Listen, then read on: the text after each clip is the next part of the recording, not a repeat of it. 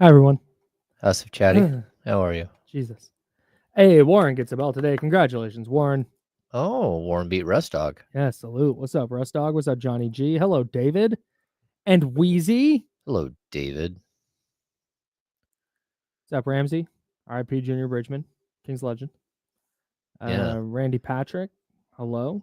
And one of the great business entrepreneurs. Junior Bridgman built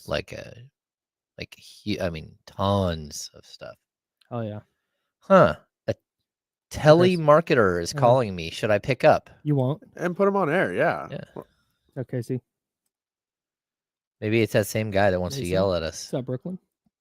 That would actually be a little worrying if he Zebo? found your phone number. And That's now true. He's calling your personal number. True dat. What up, Westsec?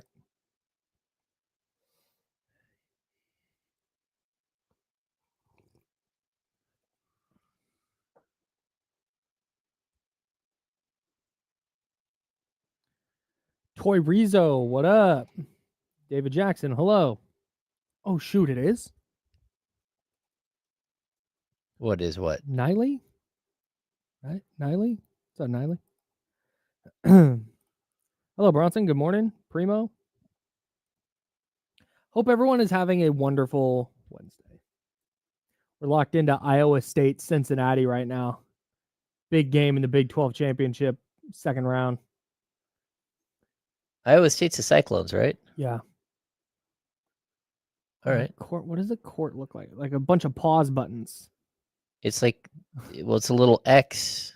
Right. It's a 12. The 12, yeah. Just wild. Way too much going on. Too much. I don't mind the gray court. The design on the gray court's a lot. That Brooklyn court the other night was wild. Nice, Karen. Got him. Roasted his ass. Hey, let's go.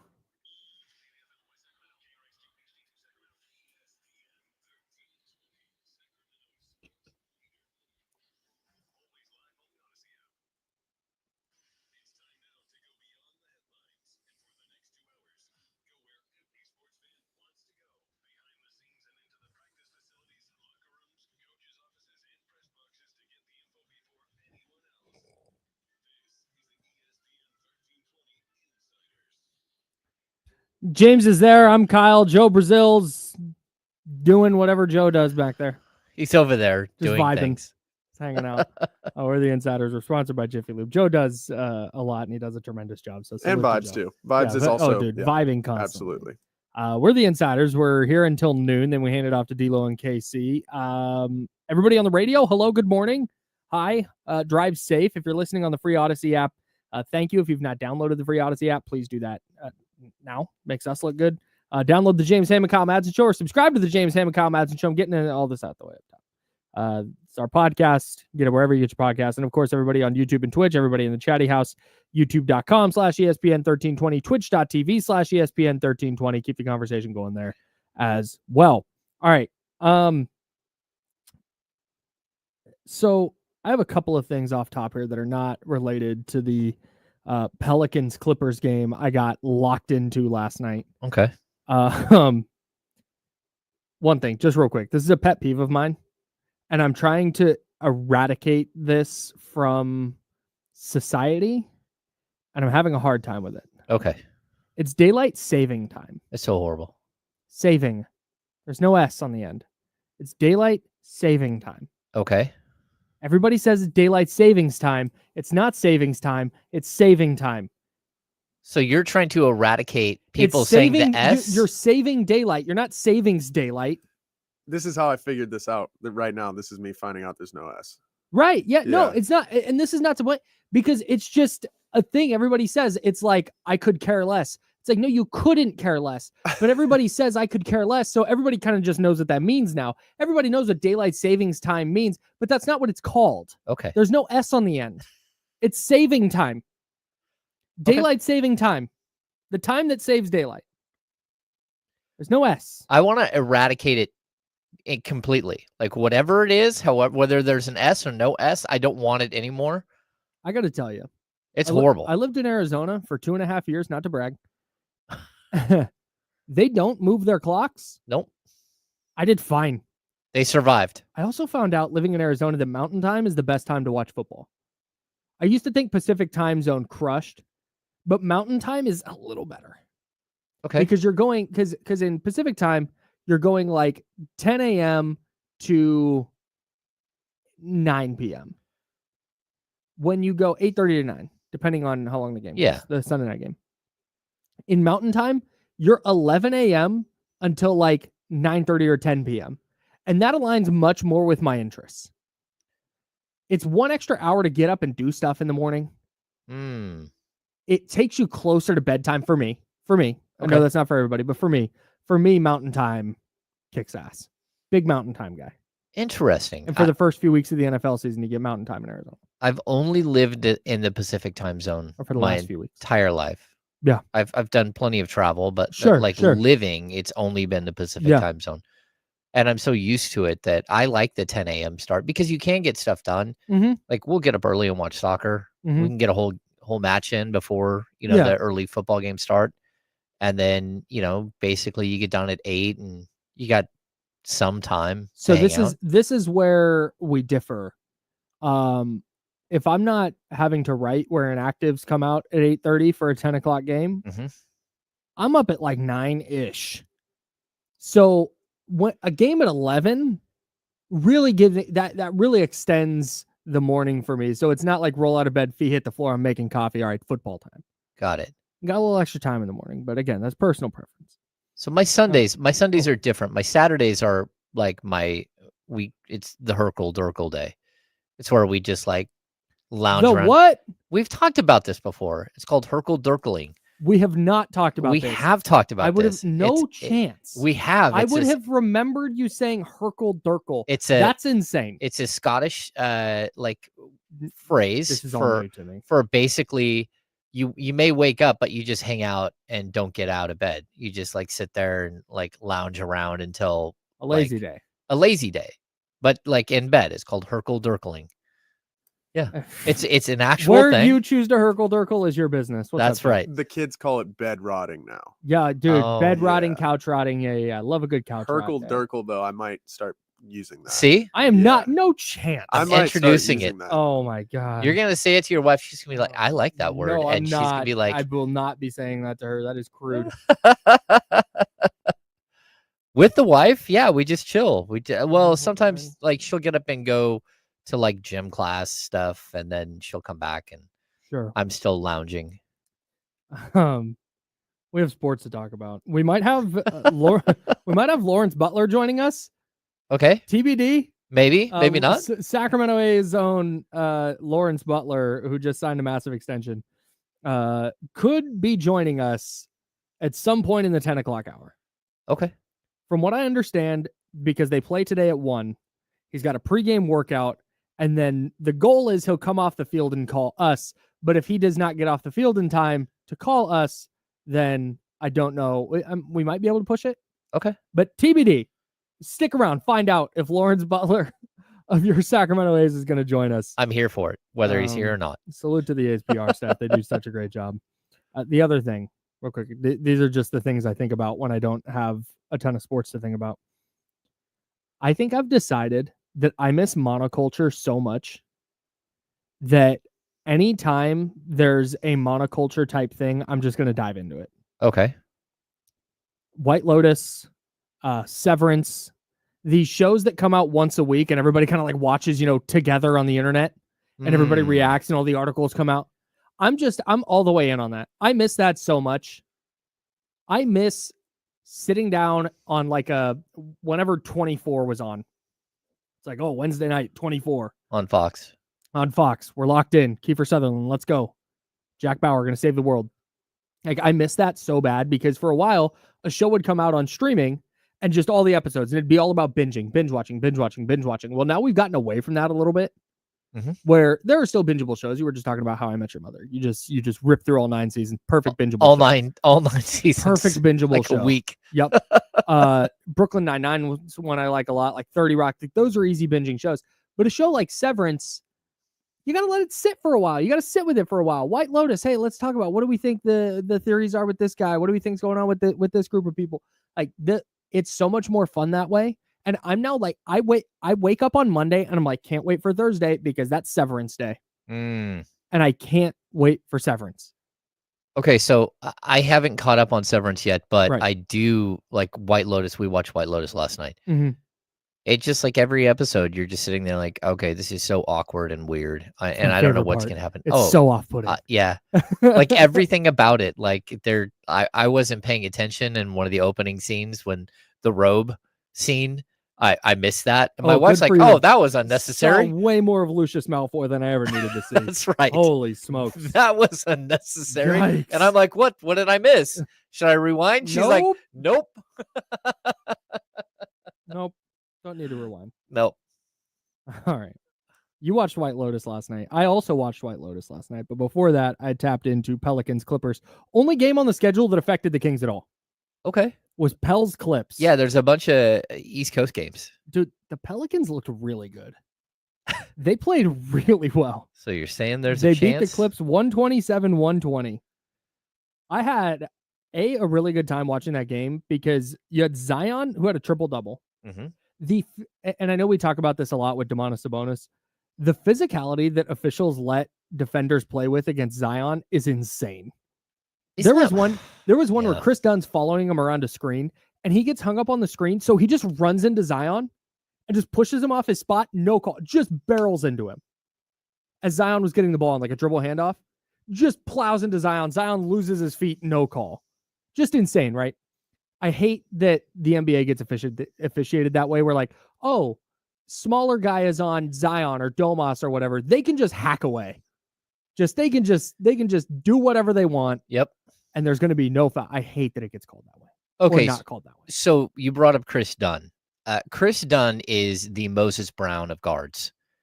That dude is the biggest hack I've seen in the NBA in a long time. Oh, man, I like Chris Dunn. Like skill-wise, Chris Dunn, like I do like his offensive game, and he's an aggressive defender. But that dude, like he slapped Trey Lyles across the face the other night so bad that it should have been looked at for a flagrant. Sure. And no, of course not. They don't. But you're right, man. Like I don't get. I think that's why foul grifting is so infuriating for me. Big time. So, like, when I watch Shea, it's like, man, that is, for everything he does, they call a foul against. Yeah. And then you watch Domas play, and dudes are, like, just beating on the guy. He gets hit in the head repeatedly during the game, which anytime a player gets hit in the head is supposed to be reviewed for a flagrant foul. Right. They don't even look at it anymore. Right. They're like, well, we know, then let the guy wear a helmet. Or let him wear like a spiked helmet, like so in case you hit him, like, oh, that hurt. The thing is and I know we bring up Domas because he's here, but this is just an NBA wide thing. Mm-hmm. I've said this about say what you want about LeBron James, it's the same thing with him. You can get away with murder when that dude gets into the lane. Yeah, and he gets plenty of foul calls. So I'm not crying for LeBron James, but it is an issue with how the NBA is officiated because you're right. So smaller guy gets matched up on bigger guy and can just grab and pull and push and hack and nothing. But Shai Gilgeous-Alexander jumps sideways on a jumper and creates contact with defender who has stopped. He creates a contact and he gets free throws. Yeah, the juxtaposition of that doesn't work for me. Yeah, not a fan. I don't like it either. And it's like someone sneezes in the stands and Shea gets a foul call. Mm-hmm. And again, Domas or Valanciunas, same thing. Sure. Even for that matter, Jokic gets hit all the time. Yeah. And there's just no calls. Nope. Yeah, it's weird. I hate it. Weird dynamic to the league. I had two takeaways from the game last night, aside from the Clippers losing, which is good news for the Kings. Oh, the Kings now 2 back of the 8 seed. 2 back? Yeah, 2 back of the 8 seed. No, game and a half. Game and a half back of the 8 seed. Yeah, and so people know why that matters is if you finish in the 8 seed, you have a 1-game shot to get moved to the 7 seed. Mm-hmm. If you finish in the 9th or 10th seed, the best you can do is the 8th seed. Mm-hmm. So you have to win the 9-10 matchup in the play-in, and then you have to win the whoever loses the 7-8 game, mm-hmm. and then you're the 8th seed. So the best you can do if you're 9-10, the best you can do is 8. Yeah, and you've got to win twice to get there. Yeah, and that matters because the Oklahoma City Thunder, who are just incredible, are Buzzsaw right now. waiting for whoever makes it to that 8 seed. And the number 2 seed, it could be the Lakers, it could be the Nuggets. But either way, it's an easier matchup than the Thunder. Yeah. That's what we're tracking for now. Still hoping for the 6. You got to get to 8 first, and then you can track down 7, and then we can worry about 6. But the Clippers, aside from their loss helping the Kings, there's 2 things I took away. One, their TV team is really good. Antonio Daniels, their color analyst, does a really nice job. Yeah, I had a blast listening to them yesterday. Okay. Just because it's just on. I'm doing some work stuff. I'm working out and just really enjoyed. Like, I learned a lot about the Pelicans watching that game last night. So salute to their TV team. The second thing, you saw the signs of New Orleans being really freaking good again next year. They keep pulling you back in. They do, bro. They do. And I know, like, okay, look, it's baked in with Zion, the health thing. Like, we get it. I know that you can't rely on him to be healthy. But when you see him healthy, when you see him playing like he did last night, playing, thanks to Antonio Daniels, I learned this. They changed his rotation last night, where he used to come out like 7 minutes into the first quarter, and they extended his rotation last night. Okay. Presumably because they think he's healthy enough to do so now and has enough wind to do so now. Okay. And when you see him healthy and playing like he did last night, you understand why they keep hanging on to him. You understand why the allure of, all right, hey, if we get one healthy season out of this guy, he is good enough that he could carry us to a conference finals. Like, you see the allure.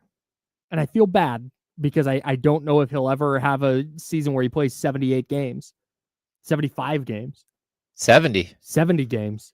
I don't know, but I get why they hang on to him. And I get why they're like, hey, but maybe this will be the year, because you get Trey Murphy in there, CJ McCollum, Carlo Matkovich just figuring it out in the NBA. Had a couple of really nice moments last night with Trey Murphy, and then you get Herb Jones back. You got Jose Alvarado off the bench. That's a good group of players if they're healthy and playing together. Well, they also have DeJounte Murray. DeJounte Murray, yes. Yeah, like, no, they're a deep team when they're healthy. Yves Missi looks good, the rookie. Yeah. This was it was always going to be a down year when you looked at their stuff, but the Zion thing is just complicated. It's so complicated. It's everything with the Pelicans. I'm telling you now, my take on the Pelicans, if Zion is on their team next year, is they'll go as far as Zion does. Okay. That's it. They have a talented group, and if they're healthy, they're better than whatever they have, 16 wins or right now or whatever. But man, just watching them last night, because I think the Clippers are pretty good, and watching them not dominate but really control the game the way they did, I was super impressed. Shout out to the Pelicans. Got a big win when the Kings needed them to. All right, the Bucks pulled the Kings last night. Does that mean they're going to fire Mike Brown? We'll talk about that. We've got some news from around the sports world. NFL free agency continues. Draft picks. The draft order is officially out. And no Kings today, but it's a huge night for them. And we'll tell you why. Coming up on the Insiders, and maybe Lawrence Butler. Maybe the newest Athletic to get an extension will join us on the Insider, sponsored by Jiffy Lube. He's James Ham. I'm Kyle Matson. Joe Brazil's pushing buttons on ESPN 1320, Sacramento Sports Center. Yeah, man, this is crazy. Yeah, you did mean Doc Rivers, not Mike Brown. No, that was the joke. Oh, all right. The Bucks ran into the exact same issue the Kings did against Detroit, where they're up 3. Oh, got it. Giannis fouls Halliburton on a 3. He hits the 3 and the free throw. Pacers win. I'm blaming Mike Brown. Okay. That's funny. My thoughts on the Lilo and Stitch trailer are embarrassing because I cried. That's why I can't. I really want to get a tattoo like back here in the neck area. Oh yeah. But I'm the type that cries at a Lilo and Stitch trailer. I can't have a tattoo above the chest. That's facts. Okay. You see a guy with anything above neck and above, you're like, oh wow, that guy's hardcore. I'm not hardcore. Give me an Amazon commercial that'll tug your heartstrings a little. I'll cry at that.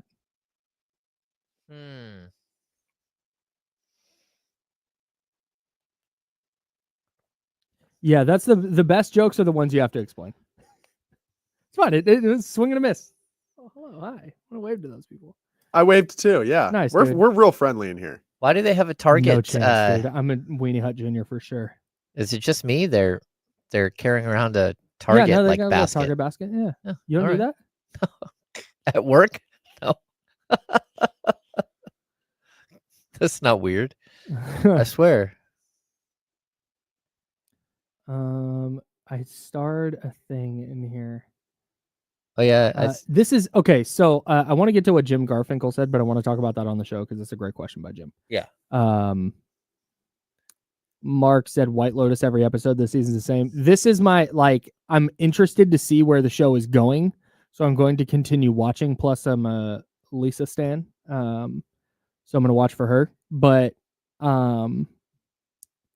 it feels like the first 3 episodes could have been 1.5 episodes. Like they're dropping breadcrumbs at such a slow rate.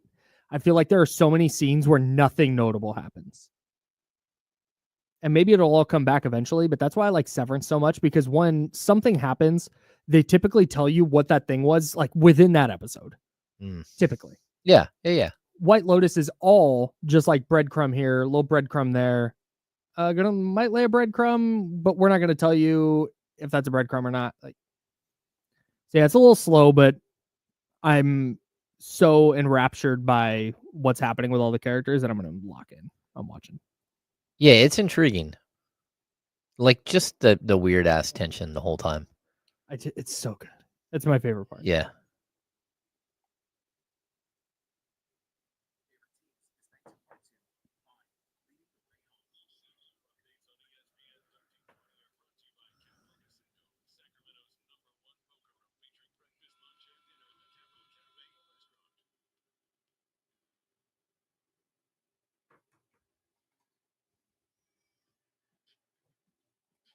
Now, back to the Insiders with James Ham and Kyle Madsen, brought to you by Jiffy Lube on ESPN 1320. He's James. I'm Kyle. Joe Brazil behind the glass. We're hanging out with you till noon. Hey, if you want to go to Aftershock, which I'm pretty sure you probably do, this is the spot to win tickets. The rock stations, the Eagle, KRXQ, 98 Rock, they're giving tickets away as well, but like everybody listening to those stations is going to want Aftershock tickets. If you want Aftershock tickets and you're listening to this station, we're going to have some for you. And it's super easy to enter to win. We're giving away 5 pairs of weekend passes to Aftershock 2025. All you have to do, go to the ESPN1320.com, go to the contest page, and you enter and you have a chance to win. You can go to Aftershock 2025 as a guest of ESPN 1320 and Danny Wimmer Presents. Nice. Yeah. Get your Aftershock tickets, man. Get them for free. Weekend passes. Saturday, Sunday, you're in. You don't have to worry about it. Isn't there Thursday? There's Thursday, Friday, Saturday, Sunday. I took weekend passes to mean Saturday, Sunday. Oh. Is that what that means? I will get back to you on that, but can you hit promotions and ask? That's a good question. So okay, thanks. let me hit promotions. We used to hit 1-day passes. If it's the GA, I'll take a look real quick. But if it's GA weekend, it's all 4 days. Yeah, nice. And that's right. it confused me a little bit last year, but they count the weekend as the whole event. All Aftershock. Got it. Yeah. Okay. Well, dude. So if it's only 2 days, we'll specify you get 2 days. If it says GA, it says weekend passes. Yeah. No. General admission weekend passes. I'll get back to you, but that should be all 4 days. Okay. Yeah. We're gonna say 4 days for now. With an asterisk. Yeah, well, or you can go to ESPN1320.com, go to the contest page and find out. It might say something right there. It might tell you what you win. All right.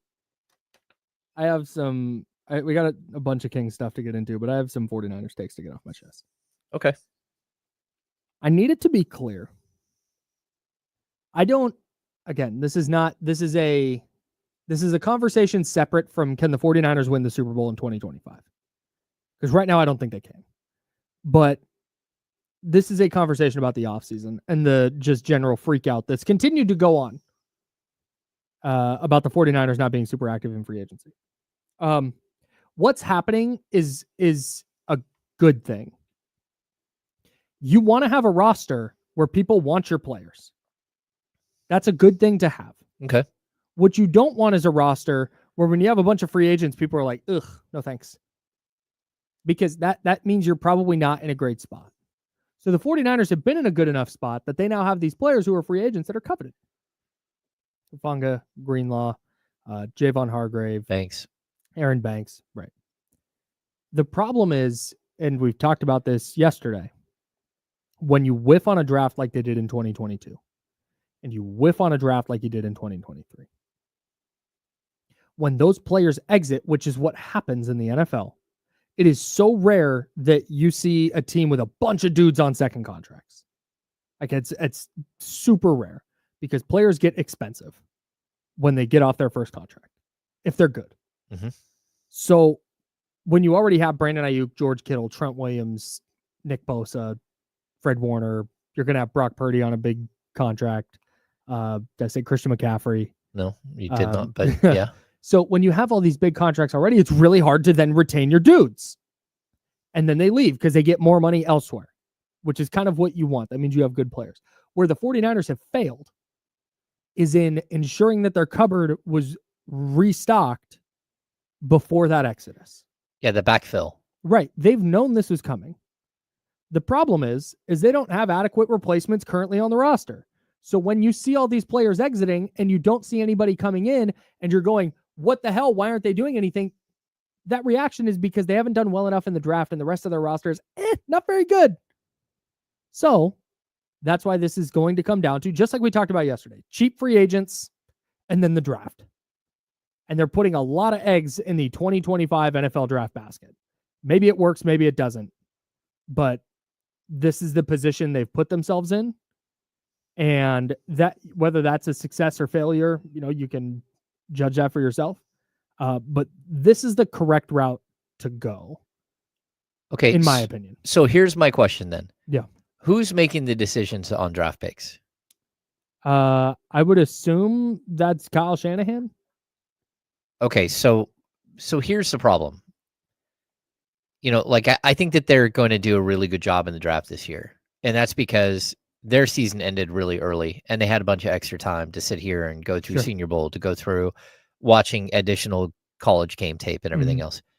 But when you're in a run like the 49ers have been in, and you always look at like the fatigue that builds up with the players, I think the same thing can be said about the coaching staff and the front office and all that stuff. That's why I think that there should be a bigger separation of like church and state, where you have a group of people who are really, really pushing to work to study the draft, to make sure that they're making the right selections. And I think it's possible that part of the fatigue of this team is, once again, going again and again and again to the playoffs, having your coach working, 100 and something hours a week, every single week during the regular season. And then you get to the end of the season and he's not ready to go dip into the college draft pool so quickly.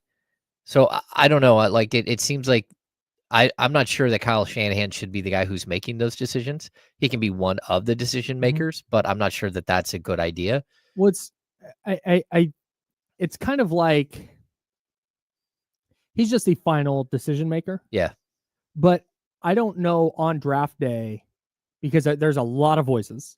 He's just the guy. Comes down to, if he wants that person, he's going to draft them. But on the other hand, if there's a person he really wants, and there's consensus in the room that they should take player B instead of player A, then I think they'll go that direction. But that I'm not 100% sure exactly how that dynamic works, but he has final say over the roster. I'm interested to see, because Adam Peters left and the 49ers had a little bit of shuffling in their front office. And Adam Peters left after the 2022 draft, where the only really notable addition there was Brock Purdy. 7th round flyer, last pick of the draft. Yeah. Drake Jackson, non-factor. Ty Davis Price, non-factor. Danny Gray, non-factor. Spencer Burford might start this year, but has largely been a non-factor. He started at right guard, was not great. Even if he does, he's probably at the end of his contract anyways, and you might fourth year, and you might lose him anyways this offseason. Right. Samuel Womack, non-factor. Nick Zakel, non-factor. Kalia Davis, non-factor. You get it. 2023, same deal. You can go down the list. A lot of non-factors there with Jair Brown may or may not start. But then you go to 2024, their first draft after Adam Peters left. You get Ricky Pearsall, who limited action, looked good. Mm-hmm. Renardo Green earned a starting job.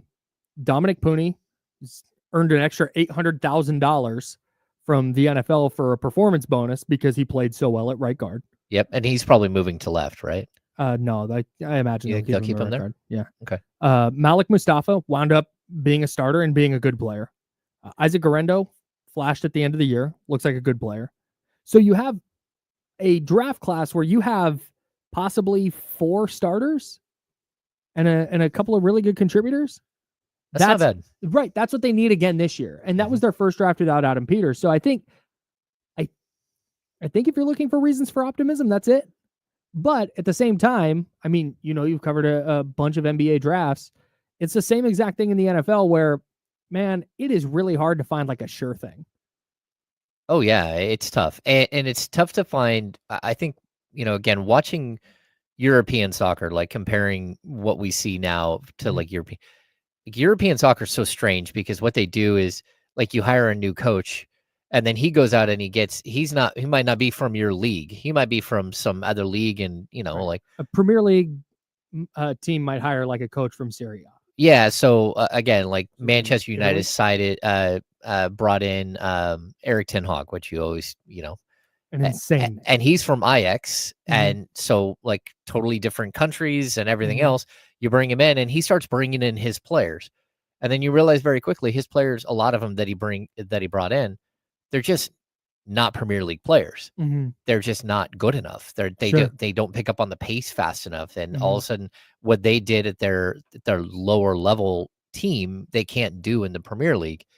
And I feel like the NFL is a little bit more like that too, where you're always drafting for like, who's the head coach, who's the defensive coordinator. And then it becomes like very, very complicated afterwards because like you go out and you get a bunch of, 3-4 linemen. And all of a sudden you're running a 4-3 and half of those guys don't work anymore, or the linebacker situation, so there's all of these things that can happen that don't make a lot of sense, but the 49ers shouldn't have that issue.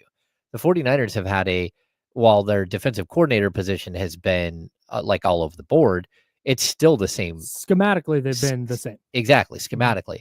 So that's where you start to look and go, okay, how are you missing on this? Because it shouldn't be that difficult to fill the voids in your system.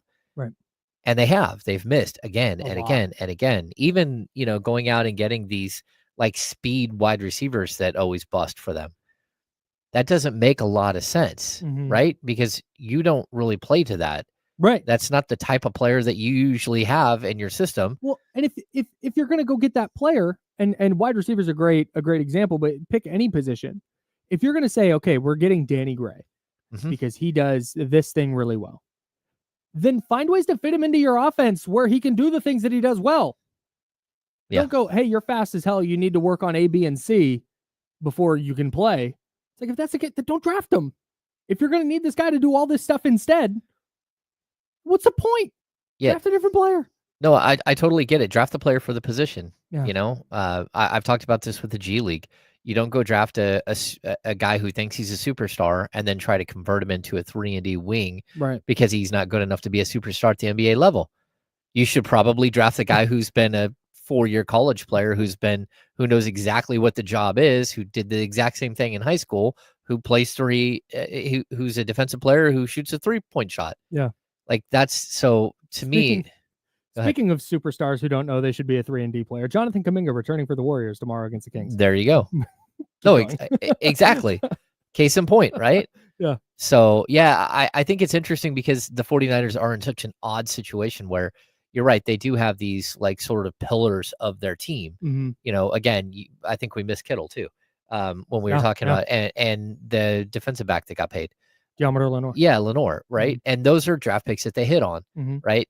But the problem is that you have to have a constant stream That's it. backfilling. That's it. You You know? can't whiff entire drafts. Yeah, and you can't whiff at major positions because then you go out and you do like the Hargrave mistake. Yep. Where you go That's out it. and get a guy and you're paying him $20 million a year or whatever it is, and he's just not good enough. Yep. And you've got to, cut bait with him, and now you're stuck in a situation where you just can't replenish. Mm-hmm. So yeah, really, really interesting like dynamic on team building and everything else. And I think it's how the Patriots stay good for so long because they didn't miss all the time in the draft. Well, and if they weren't. Yeah, it helped to have Tom Brady, but they constantly evolved. Mhm. And they constantly found guys who may not be superstars, but you know what? He does this thing really well, so he's just going to only do that thing. Yeah. Like that's what Bill Belichick was really good at with talent acquisition. But my point in all this is, if you're a 49er fan, well, if you're not, you're probably loving this. But if you are, your angst should be directed at the 22 and 23 draft classes. That's the error here. The team is not making errors, in my opinion, by letting their free agents walk, by not overpaying to make sure they keep their free agents, by not signing a bunch of big name free agents, high priced free agents. Mm-hmm. They're doing the right thing to manage the salary cap, because that's what we're talking about. Again, I don't give a rip what comes out of Jed York's pockets. That is not my concern. There's a salary cap you have to use, mm-hmm. and that you have to be under. And so if they're managing the salary cap, this is the right way to do it. The ire should be pointed at the draft classes that they've whiffed, that have put them in this position, where they are now all eggs in the 2025 draft basket, if they want to contend for a Super Bowl this year. Because they're still, like, after all this, they're still favored to win the NFC West. 14-1 to win the Super Bowl. That's crazy, right? I would say it's not as bad as it feels. Yeah, and I'd also say, like, the one thing, if you look at their roster right now, all of the stars, every single one of them except for McCaffrey, was someone they drafted. Oh, and Williams. Trent Williams. Oh, and Trent Williams. Yeah. But outside of that, everyone else, they did a good job at some point of building this thing and of drafting the right players and developing them the right way. No doubt. They've got to get back to that. And I think when you go through a bunch of Super Bowl runs and all that stuff, you get to the point where your team is so good that in order for a player to get on the field, they have to be that good. Because you can't have like weak legs on a Super Bowl championship team. Yeah. And so you have to keep, if guys don't develop the right pace, you got to jettison them. You got to go away from them and hope that somebody else does. And then you have to start extending yourself and going out and finding more players out in the free agent market, because these guys aren't working the way that they should.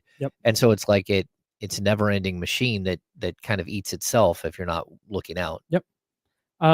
Joey Bosa signing with the Bills tells us a lot about where the 49ers are at. Oh yeah, it does.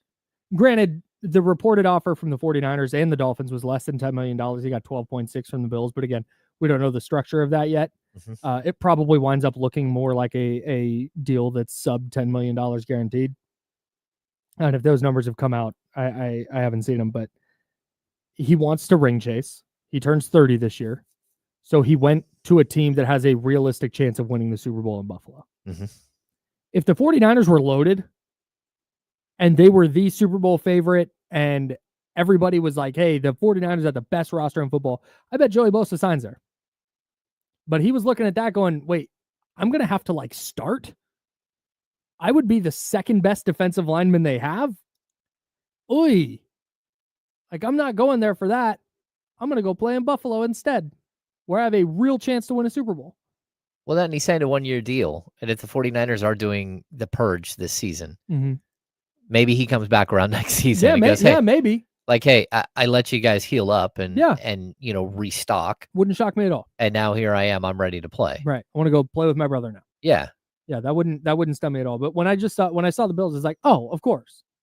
He looked at the Dolphins and the Niners and went, I want to win. I've been with the Chargers my whole career. Like, I've been just Charger in my entire life. I want to go somewhere where I can affect a winner. And so he did that with Buffalo. a team that might be the Super Bowl favorite in the AFC. Yeah, maybe. And then there's the Niners who are just like, maybe they make the playoffs. I see why he chose Buffalo. I just don't think there's anything when we talk about like contenders. I don't think there's anything San Francisco can do this offseason that's going to make me think they're a contender. Not at this point. No, it's just going to all be on the field. If they draft a bunch of guys who, and 3 of them look awesome on the defensive line in training camp, and maybe they draft a corner who just looks awesome and a receiver who can contribute right away, then okay, maybe I'll feel a little different. But there's no draft pick they're going to make because draft picks can whiff just as easy as they can hit. Oh, yeah. And there's no signing they're going to make that's going to make me be like, oh, hey, that's a Super Bowl contender now. But also, there's nothing that's happened that made me go, there's no chance for them this year. They still have a lot of good players. Yeah. I mean, if they have a really, really good draft, that would be another moment too. Like if they, again, if they move down or they move around and they start acquiring the right player, everyone like consensus great picks. Sure. Like you have an opportunity. And then if you get a couple of these young guys that you're waiting on to the Jair Browns and, it's a middle linebacker that they're D Winters. Yeah. D Winters. If one of those guys like develops into the player that you hope that they would be, sure, then maybe you got a shot. Sure. But all of this is stuff that we're not going to know until they actually hit the field. Yeah. So that's where things kind of stand. Just got word that Lawrence Butler will be joining us after signing his extension with the Athletics. Lawrence Butler, fresh off the field from a morning workout, is going to join us next. We're going to talk some baseball. He's also an Atlanta Hawks fan. We got to talk some Hawks with him. That's right. It's been rough this year for our guy. Yeah, but he's got to be excited about Dyson Daniels. I bet he is. Yeah. But he's excited about his fat new extension too. Can't wait to ask him. Lawrence Butler of your Sacramento A's. Great dude. Super fun. Oh, yeah. I think you guys are going to really enjoy rooting for him while he's here in the 916. He's James Ham. I'm Kyle Madsen. That's Joe Brazil. We're sponsored by Jiffy Lube. This is The Insiders on ESPN 1320, Sacramento Sports Center.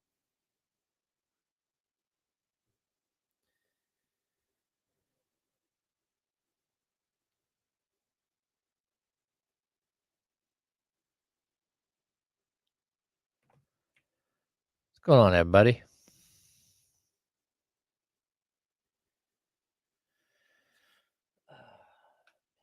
Yes. Yes.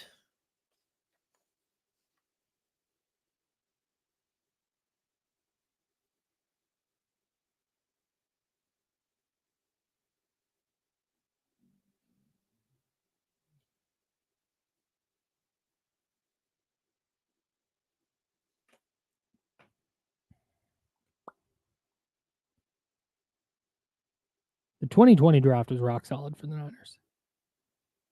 Brandon Ayuk, Colton McKivitz, who's now a league average starting right tackle, and Juwan Jennings. You got 4 years out of Charlie Werner as a backup tight end. Not bad. I think Juwan Jennings, that's going to be the next one that they're going to have to pay. Yeah, I don't know if they will.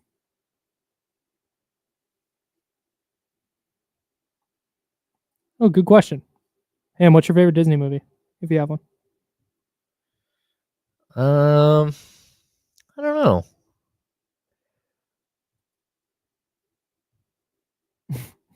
I like some of the old ones, like Swiss Family Robinson. Wow, that is a throwback.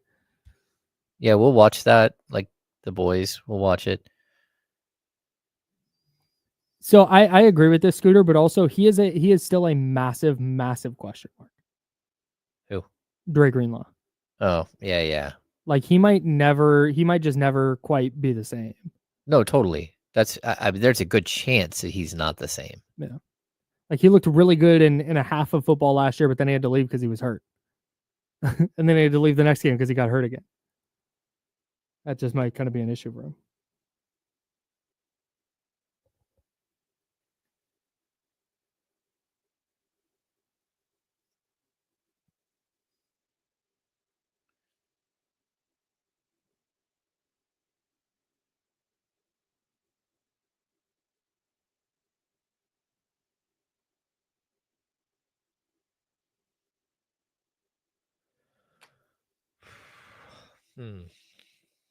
Oh, yikes.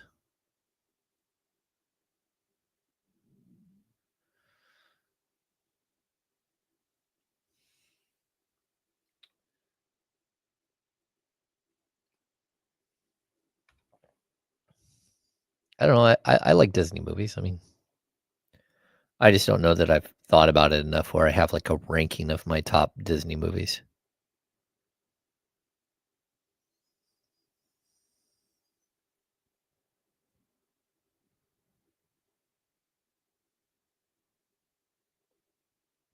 It'd be a fun thing to do in the summer. My buddies, Kyle and Chris, I don't know if I've talked about this on the radio. They do a podcast called Mouse Madness, where they just take different Disney things and they bracket them. They do 16 team brackets. And then it's every episode's 2 parts. The first one, they get it down to 8. And then the next one, they get to a winner.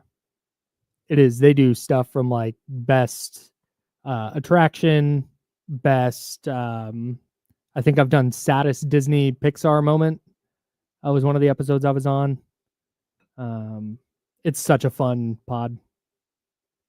Anyone out there is looking for Disney content.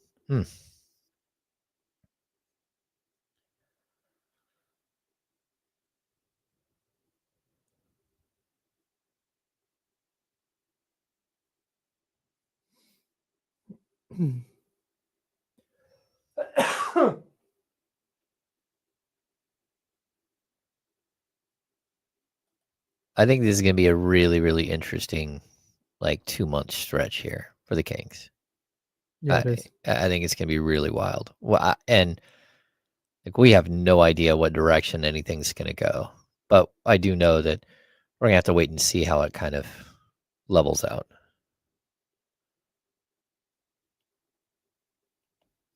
We got him.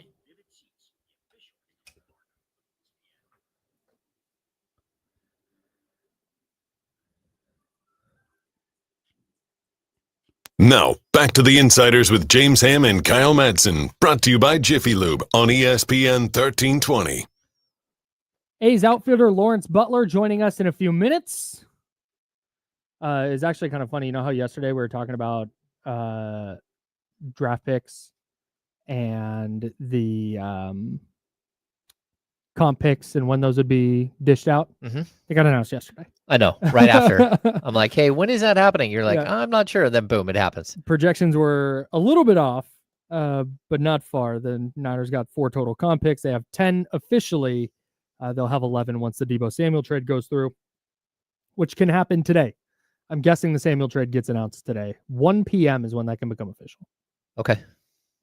So the pick the Niners will get from that is number 147, 1 spot higher than we initially thought. 11 draft picks. 11 picks.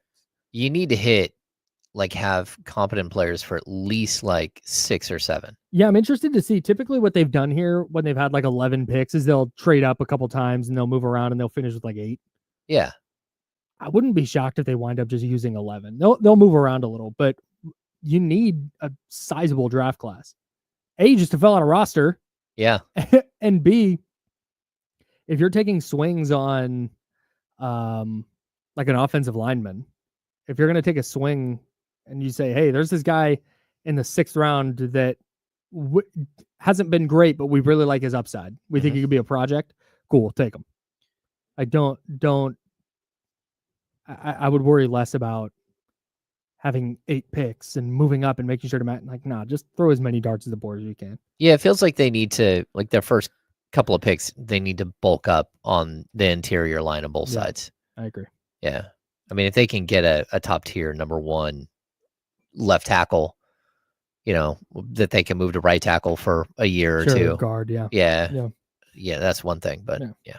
Holy smokes. I just looked up the weather in Phoenix, just kind of in the general area where spring training is. It is a high of 70 today and a low of 56. Oh. Weather in Arizona this time of year is crazy. It's the thing I miss. Spring training is the thing I miss the most about living there. A lot of things I don't miss about living there. But being able to I'm off work I work kind of a weird schedule. I'm off work at 2:00 and there's a game in Mesa at 4:05. Cool, I'm in there. There's a game at 7:00 in Surprise. Like, cool, I'm driving out. That's why I loved working. I mean, in Berkeley, when I lived in Berkeley, like it cost like $1.60 to take the BART to the Coliseum. Yeah. And then they had Coke cards, so you could get in and sit in the outfield for $1, and you can get a Coke for $1, and you can get a hot dog for $1. It's like spectacular. Like literally a $5 day to go sit out of the ballpark all day long. That's the other. I think of all the nostalgic sports things, I think that's what I miss the most. Like $1 hot dog night or $2 Wednesdays or whatever. I feel like teams don't have that kind of stuff anymore. No, because it seems like every time you do $1 beer night or whatever, like it becomes a major issue. Doesn't have to be $1 beers. That's true. But just like, hey, $2 Wednesdays, you can get an upper deck seat. Yeah, for $2. Yeah.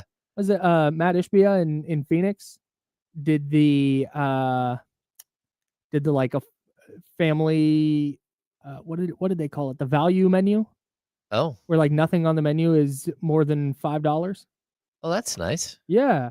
Like that's a cool thing. More teams should do that. No, I think so too. I remember we had a $1 beer night at Arco. $1 beer night's insane. Yeah, that's too far for me. It just gets like out of hand. That's rowdy. They weren't very big beers, but it doesn't matter. Still, dude. Yeah. That's when Sac State's baseball team was in their conference tournament, it got played down in Mesa, Arizona. We went to the Diamondbacks game. And at the Diamondbacks game, they had a cart. This is not a special thing. It was like $4 beers. It was like $4 beers, but they were like, oh, they're only 12 ounces. Great. Okay. I'll take them. And the Athletics said, hey, you know what? We'll take Lawrence Butler on a 7-year extension. The A's outfielder joining us now from Mesa. Lawrence, how's it going, man? How we doing? How's everything going, y'all? It's going fine for us. Not nearly as well as it seems. Oh, he's gone. He left us. Oh, just hung up. We lost him. Fine. He said, okay, there we go. He's coming back. Live radio, everybody. Lawrence Butler, we're doing okay. Not nearly as well as you're doing, man. How are things since signing your 7-year, $65 million deal? How we doing, everybody? Thanks for having me on. And things, to be honest, have been a little crazy the past couple of days, but really, I mean, they've been chilling out. But I've been glad. I've been happy. Family's excited. I'm just glad to be here for a long time. Excellent. It's incredible. You're the first guy in a long time to get one of these deals. It just not only eats up all your arbitration years, but then goes a few years past that. Just how crazy is that to be maybe what could be considered like the face of this franchise moving forward? It's pretty crazy, especially because this is an organization I've been drafted by. I went through every level. So, I've kind of just been able to grow as a person and as a player with the A's. So, it's really special that, they gave me this contract to, so I could play here for multiple years. Is it one of those things where you get an extension and you're locked in, so it makes spring training easier, or do you feel like there's a little more pressure now that they've I like the phrasing James used, kind of made you the face of this team moving forward? I mean, it's always pressure playing in the big leagues. It's just you kind of just got to go out there and do it every day. But I mean, I'm the type of guy that embraces the pressure. I love the lights, I love the pressure, I love the spotlight, and if it comes down to me being the last guy to, win us the game, I would love to be in that position. And, win or lose, I'll take full responsibility of it. And, I just want to be the guy that had the chance to, put the team on top. So, it's an amazing feeling just being, a guy with a contract on the A's.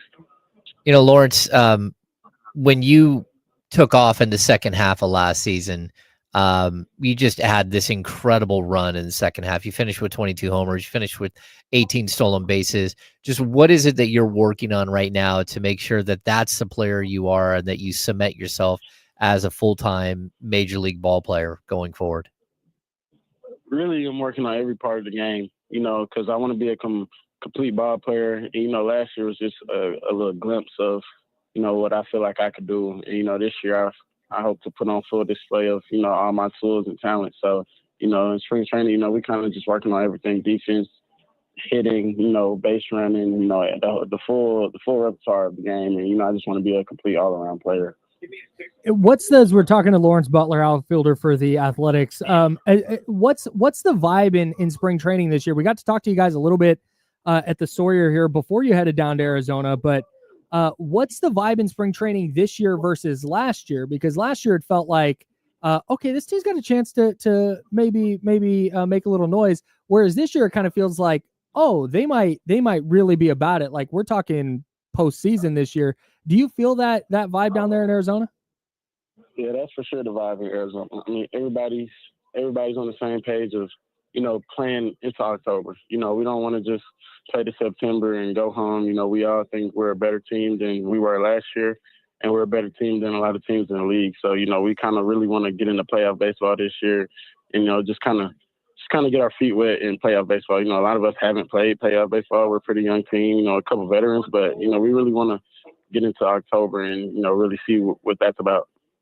Lawrence, we asked this question of Mark Kotze last week, but is there anyone that stands out to you that you're looking at, one of your teammates that you're like, oh boy, this guy's got a chance to have one of those breakout seasons like you did last year?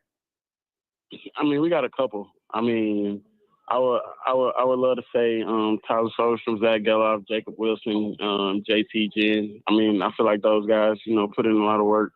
And, they've been showing so far in spring training. So, I really feel like, those guys are going to have a big year, even though Zach kind of established himself when he got called up. But, I feel like he's really going to have one of those big breakout years where, the whole league is going to notice that he's one of the guys.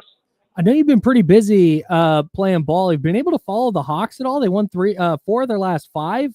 Number 7 seed. They're doing all right despite the injuries. Yeah, I mean, I follow the Hawks on Instagram. I watch all their games, and we I went to a lot of them this past off season. So I got to go to a lot of them. I went to the first game of the season, and yeah, I love the Hawks. I mean, I'm just glad we're gonna be able to get into that playoffs. Usually when we go to the playoffs, we make it to the Eastern Conference Finals. So hopefully we can get past the Eastern Conference Finals this year, and we can get into the finals. So we'll see how they do. Who's your player there for the Hawks? Trae Young, Ice Trae. Trae the dope. I like Jalen Johnson now too. He's pretty good, and I love our first rounder. He's been playing really good this year. Oh yeah, Ricochet. Ricochet. Yeah, he's been playing really good this year. Yeah. Well, hey man, good luck at spring training. Good luck this season. I'm sure we'll talk to you down the line. Congratulations again on the contract extension, and go have a good game tonight. Thank you guys for having me. Thank you so much. See you later. Lawrence. Yes, sir. Lawrence Butler, A's outfielder, one of the best. Super easy guy to root for. Yeah, he's going to be dynamic. Yeah. Absolutely dynamic. And like what he was able to do in the second half of the season last year is just crazy. So most of the stats that he put up all came in the second half of the season. I like that he's saying that Zach Geloff is turning the corner. Zach Geloff had a really, really bad start to the season last year after a breakout rookie campaign. He led Major League Baseball in strikeouts with like 198. Yeah, it's tough. It was absolutely for a second baseman. That's crazy. So hopefully he's tightened up the swing a little bit. Yeah, they have he started naming players there, and you just see like, man, this is something the A's have always done. It's never been about can they get good players. It was whether they could keep the good players. And now they not only have gotten a bunch of players who look like they're trending in the right direction, they're able to keep some of them around. So we'll be following the A's very closely here at ESPN. 1320 season begins later on this month. All right. He's James Ham. I'm Kyle Madsen. That's Joe Brazil. I've been struggling on Underdog lately, and I'm going to have you guys help me build my lineup tonight. I have a bunch of options I'm going to throw at you, and I'm going to let you guys help me pick. And I'm going to try and get on the winning track that way. We'll do that next. No Kings today either, but huge night for them. We'll tell you why. Coming up next, that's James Ham. I'm Kyle Madsen. We're sponsored by Jiffy Lube. It's ESPN 1320, Sacramento Sports Leader.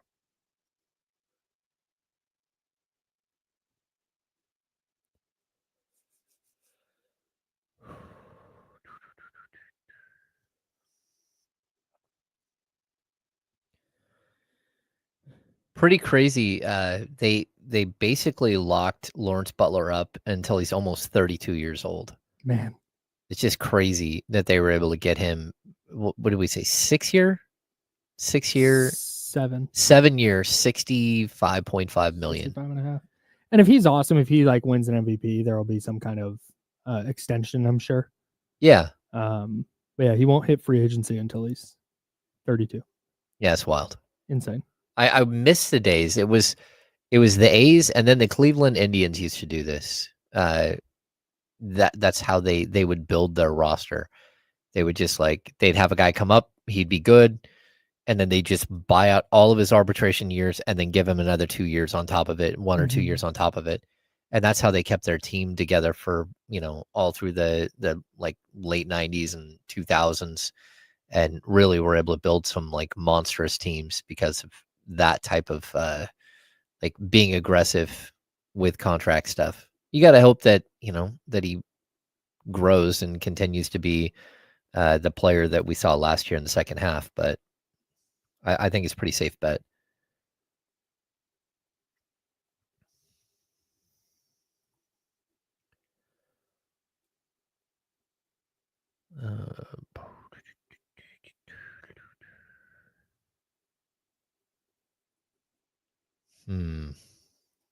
Yeah, salute. Thanks, Pedro. You too. Is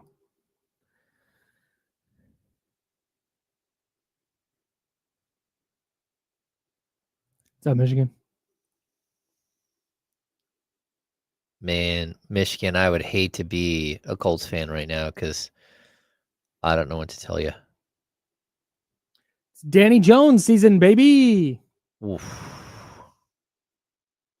Can't wait. Are we going to answer that question on the air that you had checked earlier? The teams above 500 one? Yeah. Absolutely. It's a great question. That's a great question. Jim Garfinkel just doing our job for us. That's right. Do I want to do that now? No, we'll do that next. We'll do that after. Tyler, I haven't said anything about Sabonis yet, but we have practice today. I'll go straight I'll go straight from here to practice. It's at 12:45. If they move it up, I'm going to be pissed because I can make a 12:45 practice. I can't make a 12:15 or a 12:20 practice. Your faces. And the Kings don't have to put out. Caught him. Kings don't have to put out an injury report until later. But I'm going to.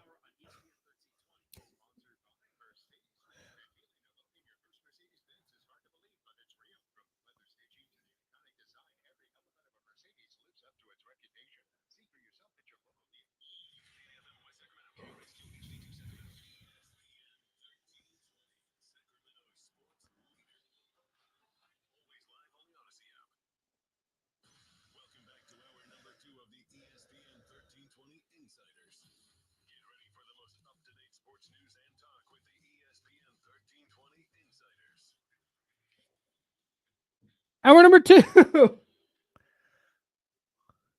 I'm Kyle Madsen. He's James Ham. Kyle just lost his mind. We're hanging out with you till noon, then we'll hand it off to D'Lo and KC, and they'll take you up to 4 o'clock right here on ESPN 1320, Sacramento sports leader. The Insiders is brought to you by Jiffy Lube. No, there's just an email chain happening in Odyssey right now that apparently nobody wants to be on. I've gotten like 9 consecutive emails that says, I'm not the right person for this question. Please remove me from this chat or from this email thread. I have no idea. I'm glad I was never put on the email thread. Yeah, I don't know what this is. I can't wait to go ask the person that's involved what this is about, though, because it's really killing me.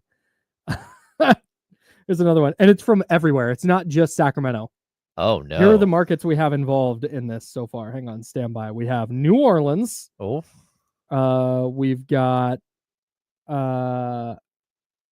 New York. National Promotions. Yep. I don't know who this person is from or where this person is from. We got Philadelphia. We've got somebody else national. Springfield. Nice. This is great. Oh wow! I think I am on this as well. Yeah, somebody just emailed everybody. Come on. Wait, I think there's a thing. I think there's like a group that got emailed. Yeah, and everybody that's in that group is like, I'm not the right person to ask. Somebody just responded, unsubscribe. Yeah, there was a couple people in there a little rubbed the wrong way by this. Yeah, I don't. That's what's so funny. It's like, why are you mad? Aren't we all coworkers? Right. Yeah, we're all friends. And it's very clear this was not sent to you specifically. Yeah. If it does not regard you, delete it. You have to be mean about it. No, how about everyone replies so that way a bunch more emails keep going? Oh, buddy, we break at 16. Bet your ass at 11:16 a.m. you're getting an email from Kyle Madsen. Oh, I can't I'm wait. replying all. I can't wait. Yeah. I might just I gotta think of a good joke. I absolutely hate group texts. Sure. The biggest thing with group text is the Apple Watch. Where it just starts. You can't silence it? Well, no, it just, I don't have a single group chat with the notifications turned on. They're all silenced. It doesn't ding. It just vibrates anytime I get like my wrist. Like it vibrates like yeah. like anytime you get like You can't a text. you can't make that not happen? Maybe, but I don't know. I try to duck out of every single one of those That's so those funny. emails. Good to know. I'll stop putting you in ESPN 1320 group chats. We just keep Do getting we have an update? more emails. This is hilarious. It is awesome. Hey guys, unfortunately the wrong market. It was all the markets. Everybody. Stop the insanity. We do not have access. Oh my God, this is so funny. Okay. This is only a problem because everybody keeps replying to say to stop replying. Yeah, what is going on? This is Are snowballing. we not in on a? Is there a bit happening that we're not in on? Maybe. Maybe. I guess. Yeah, we can ask. That's crazy. The best part is that the source. We can Is Sacramento. We can get to the source. We're gonna go ask the source. At the break. Absolutely. Absolutely. I can't wait. Big 12 championship, by the way. We're locked in. Cincinnati, Iowa State. Iowa State up 8, 10 minutes to go in that game. This is the time of year where I'll start watching college basketball games. That was a nice play. Kessler Edwards looking guy. Nope, never mind. This is the time of year where, like, if Iowa State pulls away in this game, I'm just going to be convinced to pick Iowa State in the bracket a bunch of times. Oh. If Cincinnati comes back and then they wind up being in the bracket, I'll be like, wow, I watched Cincinnati come back against Iowa State. I'm picking them to win their first matchup. See, This is how I do this. This is my very scientific method. I'm totally going to get messed up by, like I told you yesterday, I was sitting, me and my oldest went to lunch. I look up at the screen. I'm like, hey, Cal's playing. And they're playing Virginia Tech in the ACC championship, like in their tournament, the ACC tournament. And I look up, I'm like, oh yeah, Paige's son is on this team. And next thing you know, Andre started hitting like 1-3 after another. And how many did you finish with? He had 29 points. Oh my God. Yeah, he was spectacular. 11 of 20 shooting. Of course, Nice. you know, Jesuits' own Andre Stojakovic. So yeah, just absolutely spectacular breakout game for him. I don't know. He's 20 years old, 6'7" wing. I don't know if he's gonna be in the draft this year or not. But he's a transfer to Cal from Stanford. He played Stanford last year, and then of course their head coach left, and so he moved over to Cal, playing for Mark Madsen. Nice. Yeah. Think he comes out of the draft this year? There's a chance. I think what he'll do is he'll test the draft waters this year and see what they look like. And if it's something that makes sense and they think he'll go in the first round, they'll probably leave him in the draft. If not, he'll probably go back to school for one more year. We're all rooting for him, right? Like, he's just going to be a guy that we all root for, unless he winds up with like the Lakers. No, you should totally root for him. I mean, it's Paige's son, and he's a Sacramento kid. He's grown up here, and yeah, you know, Salute. like I don't know why it says his hometown is Carmichael, because that's Sacramento. Like, if we learned anything about the NBA draft this year, it's to draft the Sacramento guy. Yeah, draft the Sacramento guys are way better than you think. He's had a rough shooting year. Andre has at Cal. He's shooting like 30% from three, and like 42% overall. A little bit of a rough transition year, but you know, he's still averaging over 16 points a game and long, athletic. Yeah. Big night tonight for the Sacramento Kings. They're not playing, but a bunch of games are going to impact them in the standings. The Clippers, of course, the team directly ahead of them, lost last night to the Pelicans, and now they have to hit the second night of a back-to-back in Miami against the Miami Heat. So there's a chance that the Clippers lose again, and the Kings, without playing, gain an entire game on the Clippers. If you root for the Kings, you are a big Miami Heat fan tonight. Oh, yeah. And the Heat aren't very good. The Heat are not that effective of a ball club. No, they are. I don't feel awesome about their chances to win tonight, but it is second night of a back-to-back for the Clippers. Yeah. Of course, the Heat have lost 4 in a row. They're 29-35 on the season. Fine. They're going to be a play-in team no matter what, because the 76ers are, 7 games behind them in the total, 7 games in the loss column, but 7 games overall. They're the team that's on the outside looking in, but you never know. Plus, I don't know, did Kawhi play last night? Because if Kawhi played last night, he might not play tonight. Good point. Because I don't think he plays Kawhi on back to back last night too. He was really good last night. He's starting to look like Kawhi again. Yeah. Yeah. Clippers might be a little dangerous. Well, I mean, their schedule isn't that difficult. TBD on whether they can keep all their dudes on the court, but if they do, yeah. It's crazy. Say that about the Clippers for the 7th consecutive year. It's really crazy that like a 47-year-old Nick Batum starts over Derrick Jones Jr. Because every time the Kings play Derrick Jones Jr., he lights them up. I mean, he's so good. You're like, what in the world? How is he good now? And he's just always open in the corner. Always. And he hits every single time I've seen him shoot. So many big threes the other night. Yeah. There was one. The Kings. He hit 2 where it was like exact same play.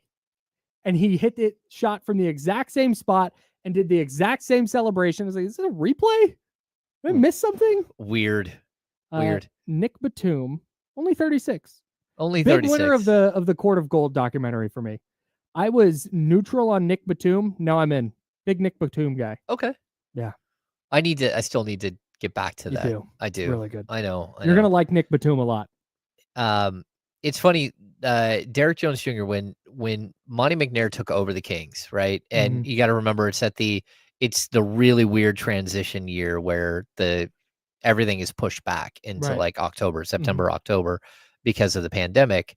The first player the Kings called, they got the first interview via Zoom with Derrick Jones Jr. That was the guy they were trying to chase. So it's not like they haven't tried to go get that type of player, but he was coming off, I think, a couple of years in Portland.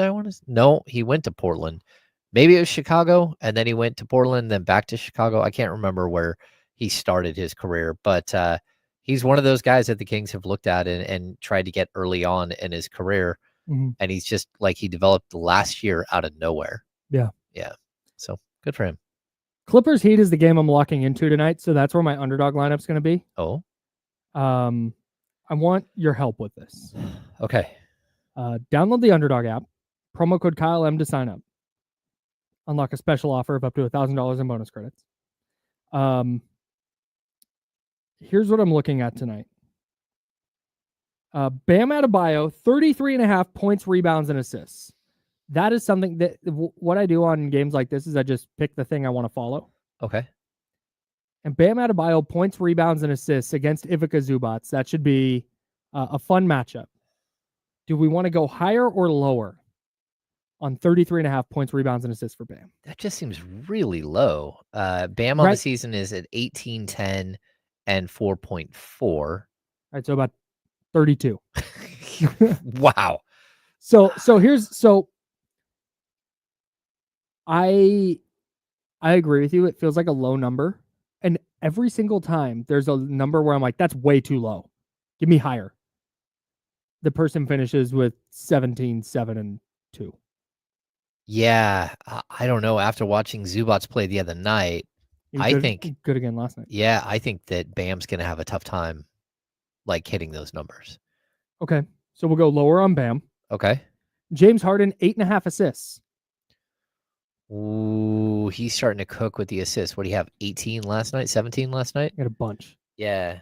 I'm gonna go higher. I am too. Because I think that's something the Heat are gonna game plan for is like get the ball out of his hands. And James Harden is just a really effective player. If you're going to, he threw a couple of dimes to Zubac last night that were just sick. Like I'm kind of out on James Harden as a player, but there's no denying his talent offensively. He's still great. Freaking sick. So I'll go higher. I'll go higher on James Harden assists, 8.5. Tyler Hero points plus assists, 27.5. Okay, so let me think. That's a tough one. So I part of me wants to lean under, Uh-huh. or excuse me, lower. Part of me wants to lean lower on 27.5 points and assists for Tyler Hero because the Clippers are so capable defensively. They have so many different guys they can throw at a guy like Tyler Hero. But at the same time, every team throws what they can at Tyler Hero because he's the only major offensive threat on the perimeter, and he cooks anyway. Yeah, I'm gonna go higher. I am too. I mean, on the season, Hero's averaging 23.8 and he's averaging 5.7 assists. Yeah. Those are really good numbers. I need him to get 22 and 6 tonight. 22 and 6. Okay. But now I'm 21 and 7. I'm panning back to what Zach LaVine looked like. And was it the second night of the back-to-back, or was it their defensive scheme where, again, Zach LaVine only had 10 shot attempts? That was against the Knicks, though. Oh, no, you're right. That was against the Knicks. And Zach LaVine went for 30 against the Clippers. Right. I'm going higher. We're going higher. I need 24 and 4. Could I get 24 and 4, 23 and 5? I like that. I'm going to go higher. And then Zubats, higher or lower than half a double-double? Half a double? What do you mean? Does he get a double-double or not? Oh, yeah, he's getting double-double. He's getting a double-double. Yeah, he's rolling right now. Although it is second night of back-to-back, but I think he's rolling. Lower, higher, higher, higher. Great. Yeah. I think the problem with Zubats, the matchup there for Bam, is that Bam doesn't shoot the 3 ball, so you're really playing to the strengths of Zubats. Right. Letting him stay in the game longer than he might. Yeah, and hang out in the paint. Yeah. All right. Okay. That's a game I'm locking into tonight. Clips Heat. That's a good game. My lineup. It should be a good game. Would love for you to all play along. I'll do the read later. I don't want to keep talking about this right now. I'm done with Clippers Heat. Suns at Rockets. Are you pulling for the Suns or the Rockets if you're the Kings tonight? Pull them for the Suns. Yeah. Yeah, because drop the Rockets down. I think there is a possibility, but I don't know. There's so much separation at this point. Or do you just want to keep the Suns as far away as possible? That's my thing. Eliminating as many chances for the Kings to fall to 10. Will fall out of the play-in. That's Sure. the worst case scenario, but Sure. I just don't think that that's going to be the case with Dallas sitting in between you and Right. And again, I don't think it really matters. You're talking about a 1-game play-in. Mm-hmm. Maybe we do want the Suns to keep losing because you would much rather play Dallas. No. If you're the Kings, you would much rather play Dallas In a 1-game setting? For sure. Yeah.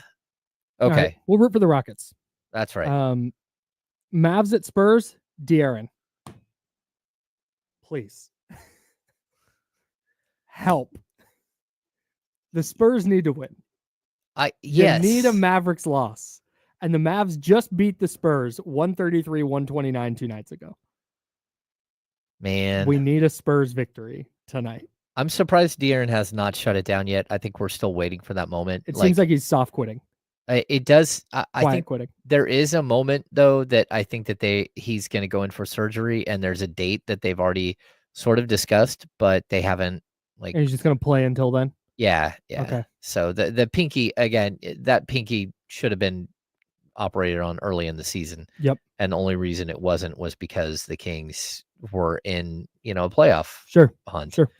So. And then we've got Wolves at Nuggets, obviously pulling for the Nuggets in this one. You need to see the Wolves, the 7th seed, get knocked down a little bit. If the Wolves win this one, though, they've been playing really well. If they beat the Nuggets in Denver, I'm going to start taking Minnesota very seriously. I've been hesitant all year because I don't like their pieces, but looks like it might be starting to come together a little bit. And if they go into Denver and win, it's going to be hard not to take them serious. Okay. But you're rooting for a Nuggets win. Pull that 7 seed down a half game.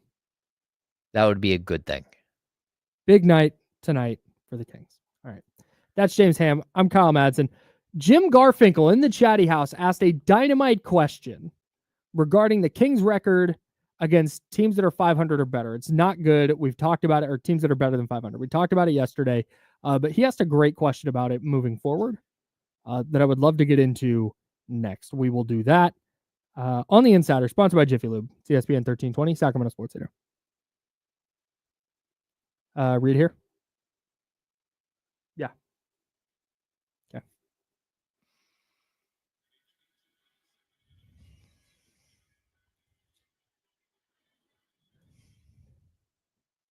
It is March college basketball time, which means I have new copy points from Underdog. Grab your phone and your dancing shoes. It's time to make entries on March college basketball with Underdog. Nothing beats March basketball. Bring the fun of a bracket to every game day by making entries on Underdog. Hey, that's legit. I'm going to stop right here. I don't want to do the bit of reading the copy points verbatim anymore. That's facts because I am terrible at brackets, which means by like the second or third round, I'm done. And so the games are less fun that way.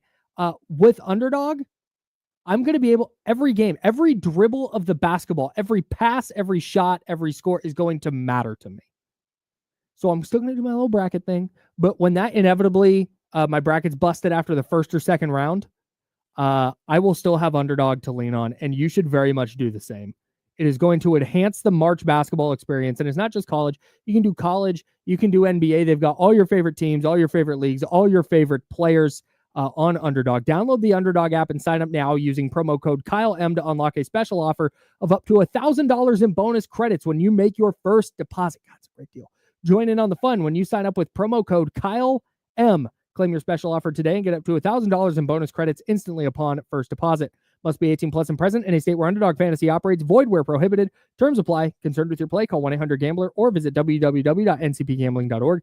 Arizona, 1-800-NEXT-STEP or text NEXT STEP to 53342. In New York, call the 24/7 Hope line at 1-877-8-HOPE-NY or text HOPE-NY. Hey.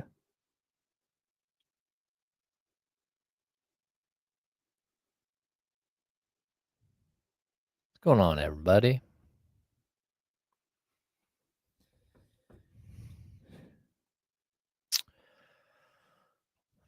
Cooper Kupp released. Wild. I'm surprised they couldn't get anything for him in the trade market.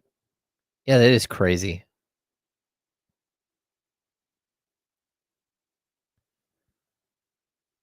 We had a big day in the Brazil household Oh, yeah? yesterday. My nephew played his first T-ball game. Oh, yeah, so dude, we're on the nice. board now. We love this. We got another one back in the system. All right, very good. He had 2 hits. Oh, just rock solid start. You Making know, it look easy. You know, I didn't get to make it, but supposedly it was hilarious when the ball was hit. The entire team, Of course. run towards the ball. Course. Everyone dog piles on top of each other. So I definitely got to make it out to the next game. I was thinking, if I go, I might take this a little too seriously. So No, this is great. that's why I was like, I'm gonna let him get his legs underneath him, right? And then Uncle Joe will come in, give him some pointers. Should we all coach a little league team together? Oh my gosh, dude! I coached Little League here in Roseville. I absolutely adored it, but my son hated it. I want dude, to coach baseball so bad. This has been a talking conversation between my friend group for a while. You should coach. You should go to Big Al camp. They put on a camp and teach you how to teach the little dudes. Oh, really? That's cool. It's like they teach you like basic things like alligators, like how to get them to scoop That's the ball easy. with 2 That's hands. easy work. We're gonna go cold cups of water on the back. 6-year-old gets down fielding position. We're putting the cold cup of water on him. I dare you to get out of that stance. I Top hand, loved it. Billy. Top hand. Squash the bug. Squash the bug. There's a lot we can. There's a lot of pointers we can give out. Hey, Johnny, you're the first baseman. That's a ground ball to third. Why are you chasing after it? Yep. Make a play, kid. Oh, I would love it. I've coached a lot. I coached 3 years of Little League, and like I absolutely adored it. My son hated it though. And then we moved up to the Lake of the Pines area, and that's when he found soccer and founded his friend group. And then I coached 3+ years there, and then I've helped out with the high school team and stuff like that, competitive soccer, and I like coaching. My dad was my Little League coach growing up, and we went undefeated many times. Shout out my dad. I know he's listening. Nice, Love dude. You. All-time great Little League coach, Mr. Joe's dad.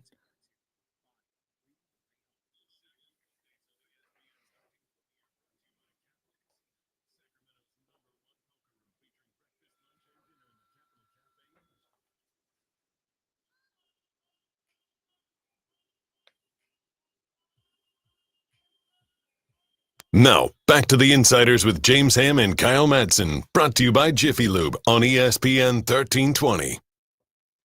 Kyle here, James there, Joe over there. Coming to a Little League coaching clinic near you. Should coming out at youtube.com/ESPN1320 and twitch.tv/ESPN1320. We have a lot of fun at the break. Quick update on our email thread. It's over. No. Yeah, an all message went out saying stop. Yeah, everybody stop. When we got the all caps, what did the email say? If you missed it earlier, somebody in error sent a message out to like company wide, and it began this reply all chain of people asking to stop replying all or saying that it's the wrong market or the wrong station or whatever. And then somebody sent out an email to that same group. Subject line, all caps. Everyone stop replying all, please. She sent this email in error to everyone. And then the message is that same thing, all caps with thank you. Thank you. So I decided not to reply all. I was going to ask if you're going to, I mean, that'd be a bold move. Way later, like after the show. You could wait and then it would, I don't think it would, I think that's a great idea. Yeah. Give it an hour. Wrong market. Give it an hour.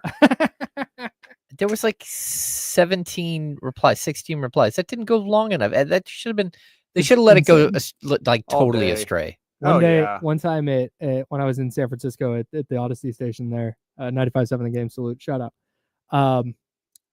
Somebody got like some promotion and they sent out a company-wide email or a cluster-wide email saying cluster is the collection of radio stations.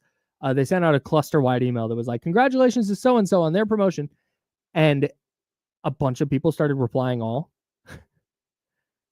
And a host who will remain nameless replied all like, hey, this is nice, but can you please stop replying all? Which, of course, led everybody at 95.7 without talking to each other to all replying all. Every person who worked at 95.7 sent a message like, congrats. Wow, great job. We had a really good time with that. That's amazing. Shoulder. Jim Garfinkel in the chatty house, youtube.com/ESPN1320, twitch.tv/ESPN1320. That's a great question that we're going to go through. Okay. Said, hey guys, I know Chris Biederman is dead to you. That's facts. Thank you for acknowledging that, Jim. But he showed a stat of the Kings being 11-21 against teams 500 or better. I believe the stat is above 500. Okay. With 11 games left against teams that are 500 or better, what's the over-under? That's a great question. Whew. The teams currently above 500 that they have left on the schedule. Golden State. Can you pull up the standings and confirm some of these for me? Okay.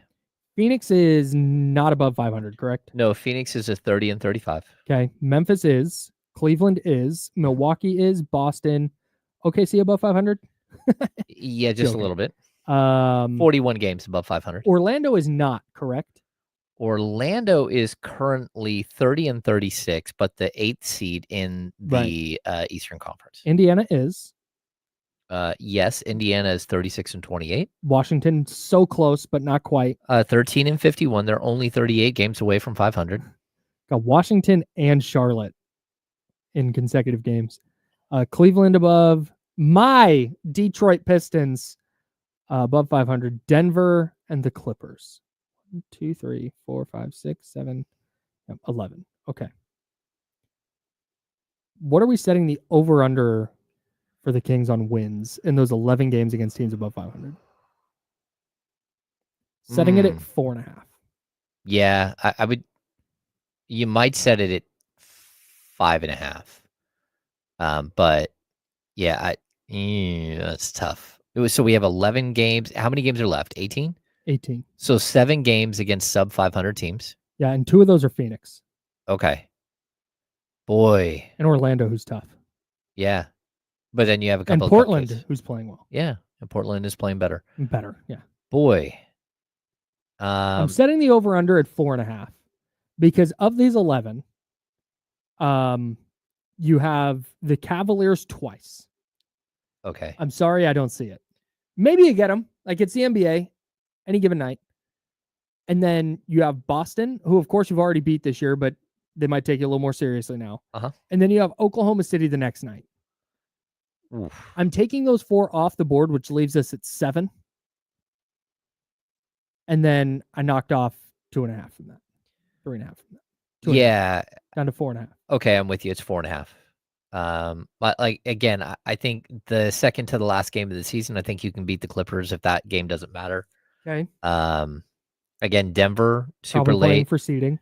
April 9th, Denver's already won the season series. They probably will have locked up the 2 seed by then. And I'm gonna say there's a possibility. Yeah, because LeBron's out for, a week. Have we discussed the gravity of that yet? No. That's a huge deal. It's a huge deal, but I mean, I think they're saying 1 to 2 weeks. So there's a possibility that not only will he be back in time to save the 65 games and continue his, he got a streak of 20 or 21 consecutive All-NBA nods. Oh my God. Yeah, it's something crazy. Is that right? Didn't he have a year recently where he didn't play a bunch? Did he still make it that year? Huh. Oh my God. And I'm looking at that, the Cleveland at Detroit. That's tough, man. He has been All-NBA every year since 2005. Yeah. That's insane. I was in 9th grade. I was a freshman in high school when this streak started. I have graduated high school. I have graduated college in 5 years. I liked it so much. And now I work here. I'm 34 years old. And LeBron's just been an all-NBA guy the whole time. That is wild. Yeah, he made 3rd team the year he played 55 games. I think we're going to find out a lot about who the Kings are right now. Like this next 2 game stretch right here, where you've got Golden State on Thursday, followed by Phoenix on the second night of a back-to-back on Friday. That's going to tell us like who they are going down the stretch. Like, we just saw one of the worst games that they've played all season long, and certainly one of the worst games they played under Doug Christie. What do they look like coming back? They have 2 days rest. They're getting Domantas Sabonis back likely. Like, we're not sure yet, but there's a good chance. You got Malik Monk with a couple of days of practice. Jake LaRavia will probably be healthy by then. So you get to this game on Thursday. That's such a huge game. And then a back-to-back, you got to come back and play the next night against Phoenix in Phoenix. Like, what do you look like?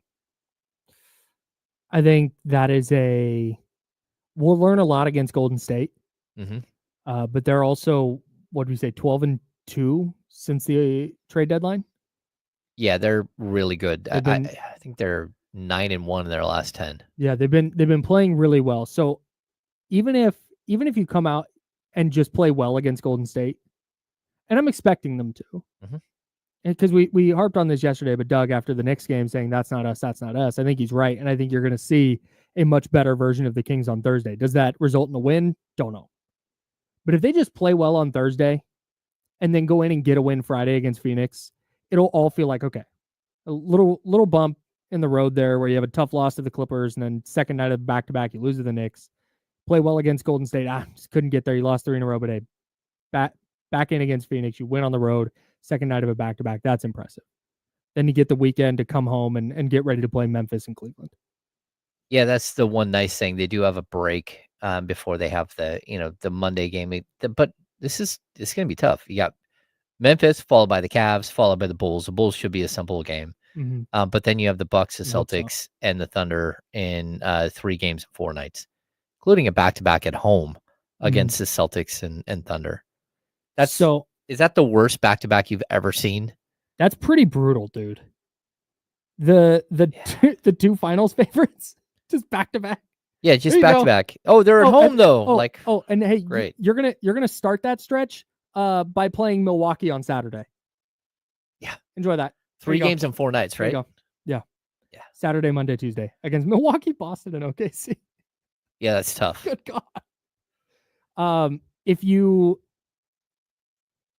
the one of the like common refrains over the last couple of seasons that we've had with the Kings is you have to win like these winnable games, and that's it's never been more important than this stretch, because your games against teams that are not above 500 You got Phoenix twice, Chicago, Portland, Orlando, Washington, Charlotte, Phoenix. If you're taking care of business in those games, in those 7 games, if you go 5-2,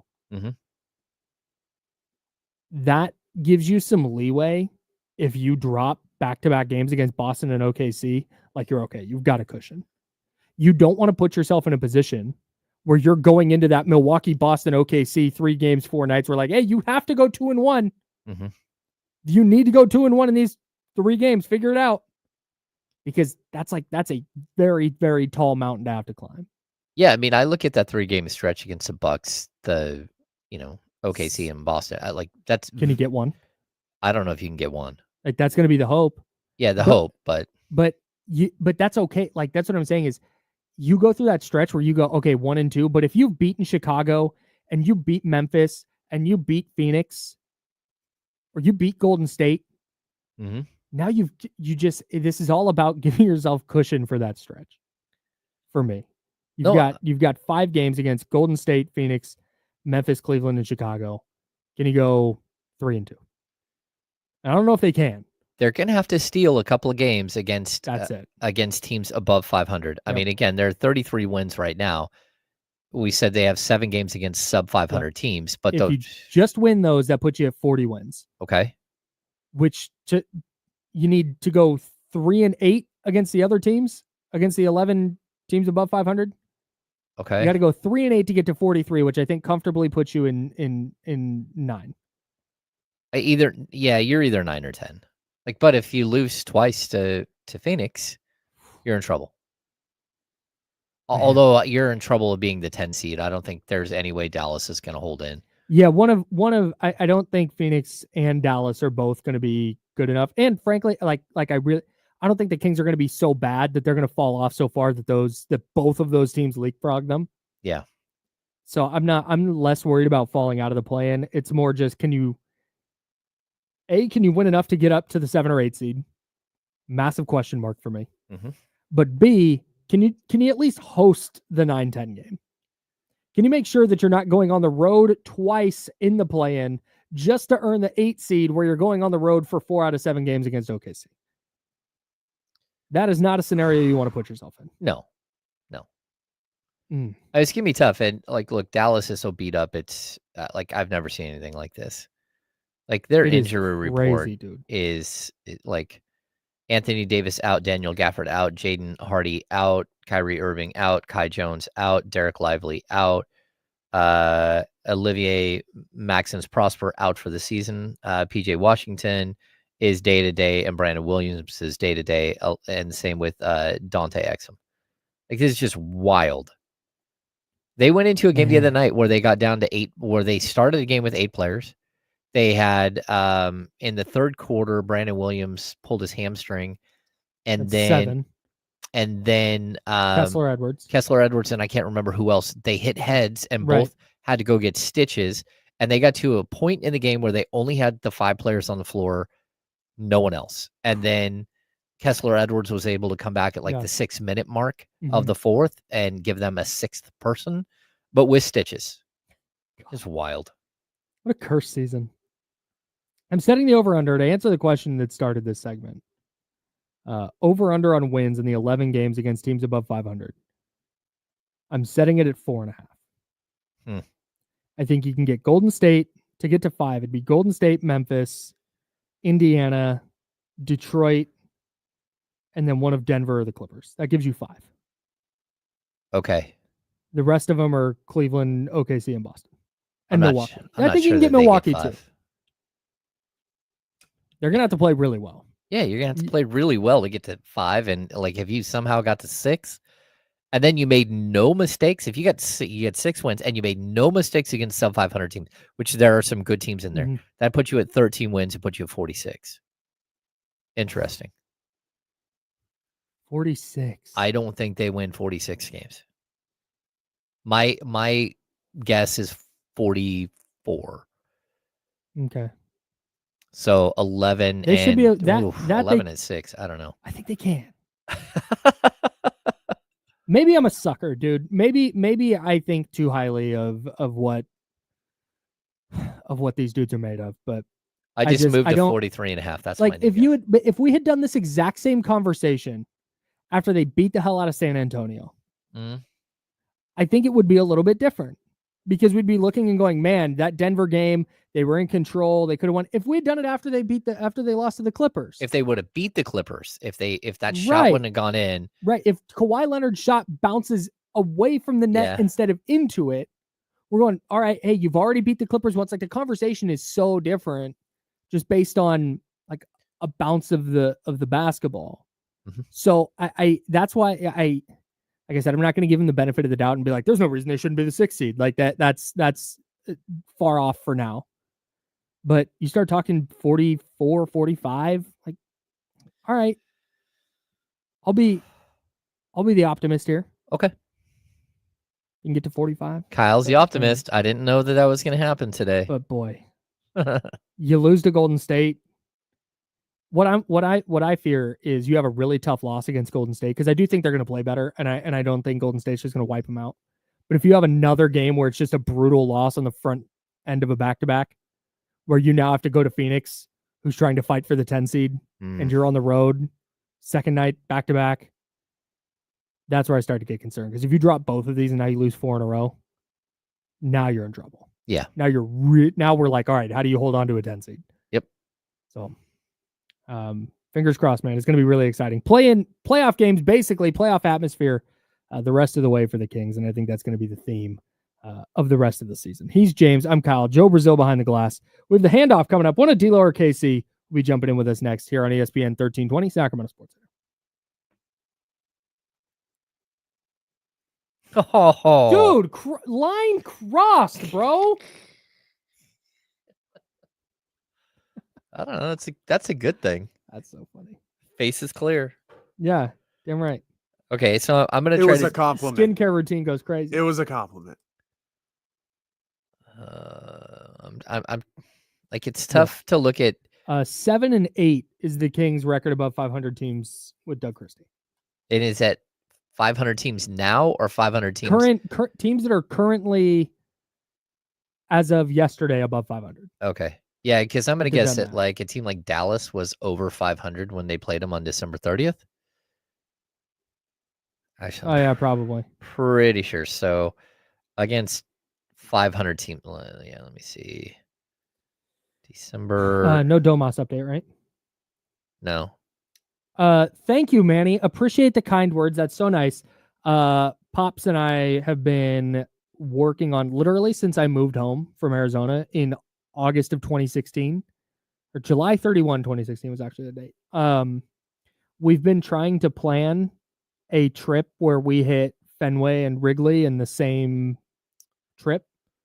And we finally got dates on the calendar. We have 2 different things we're looking at, but I believe it's happening this year. Okay. I'll obviously be communicating if I'm going to miss anything. Yeah.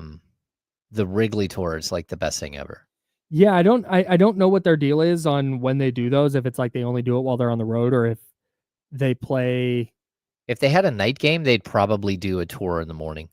And I would look because it's so cool. Okay. It's so cool to walk into the press box and to get to walk into the dugout and out on the field. Hey, can you let our guy know respectfully that we're not going to get to him today? Did they clone Zach Edey? That looks like Zach Edey out there. Not nearly as tall, but no. Like Zach Edey with like normal size Zach That Edey. looks like Carlo Matkovic, actually. That's exactly who that looks like. Love the leg sleeve. Oh, yeah. Splickack. Wow. Big Notre Dame guy. Shout out Jack Cooley. Let's see. Notre Dame center. Damn. Yeah, the Ricketts stink. Yeah, they're not very good. But I root for him for Jack. I'll be locked into the second round game. So do you think you guys are going to catch any River Cats games this year at all? Yeah. You think so still? Yeah, why wouldn't I? I'm just wondering. I plan on going. Yeah. Okay. I'm just checking. River Cat, dude, you give me minor league baseball, I'm in there, bro. I love it. Have you It's the been to best. the Aces Stadium in Reno? No, I've not gotten out to an Oh. Aces game. That is something I should probably do, though. It's not too far away, obviously. Yeah. I got buddies that went to UNR, and then we would hit the Aces game every once in a while. Nice. It's actually a really cool stadium, super easy to get into. I'm sure it happens.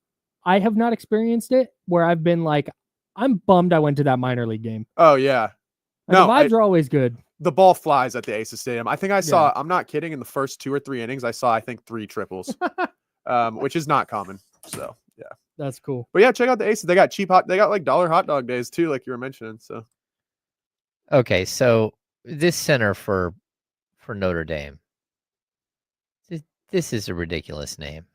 First of all, I think he's a Tulsa transfer. Okay. Nikita is his first name. Oh, we got another Harry Potter ass name. I'm just going to say this slowly. Konstantinovsky. Konstantinovsky, of course.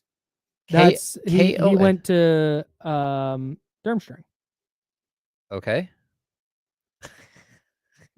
It's another wizard school in Harry Potter. Okay, so Konstantinovsky. Yeah. Put that on the back of a jersey. Is it not on the back of his jersey? I don't think so. It's abbreviated.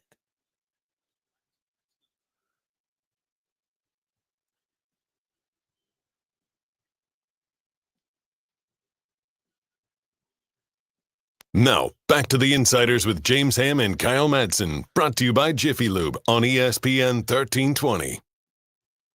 Yeah, that's him. 25, right? He Yeah. definitely has the name on the back of his jersey. The entire name is on the back of the jersey? Yeah, for sure. There's no way. There's no way. It's probably just small print. It's got to be like a Yeah, look. See, 18 it goes. font. That's all the way across of his shoulders. They've got to abbreviate it. All right. There's 1, 2, 3, 4, 5, 6, 7, 8, a lot of 9, 10, letters. 11, 12, 13, 14, 15, 16 letters. Man, Does he really have a 16-letter last name on the back of his jersey? he definitely does. I'm buying you one now. 'Cause I Is think it you can do that. I stacked? think you can do that with NIL. Yeah, 2 lines, hyphenated. Oh my gosh. Get to the handoff with Damian Barling here shortly on the Insider, sponsored by Jiffy Lube. Damian, hey, hello, good morning, hi. I wasn't sure if you were in commercial or on the air. I couldn't tell. Sorry, I was Yes, late. I've wanted to do that for. Thank you. Wow, I've wanted that to be the vibe Oh, very good. because you guys do such a good job of that. Where I'll literally be in here. I hear you guys go to break. I sit in Studio One before my Friday hit with you guys, Mhm. and I'll hear you go to break, which is my cue. I'll go, okay, I'm in there. So I know you guys are at break when I get in here, and there's been days where it'll be like 8 minutes into my hit, and I'm like, hey, are we on? Mhm. Because there's no signal that we're actually on. I'm So just that makes talking. me happy that the vibes were such that you didn't know if we were at break or not. Most definitely. Most definitely. You're killing it. Thanks, man. Oh, our guy just had a big bucket. Nice. Yeah, Oh, yeah, no, that's him. Nikita Konstantinovsky, for sure. Nice. We're locked into Big 12 basketball and ACC basketball today. Okay. been Nothing our- wrong with Been that. our big thing. Nothing wrong with that. The Kings have 11 games left with teams above 500. Okay. Teams currently above 500. Okay. 11. Setting the over-under at 4.5 wins in those 11 games. Would you like to hear the teams? Sure. Golden State. Yep. Memphis. Yep. Cleveland. Okay. Milwaukee. Yeah. Boston. OKC. Jesus Christ. Milwaukee, Boston, OKC. 3 games in 4 nights. Yeah. Yeah. Indiana, Okay. Cleveland, Yeah, that's Detroit, good. Cleveland twice. That's great. Denver, Detroit's and the good. Clippers. Denver, the Clippers. 4.5. 4.5. I'll take the over. Okay. 5 and 6. 5 and 6. Okay. I'm I going don't to hate take that. the under. 4 and 7. I think you can get Denver, LA, Indiana. Mm-hmm. I think you could get Memphis. Mm-hmm. And I think you can get one of the big ones. Pause. I think you can get the Bucks, the Thunder, or the the Celtics. I think you could get one of those. What about the Warriors? Yeah, I think you can get Golden State. I'd feel a lot better about it. The gettable ones I are. don't feel great about that game tomorrow, but I never feel great about Warrior games like ever. Yeah. Never do. No, like the games, I think that I'm going into it going, oh, they can win tonight. Like they can. It's the NBA. Anybody can win on any night. Yeah. But Golden State, Memphis, Milwaukee, Indiana, Detroit, Denver, and the Clippers. That's 7 of those. Mm-hmm. The Boston, OKC, and the 2 Cavs ones. If you get one of those 4, 2 thumbs up. Yeah. But that means there's 7. I think that you go in and you're like, okay, you can get this one. Yeah. Not they will, but I think they can, and I think they're going to play better against Golden State tomorrow. Again, does that lead to a win? Don't know. Golden State's playing really well right now, so yeah, it just may not matter. I just don't love that. I just don't love Warriors games. Because of number 30. Pretty much. Yeah. It's pretty much why. Yeah. But we'll see. They've had good. They've been pretty good in terms of like bouncing back. Right. I think the New York game notwithstanding, I think that's tough. The circumstance of that game, the double, the doubleheader, the back-to-back. Mm-hmm. I think that's tough. I don't think the New York Knicks was the bounce back game. Even though the Clippers game went the way that it went, the bounce back game is tomorrow. Yeah, and it's a tall ask, but that's the one I definitely have my eye on that one. Plus, it's the first night of another back-to-back. Right. You have like this series. This is like the second of a series of like 3 back-to-backs in a week and a half span or whatever. So this is it's stretch a little bit. It's playoff basketball time for Sacramento. That's it. Like you gonna be a part of this or not? That's it. And where are you gonna be? Like I'm confident they're gonna be a part of it in some way, shape, or form. But is it one and you're in, or are we having to do what we did last year? Yeah. I feel like they really turned a corner with the 4-game win streak, the win against the Rockets, wins against the Mavs. I thought they played Denver really, really well. I thought they played, the game against the Spurs, totally professional win. And then you get to the tough game against the Clippers. And to be honest with you, I thought it was a very, very good game. If they play with that intensity tonight, I think that tomorrow night. Tomorrow night. Sorry.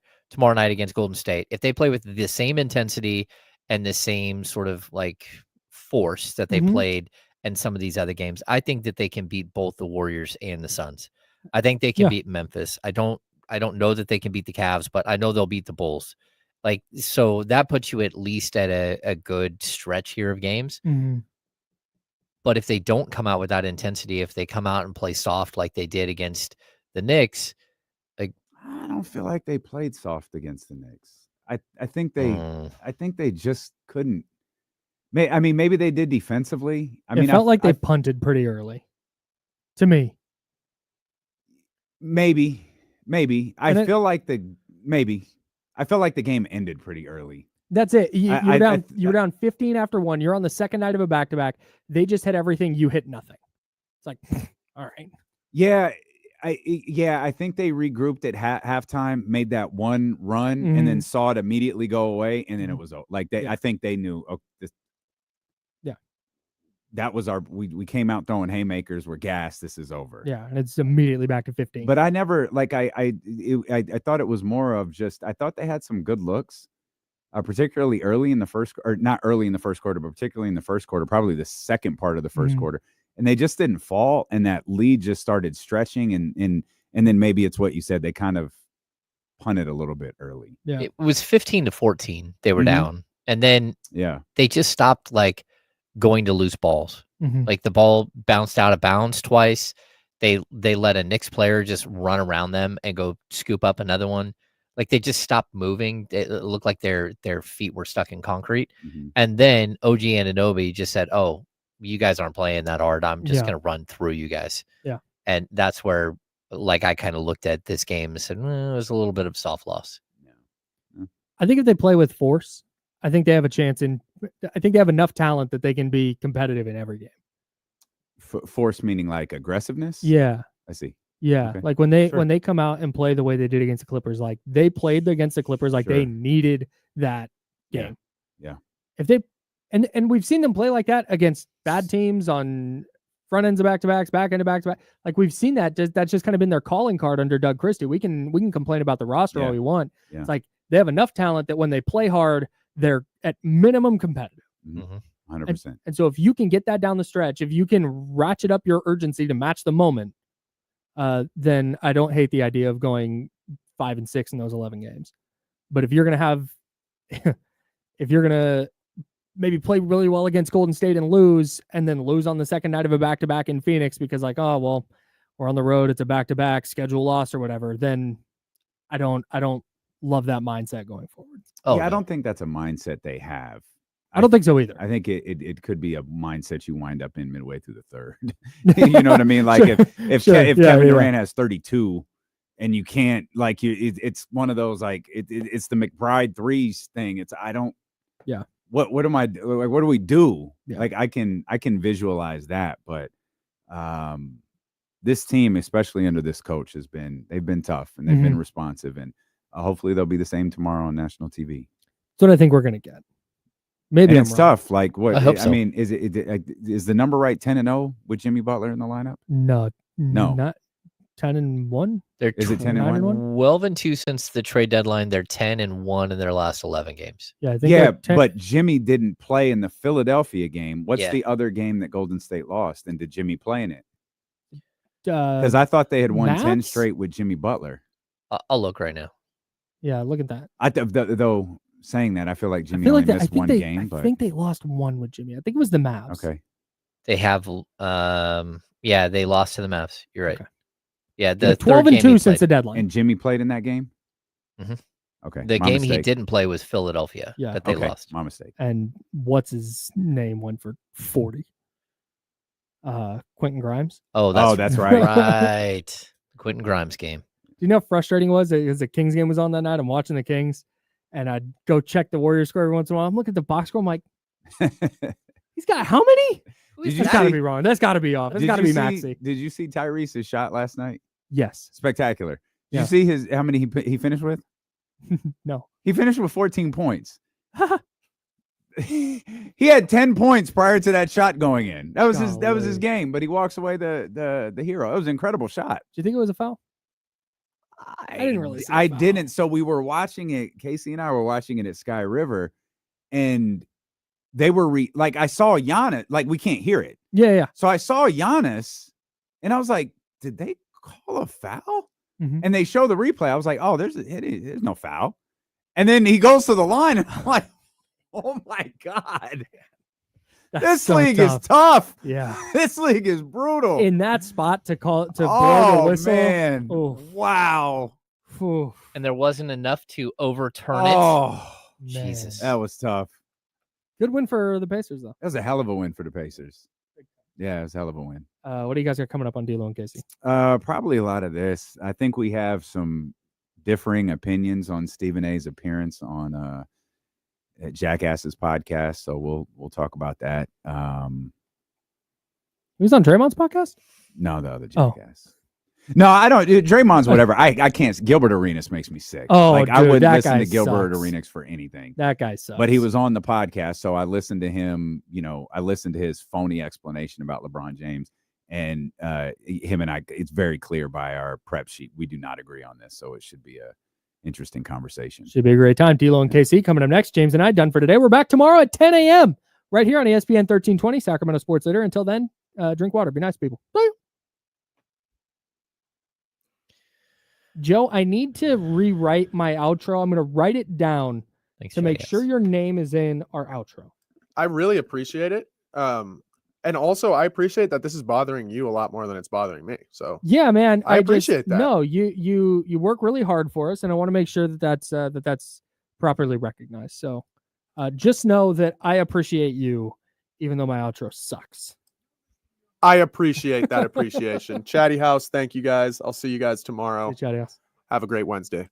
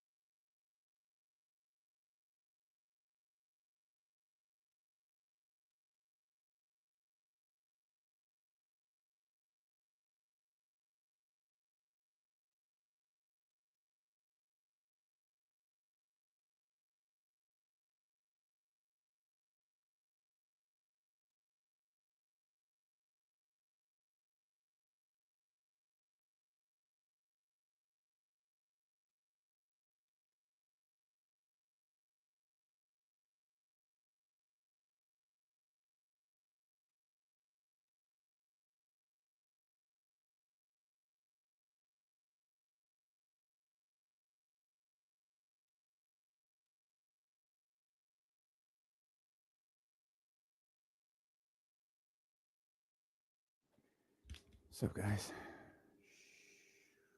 feel like the light always looks weird when I wear white.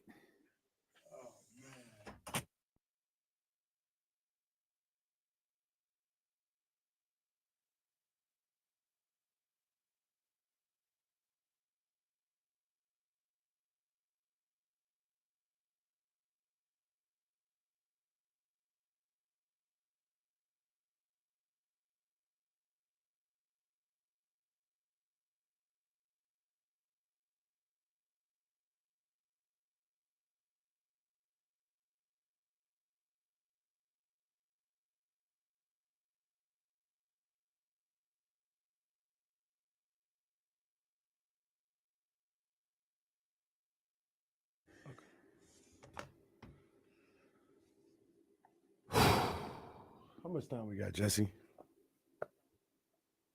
Oh, never mind. It'll wait.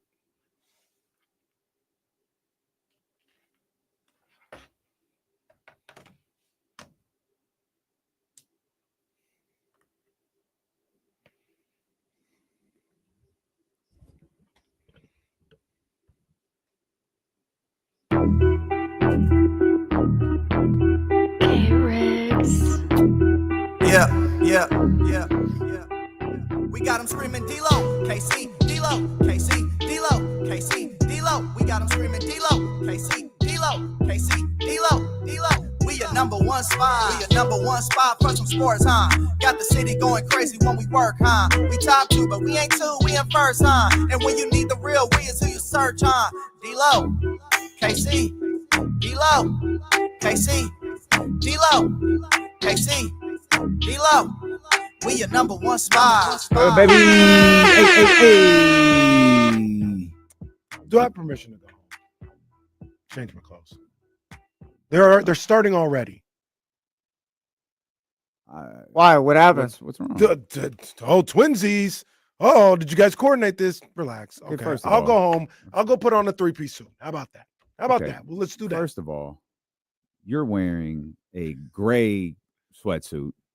I'm Good wearing a cream-colored sweatsuit. And let's not forget the most important thing. Mine is significantly cheaper than yours.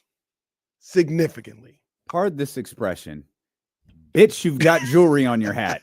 What then? I got this. Yeah, is Kyle nothing. did What are we point out. doing right Hold on. now? This is Show them. nothing. Your jewelry has jewelry. Your jewelry has an earring on. This.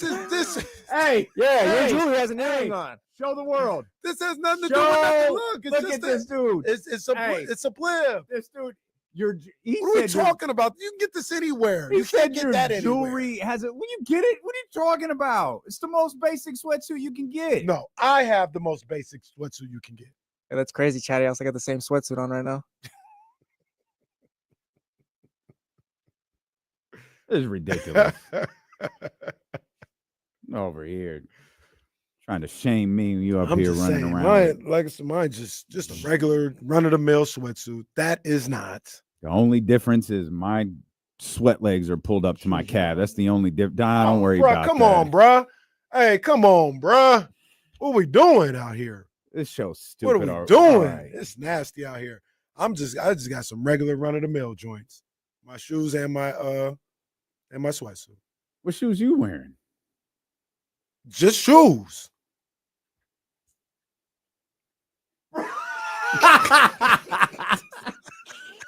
This idiot. I swear to God.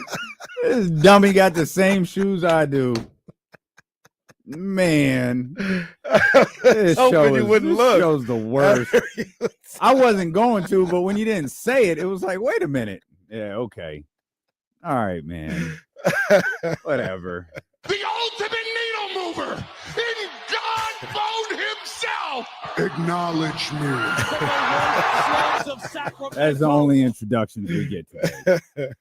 My goodness gracious. Oh, I'm in a little bit of a better mood because, shout out to my boy Zion. Man. Big Boy did it again.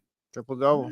Man. He did it again. More importantly, though, to Casey's point, is and this is what we were talking about yesterday. Like, can the Clippers, can the Timberwolves really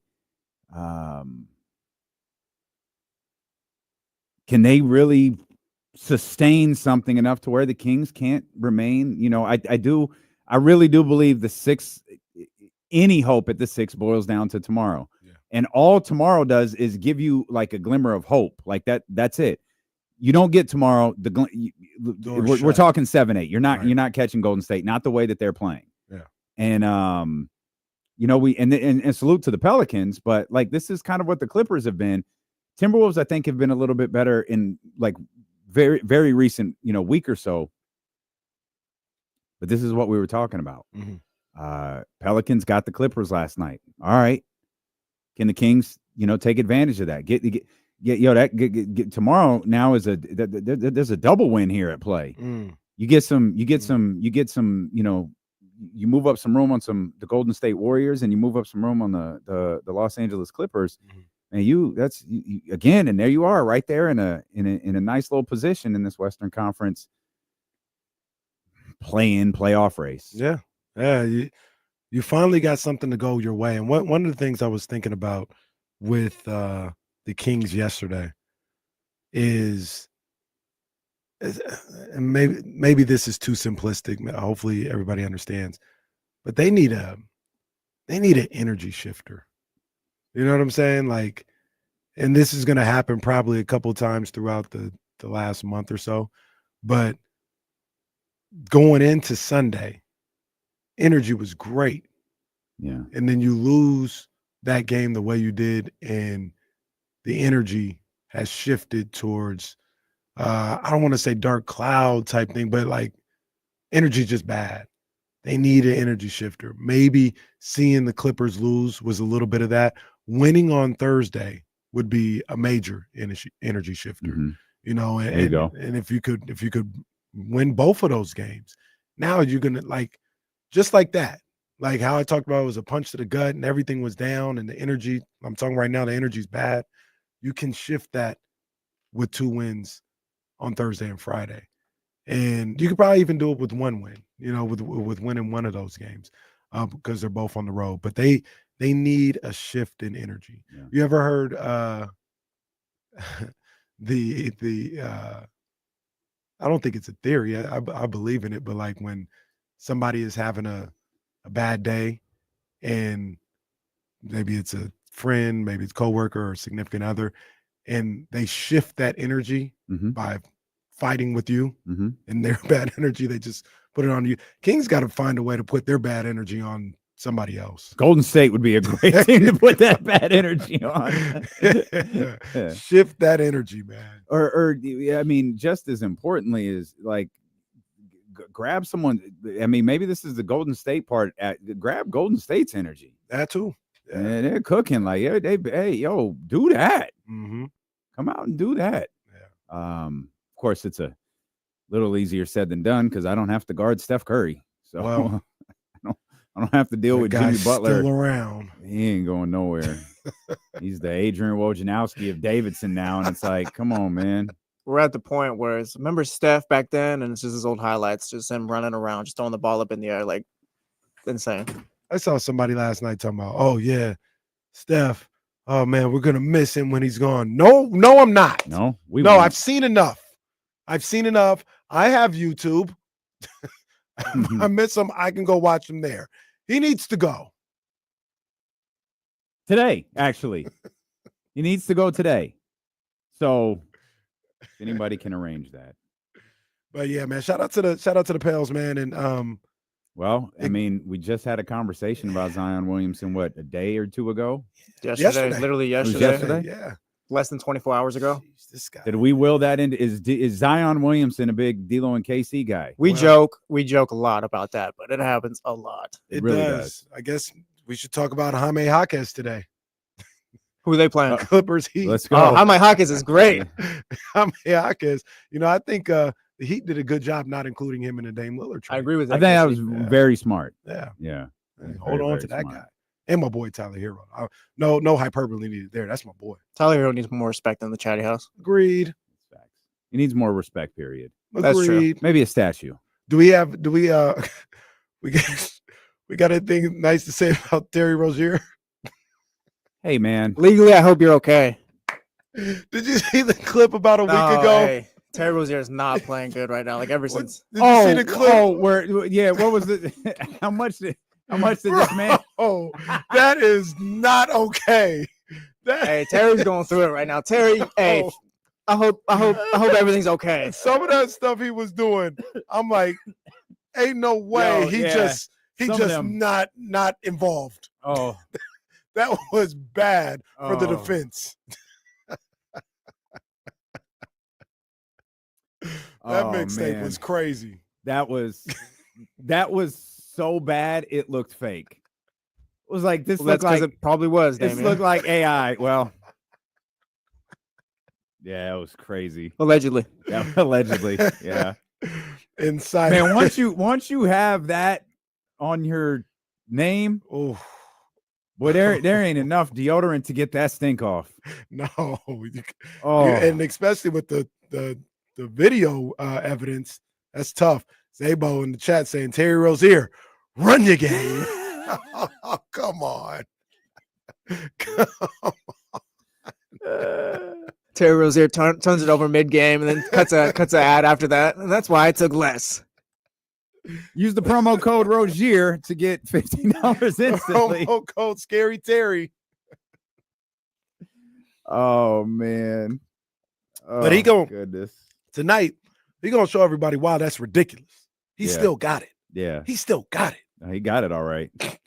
We're getting the more on Terry Rozier 15 points today. He got that cash app. That's what he got. He got it all right. Oh man. Honestly, Terry, for the sake of the investigation, you probably do need to play well today. Because it was, and the highlight package was all in one game. I said, oh no. Man. That really was one game. That is crazy. Absolutely crazy. Watch that right now during the break. Thunder Celtics tonight. Ooh, no. I'm excited for that one. No J-Dub though. No J-Dub. Mhm. I hate when that happens. Yeah. I hate when that happens. No, if you're what they say you are, you're fine. I mean, no, man. Come on, man. I want to see. Well, look, I want to see. Celtics played the Lakers without Porzingis the other day. No, it happens. This is good teams. It's fine. Don't make excuses for them, Casey. Lakers didn't have two starters. Oh, sorry. Rui Hachimura didn't play. Wow. I mean, I'm not crying for him. I'm just saying. When the Warriors beat the Celtics, I was like, come on, man. No Jaylen Brown. Don't do that. Plead the fifth on that one. Suns at Rockets tonight. Mavericks at Spurs. Timberwolves at Nuggets. Keep an eye on a couple of those. Suns at Rockets as well. My boy Jokic. Yeah, I guess so. MVP. We'll come back. We'll stay in the NBA.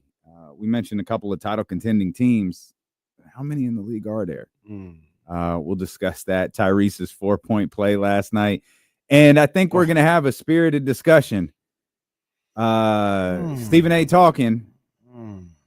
Kenny and I heard it, and it's very obvious we do not agree on what is happening. So we'll talk about that. It'll be fun. We're thrilled that you're here with us. Stilo and KC, brought to you by Sky River Casino and Sacramento Sports Leader, ESPN 1320. So I go out into the kitchen, and our boy JC, he's got the chili dogs again. Yeah, this is an every Wednesday thing now. Well. I ain't gonna say. No, I ain't gonna say it. I'm not gonna say no names. But somebody goes, "Hey, it's Wiener Wednesday." Oh yeah. No, hey. Oh, it's a flag on the Odyssey bench on the fans. All right, get your bench in order. I said, yo, you can't say that, bro. You can't say that. Don't say it. Who did say that? And who? No, I demand. Who said that? No, say it out loud. Was it the person who's providing for this? Was it Joe Brazil? Was it James Ham? Who was it? You know I'm saying he laughed louder at God James. Damn it. Is anyone surprised by this? Hey, we really got to watch out for this guy when he's out with us. What did you say? God damn it. Emphatically. No, look, they're there on the counter. I said, yo, I know, I see. KC, there's wieners on the counter, sir. we gotta call it something else, my guy. Come on, man. Chili Dog Wednesday, that's it. It doesn't have to be like all rhymey and stuff. It's just Chili Dog Wednesday. Oh man. Speaking of, I'm gonna grab me a chili dog. Casey, would you like one? No, thank you. I don't know if I can look at them the same anymore. I wish we would. Can we just get hot dogs on Wednesday? Why they gotta be chili dogs? Chili dogs is better. No, they're not. No. We need the people who hang out by Golden One Center after the Oh games to my come over goodness, on Wednesday. Please. Just for the aroma. Yeah, man. I think one of them was pulled up in a Food Max parking lot the other day. I was pretty excited when I saw it. I need to go back. They everywhere, bro. I love the food trucks in Sacramento. Mr. Tapia, it'd be really close. Ooh. It'd be a roll of the dice, man. It would be really, really close. It's I feel like it's normally in the 10 to 14 day range, 10 to 12 day range. So it'd be really close, Mr. Tapia. Today's Wednesday. Yeah. It'd be a little Touch and snug. go. Yeah. Stroll no, bro. Yeah. Dad, they how did us about you right. wear your Marcus Smart jersey and I'll wear my Rob Williams jersey? Yeah, we both got Rob jerseys and they got Wait, traded. did you get the tickets? I haven't even asked yet. Oh. You're going anyways? Or are you just trying to Probably. get better? Yeah, okay. Ask. Well, I will. Yeah, I just haven't Okay. seen him yet. Okay.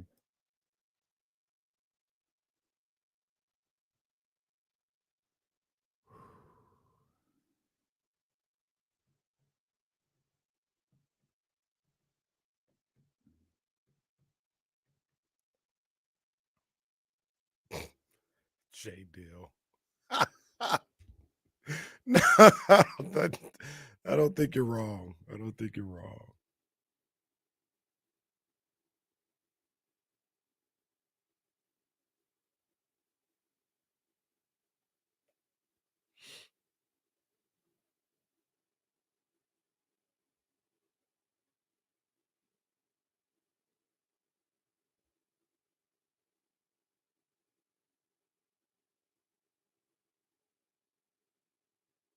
Yeah, even like if I go to the store, I'm grabbing a pack of hot dogs. Like I'm not grabbing a pack of what do we name drop? You could say it. It's no big deal. Yeah, James said it, whatever. Yeah, it's no big deal. I'm not going to grab a pack of that at the store.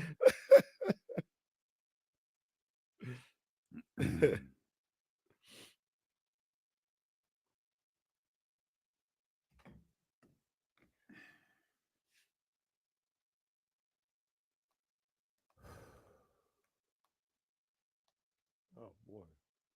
My mom would have a fit. She hates raccoons. Oh, she would pass out at this commercial. I don't really like raccoons either. Jack, yeah, next time your grandpa says that, you got to pause him. The game has changed. That's all it is. Eric. This conversation is out of control. Oh, yeah, Casey, we lost it. It's over. It is. No, it is. Eric B, you ruined it for the class. Yeah. Hey, I just saw something come across my timeline real quick. And did you Jesse, you might have seen this. Did you see the controversy with these new baseball hats? No. Do you see the Texas Yeah, I Rangers saw the one? Texas Rangers one like early on when they first released. I was like, huh. That says something that means something else. Yeah, so I didn't know. Uh-oh. And this isn't like the Charlotte jersey again, is it? Yeah, it is actually. Oh dear God. So New Era, it comes out with these hats that you get a oversized logo, like the regular hat. Yep, I see and it. Behind it, it says whatever, Texas, Angels, whatever. Yep. And they had to pull the Texas Rangers one. Yep. And yeah, it's selling for $1,000 online right now on eBay. Yep. Yeah, I saw that. I was like, huh. Yeah. I guess no one's just gonna care or pay attention, I guess. Like, nope, they noticed. Well, I didn't even catch it. I didn't catch it. And then they were like, oh yeah, it's Spanish for they didn't even put the word out there. Then I Google, I was like, what does that mean? Yeah. Oh. Yeah. Okay. It's out there. But yeah, no, it's going for $1,000 on eBay. So you're how many did you buy? I wish I would have bought one. Yeah. I wish I would have bought 4. Oh, don't really like. You're those a hat though. guy. Your thought on these? I'm not really feeling it. It's Obviously, a little messy. These it were is a horrible. little messy. They have one that's coming out that is better, where they have the logo 3 times on it. I like that. I Okay. don't like this one. The Mariners hat absolutely looks like it says Masters. Oh, jeez. No, yeah, you're right. It Yeah, I'm looking absolutely at it looks right like now. You're says right. Masters. People are upset with the Angels one as well. Like I'm not mad at them. It's trying too something, much, but it's no. They like I said, they have a new logo joint where I think it's coming out opening day, where like for instance the Phillies P, they got it 3 times, so 1 in the middle and then 2 on the side. I kind of like that. I might cop one of those, but yeah, I don't really go crazy over the specialty hats. You know what I mean? Just give me a patch on the side. You know what I mean? Give me the color that they wear on the field. The A's are really flirting with ass being on the hat. Like I think they have an ass one. like this. It's like this close. Like that C is hanging on by just a thread. This isn't working for me. This is just messy. This looks like a series of printing errors. The Giants one is just ugly. And That's I hate to awful. say that, but that's just an ugly hat. Not a fan. Not a fan. Let me see the triple logo baseball hats. Let me see if I can see if they got. No, they don't really have it up. I saw it online. I like it. I like the triple logo joint, but I don't like these. Yeah, this is a miss. And I did. I'm miss my seeing the opportunity. $1,000 post. Yeah. That's pretty funny. I missed my opportunity to get that Rangers joint. Damn. Well, we don't even know that these joints got any bids on it. Somebody must have sold one for. Yeah. I got I'm the- sorry. I'm sorry. My mistake. This is a listing of the ones that have sold. Oh, they have sold. Yeah, for $1,000. I got the A's ass hat right here. Y'all. Oh. This was an older one, an older version. Yeah, I not remember this. that. Yeah, I this was a remember previous that. version of hat. Come Yes. on, man. Come on, man. Come on. Is that? I wonder if that's selling on eBay. You know what they should do? No, it ain't gonna show us no love like that. But somebody should make a hat in the King's colors. An A's hat in the King's colors. Ooh. Just just a one-off. I'm not saying they wear those. Just a little one-off for fun. That absolutely. Y'all can have that idea if you're listening. I think Kyle's got some friends on the A staff, so if y'all are listening, you can have that one. We'll make some money off like it. you said, they never gonna do it, but somebody, on the side market, go ahead, man. Do what you do. Do what you do. Yeah, well, I mean, don't do that. It's probably illegal. Well, no, if it's legal, I mean, like if you, Yeah. you can. I think it's legal. I don't want nobody to do nothing illegal, but I'm saying I think you could do that. You could do that. Okay. Maybe throw it upside down or something like that too. I like the upside down logo. Yes, you do. It confuses people every time you do it.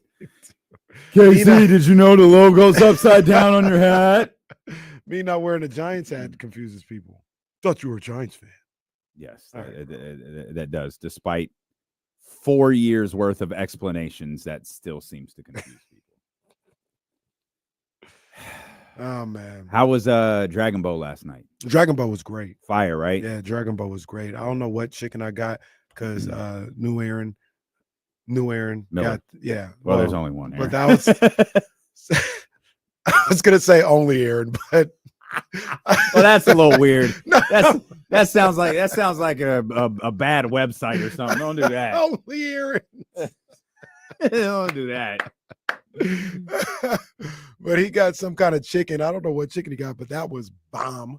And then I got the shrimp fried rice, man. Come on, they didn't disappoint. Dragon Ball it's a good look. It's a good look. I will be back. Maybe this week. Yeah, it's a great Yeah. spot. We had this walnut glazed shrimp. Mm. Dear God. Mm. Fire. Like absolutely incredible. Man. Absolutely They do incredible. their thing. The ambiance is You see how incredible KC there, knew too. me though? We was at the same restaurant. We couldn't even like I had to sit at the This guy- bar. this guy He had talking like about- this Wait, big, wait, wait, at the same time? same exact time. No, Wait. bro, Same exact time. that Yeah. was a choice. There were a He had number a- of seats he had a available. booth. Oh. He had a booth. I mean, just fried rice and asparagus. Just Why all did you this have stuff. D'Lo sit somewhere else? Bro, Just sitting there here at was the a- bar. I would have There's a pulled from number someone of else's seats. table. You guys aren't First using of this all, chair. I'm gonna use we this real didn't go quick. over there at the same time. Second of all, there was a number of seats available. They chose to sit with us. What? Well, see how the See, are media? you telling lies? Are you Oh, trying to be? No, it's the media, bro. I'm telling you, it's the media, bro. It's crazy. It's crazy. It's the media. I ain't talking to the. So I do media. know like D'Lo No is more. big time. Sometimes like I'm gonna go sit in this private area. Or He whatever. is big time. He is big I don't know who to believe. You guys are I both sat just at the insanely bar. rich. So I sat at what? I think it's the first time I turned heel on both of you. time. Chatty house. I'm with you guys. Dragon Ball was fire though. Dragon Ball was fire. Shout out to the wake up call at 32 Bruce Street yesterday, man. Big ups. I don't know about you, but it sure was nice being on that side of the stage. Hell yeah. I want to be a spectator sometimes. Yeah. I want to be a spectator. I just want to watch. Yeah, so yeah, I enjoyed that. And always show love to Sky River, man. Always good times over there. It's my son said That's such a great staff, man. They show us so much they love. do. My son was like, "That's your second home." It's like, Yeah. I'm not over there that much, but probably should. I'm over there. I like to be over there more than I am, but I guess I still am over there pretty often. Okay. Yeah, Scott River. Once they get that That's once they get that hotel up though, I'll be gone for a weekend. Oh yeah. It's I'll be Kenny like- Caraway penthouse. I'll be I don't know. Is that what I'm they'll gonna call be it? like Draymond. Kids ain't even gonna be able to find me for 2 days. Where's Dad? He's downstairs. no. That's downstairs sitting in the dark. Draymond Caraway. Yeah, Sky River.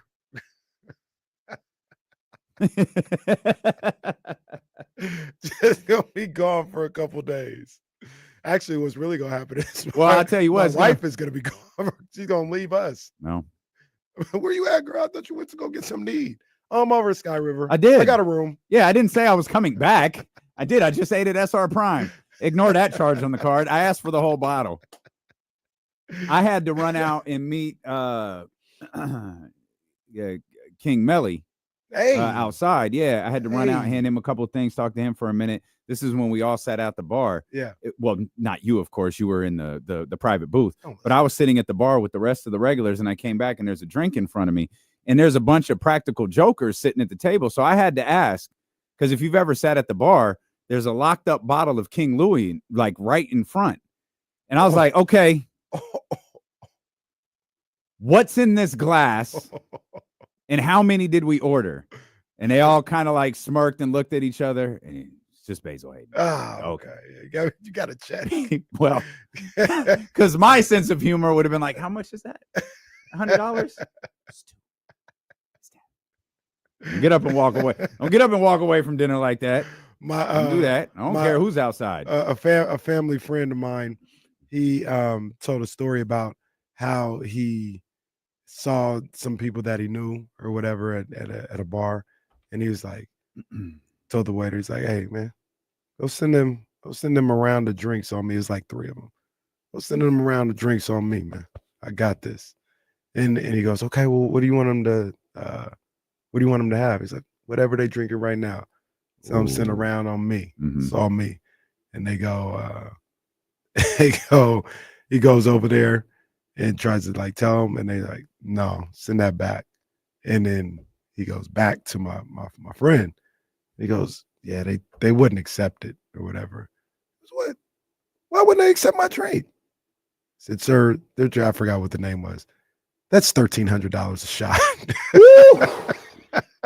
He said, "Thank you. I understand. I understand." He thought it was gonna be like $60 total or something like that. He's like, "No, thank you. I understand. $1,300 a shot." I don't like, what could that possibly be? I told the story about the Ace of Spades bottle when we were doing the photo shoot, and the guy was like, "You want me to open this and pour it?" No, no, no. This is social media. This is fake. Put the bottle down. Don't just carefully set the bottle on the table, fill this with apple juice, please, and move. Please. That man had it. He was about to do the twirl where you open it. Like, whoa. sir. Settle down.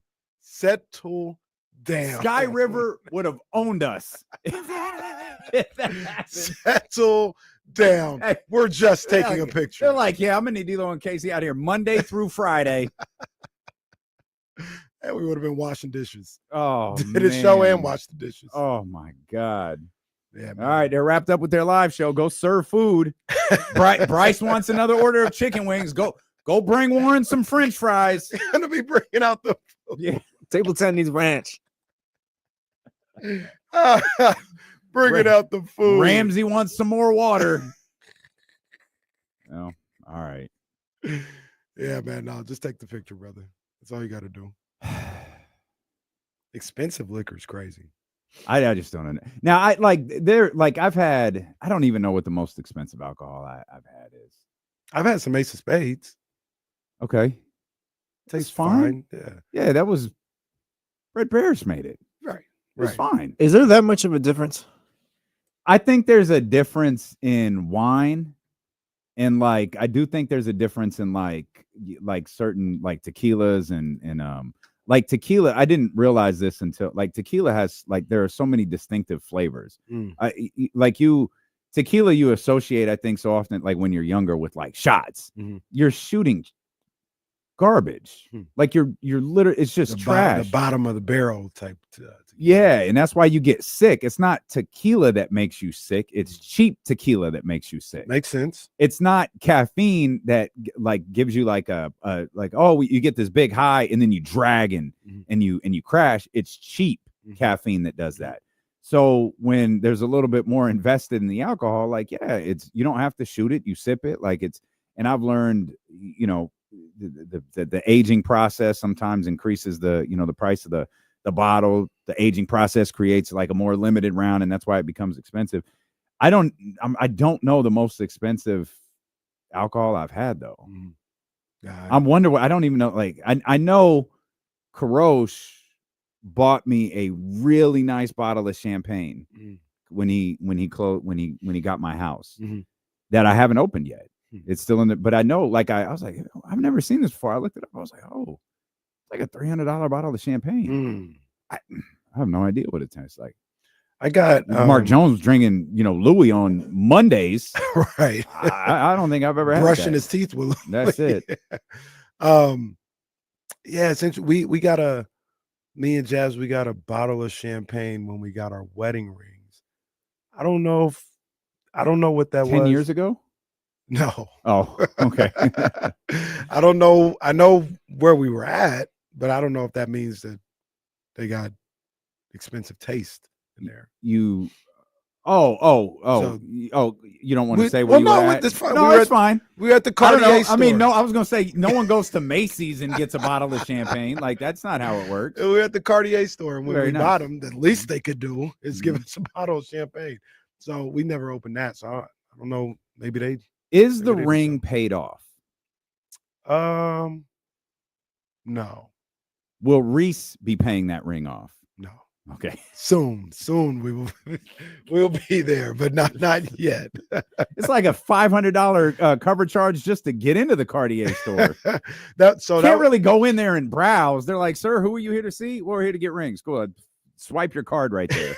It's not far off. It's not. But once you're in there, they take care of you. Yeah, they do take care of you. They take care of you. Yeah.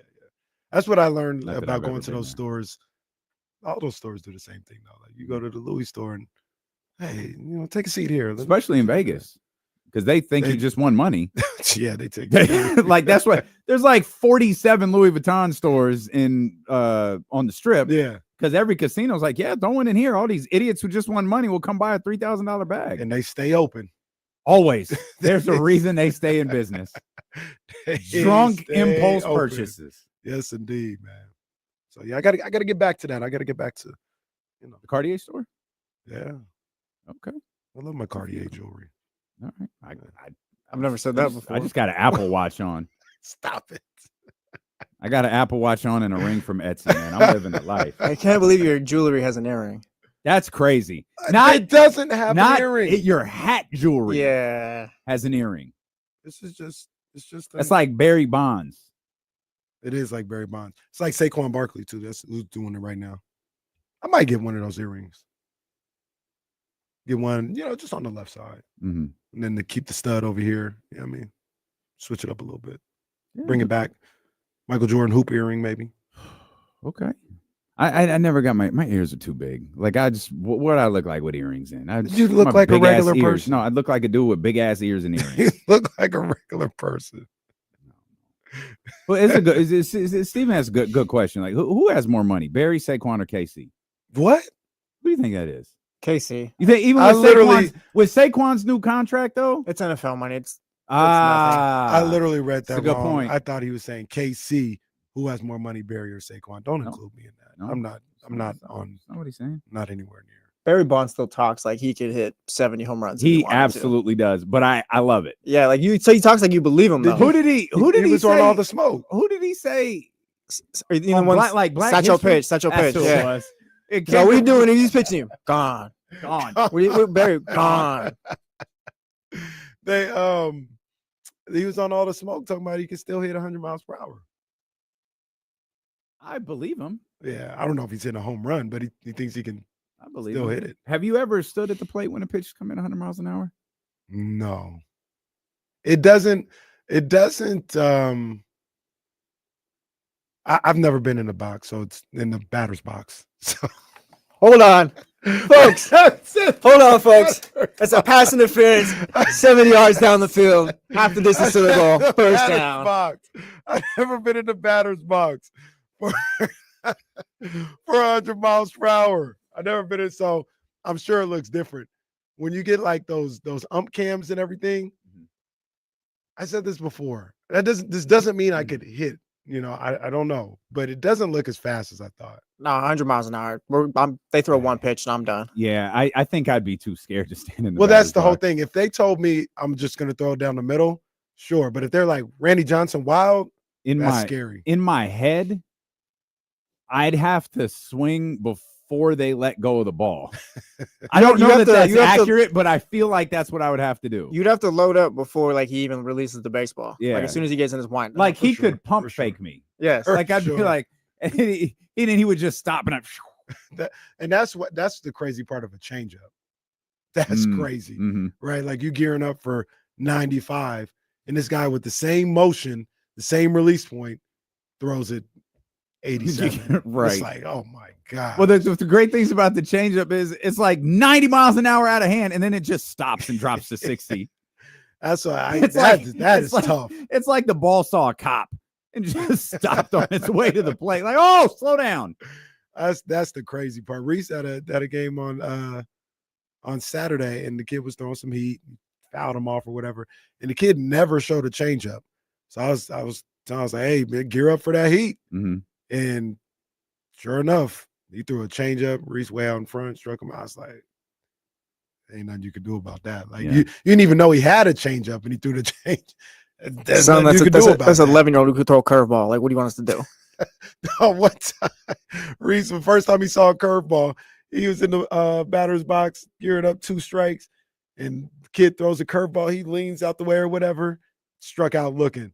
He looks at me, goes, it curved. I said, yeah, that's what happens.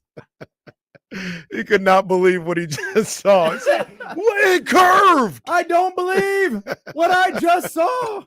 What is that? Kurt Gibson? What's that? What call is that? That is good call. Okay. Good knowledge. Reese Dodger looking at the fan. can he Big do baseball that? guy. Yeah, is it legal?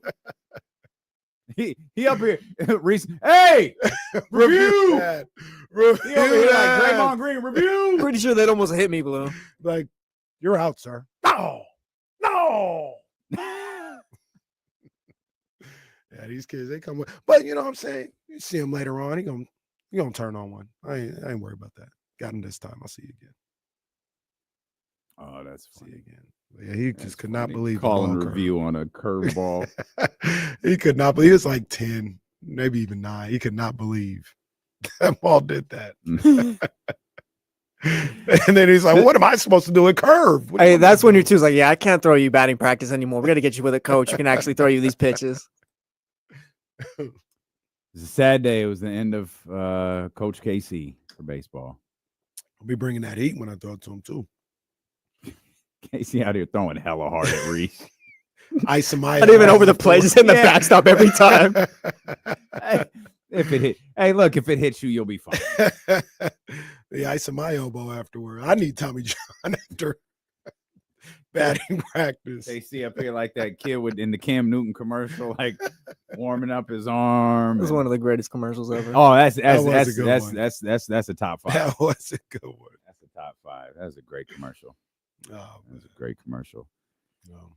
Oh man, No yeah, NBA this was this planned. segment. So when do you guys want to start the show? Yeah. No NBA this segment. Tomorrow after the tomorrow when we get ready for Kings and Warriors. I need a win. I need a win. I need that one. They said I just saw Deuce. He had a tweet. Kevin Harlan and Stan Van Gundy are on the call. Did you see who was playing? I think it was the Suns were playing. I think it was Suns Pelicans. And Stan Van Gundy was on the call, and something happened. Like somebody drove to the bucket, got an easy bucket on the Suns.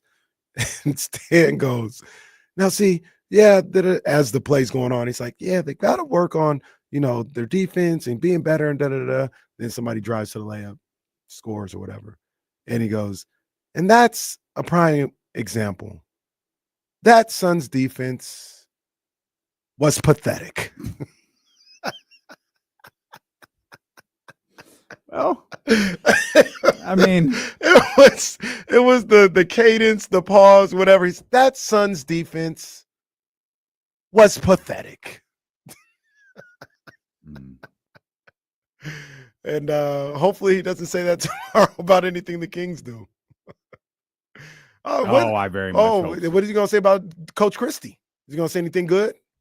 Because wasn't he one of the main ones that was harping on that? It was Kings Rockets. And You said something because I remember we brought up the facts and all that. All Kings coaches are interim coaches. That's right. Stan Man's on the list. Doug is what, 21-13? Is that what we said? Yes. I mean, talk about that. Talk about the job Doug Christie's done. He's coached more games than Mike Brown did this year. That's all I'm saying. Show him some respect. I had a Doug Christie for Coach of the Year vote type thought yesterday, but I realized that interim coaches don't get win-losses credit. It was only if they were to make top 6 this year. I think there's an interesting Coach of the Year conversation though. It's funny though, to me. I'll let you think about it. I'll explain at some point. I don't know. Maybe we'll talk about something different when we come back. We vibing today, man. Just have fun with us. Kings Steeler ain't and KC. Nope, they are not. Brought to you by Sky River Casino here on Sacramento Sports Leader, ESPN 1320. Ooh.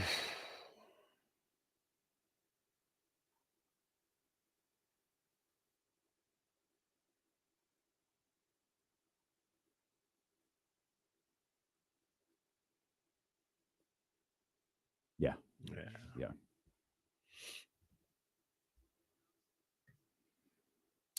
I think with them, if they give us anybody. Yeah, I mean, if it's WWE, I mean, it's not like they're offering They should, hey, Daniel Garcia or whatever. Ask for LA Knight, bro. That's for LA. Just saw the look he gave you. It'd be Casey and Jesse. LA Knight coming in here, bro. Why are you so overrated? We're gonna get LA Knight on this show, actually. Like, why do people like you?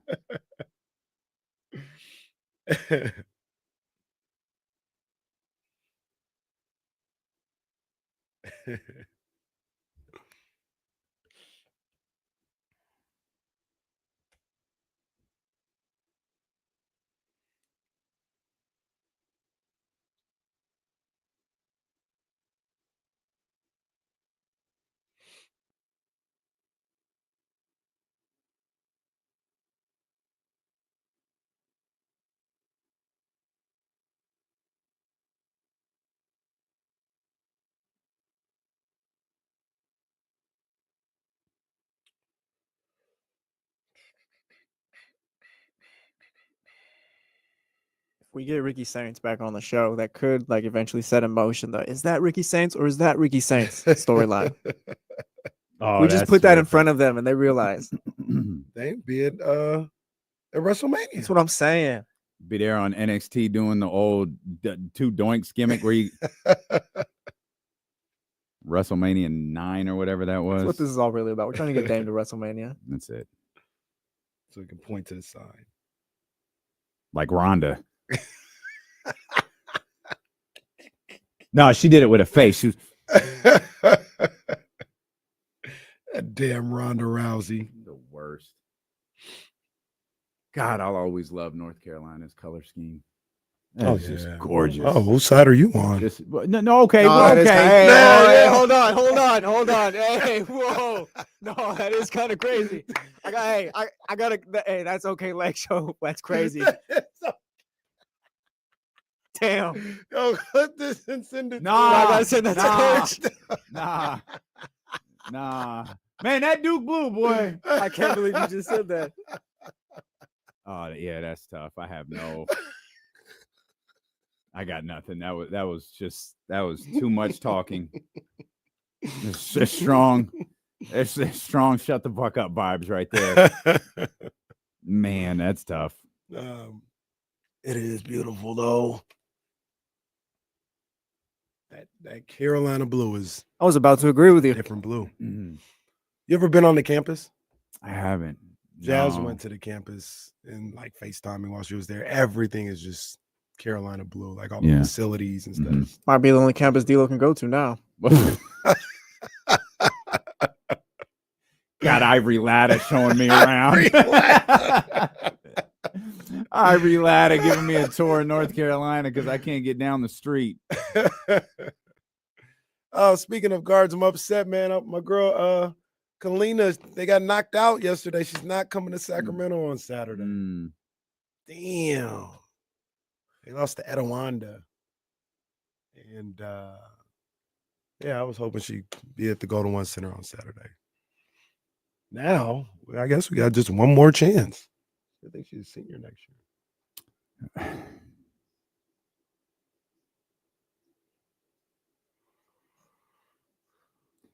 Zabo, I was never getting those book ones, man. Them joints just like that. Just like the only thing coach has ever remembered to send me is 2 Duke hoodies and some dry fit gear. That's nice. That was very nice. Yeah. I didn't ask for that. It's very nice. I asked for the Yolanda Griffith Player Society shirt that's not for sale. I was like, yo, our crew would pop for that. Like, she's like, yeah, no, she sent me 2. The large one is too big. I'll send it to you. It was like a year ago. And like the tournament start, like I can't, I need to get her W-2s. Like, I'm not going to ask her for the Yolanda Griffith t-shirt. Terrible. One day. I don't think so. No, I don't think so either, pal. Shout out to Jesuit, man. They made it to the state championships. They beat Destiny Christian, which used to be Capital Christian, and they're taking on Gilbert Arenas' son on Friday night. I wasn't going to go to the Friday games, but I might have to go now. Might have to. Okay.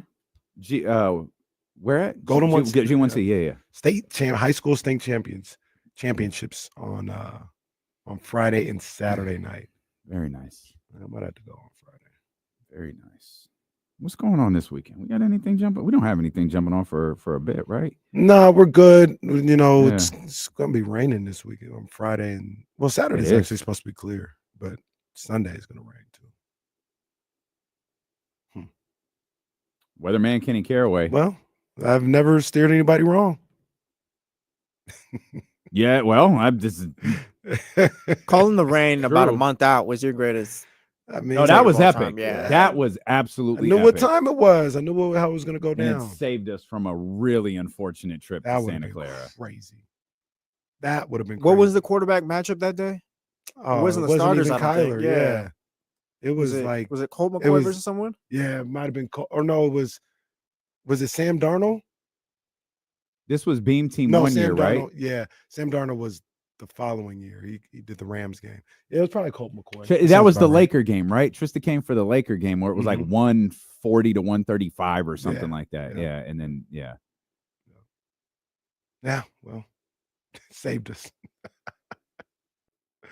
Absolutely saved us.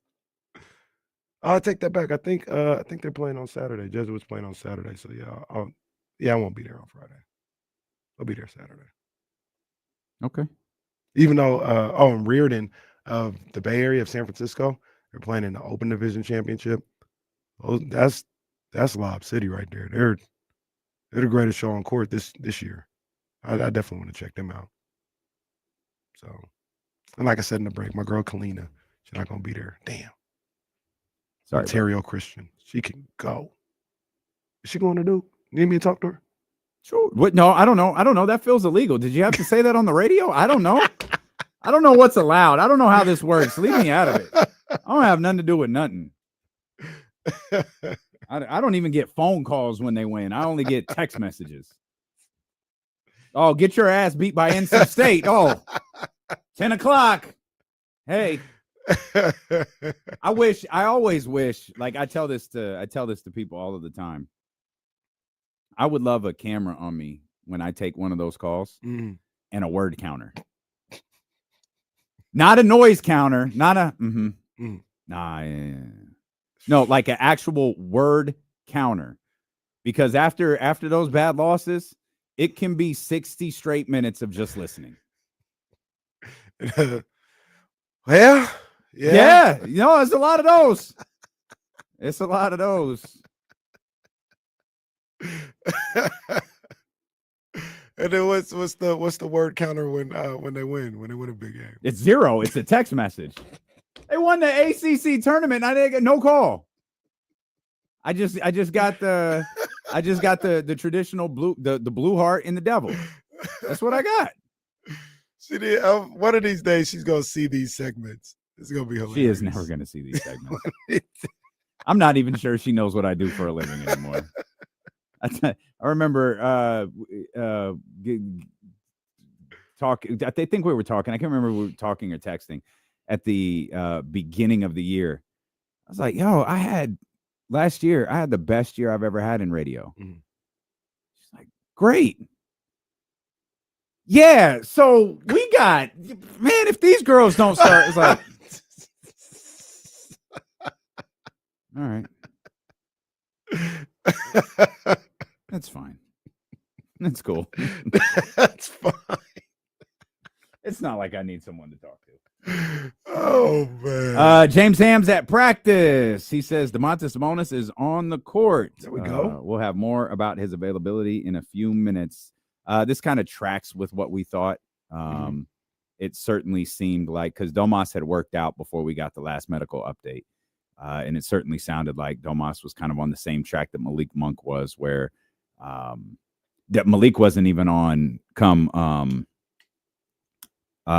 the injury report. New York. He wasn't even on the injury report. He was out the night before against the Clippers, and he wasn't even on the injury report on Monday. Right. So it feels like they were pretty confident on Sunday that Domas was going to be available for Thursday. Yeah, and at that point, he's practicing today, so he's actually, on the court. So it was about 10 days. It was a Saturday to Wednesday to the following Wednesday. So about 10 days, and work his way back. I wonder if he does play on Thursday. I'll just wait for them to say it officially. But if he does play on Thursday, if he's going to have a minutes restriction, usually I'm like, nah, probably not. But with a hamstring like that, with a strain of a muscle, maybe you don't want to overwork the muscle. So I wonder if he is going to have a minutes restriction. Yeah, it's a good call. Yeah, it's a lot different than Malik. Malik was probably more pain. Yeah, than re-injury or anything along those lines. And we didn't talk about it, but he did leave the game. Did, yeah. But he spoke afterwards. And said he was okay. Yeah, he said it felt funny. And so he got it looked at, and he's like, "It's fine." Yeah. But it was like, did it hurt? Well, like, that's I don't, like, what is it? So it felt funny you left, like, and they said it's was fine. it making you laugh? Like, was it tickling? Like, what do you mean? Yeah. I assume it hurt. Yeah. And there's probably a, hey, did I do something? And they look at it, and it's like, no, I have no idea. No, you're probably just, this is probably what you're looking at for a couple of games. It'll probably subside Thursday, might flare up a little bit Friday because that's back, but it'll either linger or it'll go away. I don't know what I feel like, isn't this like essentially turf toe? That's what I thought it was. Yeah. And I don't know that's what it is, but that kind of feels like it. Right.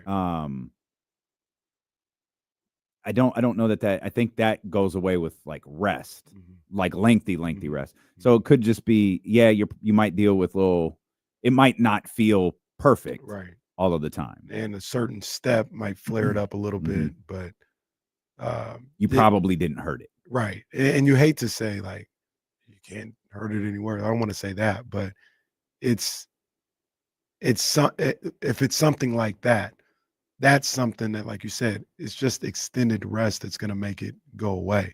If you play on it, it's going to feel uncomfortable. It's not because you have turf toe, you can now break the toe or nothing like that. Like, I don't think that's necessarily the case. Like, I don't know if they're related in that respect, but you're just going to have to deal with a little pain tolerance. You step a certain way, it's going to flare up. It's like a rolled ankle or something like that. Like when the ankle is weak, you tweak it a little bit, it's going to hurt for about, 2 minutes, but you didn't hurt it any worse. You just flared up the issue that you already had. So I wonder if that is the issue with Malik Monk. Yeah. We'll pass along what I'm guessing Domas may be available today. Certainly Doug Christie will be available today. We'll pass along anything we can from the guys at practice as the Sacramento Kings are getting ready for their matchup against the Golden State Warriors tomorrow night. We were talking marquee matchup tonight with the Celtics and the Oklahoma City Thunder. 2 championship contending teams. Mm-hmm. How many are there in the league right now? There's Oklahoma City, obviously. There's Boston. Sacramento, clearly. Cleveland is in there. Cleveland, this is for you. Jesse said Cleveland. I know. I'm sorry. Hey, Siri, what's the temperature in hell? So, okay, settle down, because this is the second time Siri's come up on my iPad. Well, I just asked her to tell me the temperature in hell. I don't even know what. And do you have like the update where it does this glow around the whole thing? Yeah, no, that's kind of fire. It is, but what the hell? What do you mean? It like glows. That's Siri talking to us. I did. All right. Siri can talk to you all she wants. Well, she Siri don't need to talk to me. Siri cheating on you. You know what it is? Talk to me. You know what Siri's? You know what happens? I think when they get familiar with a voice, they just start responding, because I don't think they're supposed to respond to other people's voice. It's supposed to only be yours. But I'm around your Siri for so long. Yeah. That's trippy. She just started talking to me. She's cheating on you. Take all this stuff away, bro. And she didn't even tell me. All I asked was the temperature in hell, because all of a sudden, Mr. Cleveland is a title contender in there, is saying nice things. Yeah. Talking about the team, not the city. No. Well, fair good enough. point. Good point. So we've got we 3. Celtics, Thunder, Cleveland. I'm putting better not the Knicks no and the Bucks in there. It's 5. Hold on. No New York. No to both. No to both. Yes, the Bucks have been a 5 seed like all year. Like Giannis and them have gotten bounced in the first round the last couple of seasons. Like, you got to show me something before it's like, yeah. Last time you won a title was what, 2021? Like the Bucks, they have Giannis and Dame. Like, yes, that's nice, but what are you after that? Chris Middleton is in Washington. Like, Kuzma's nice. He's been playing all right. I'll give him that, but I can't call them title contenders. I give you the Knicks one before I gave you the Bucks. I think the Knicks, now obviously they've famously had their issues when they play the good teams. But I think that's a team that can do something in the playoffs. Do you think they can beat Boston though in the second round? Because that's where it's shaping up to be right now. That is where it's shaping up. I think they can. I wouldn't pick them today, but I think they can. I think they have enough talent. They're capable. Maybe I'm a little jaded because I just saw them at probably their best the other day. But man, they got a lot of ball players, man. And when they get Brunson back, you got McBride coming off the bench. They got Mitchell Robinson back in the fold now. I'm a believer in Cat, OG, Michael, Josh. Like they've got some ball players that can make a deep run in the playoffs. So I get it. I can't get around the record against the top teams. I can't. But there's nothing I can do about that. But I look at the roster. I look at those guys play. They got some heavy hitters.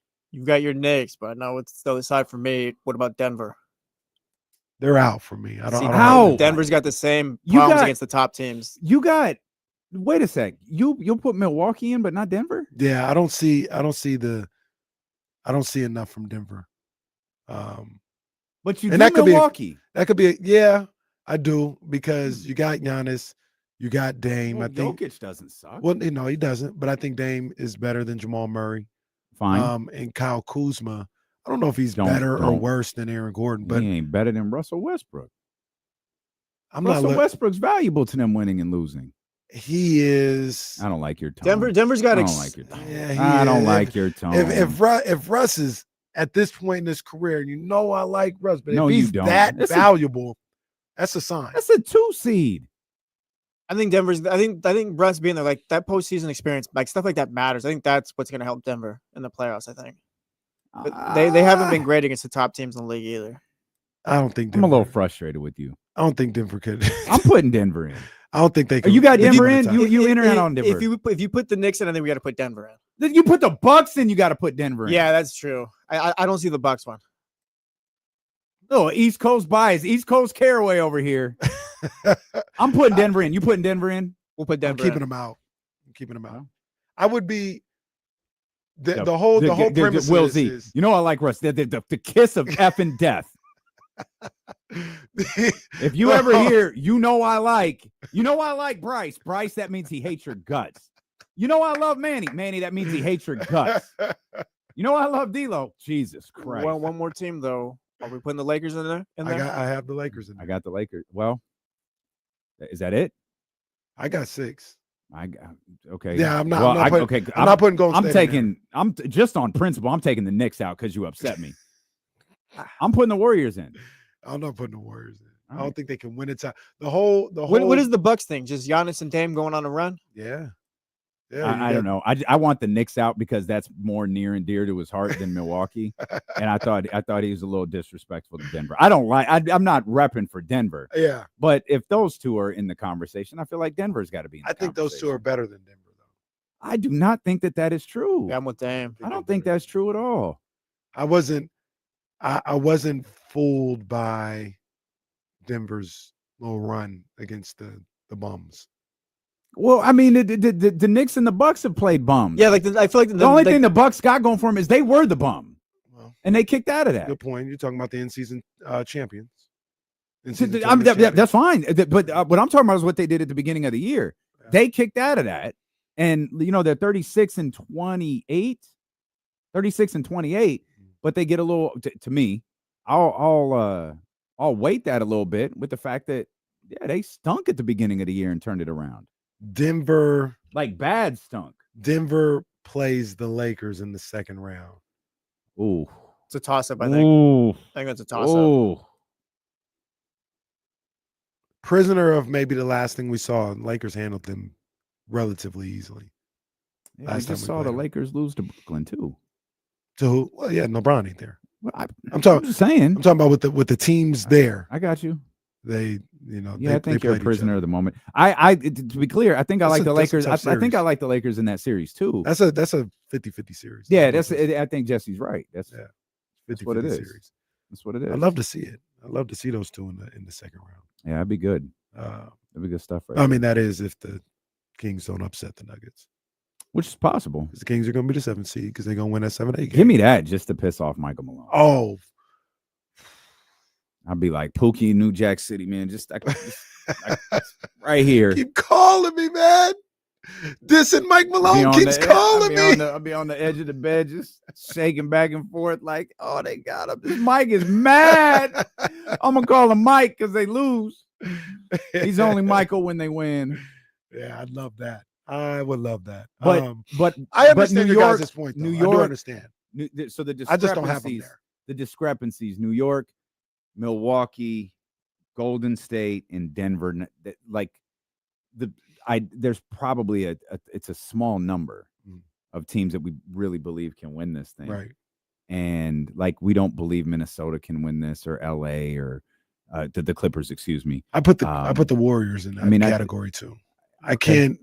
That's a discrepancy. It's a discrepancy. I can't ignore what I'm watching. Like I don't know. I can't. To me, what they're doing right now, the stretch of what the Warriors are doing right now, is more believable than what they did at the beginning of the year. Mm-hmm. And my dumbass believed what they did at the beginning of the year. Mm-hmm. But this feels more believable to me. Yeah, I don't know in a playoff setting against those top teams, they'd be able to win 3 series.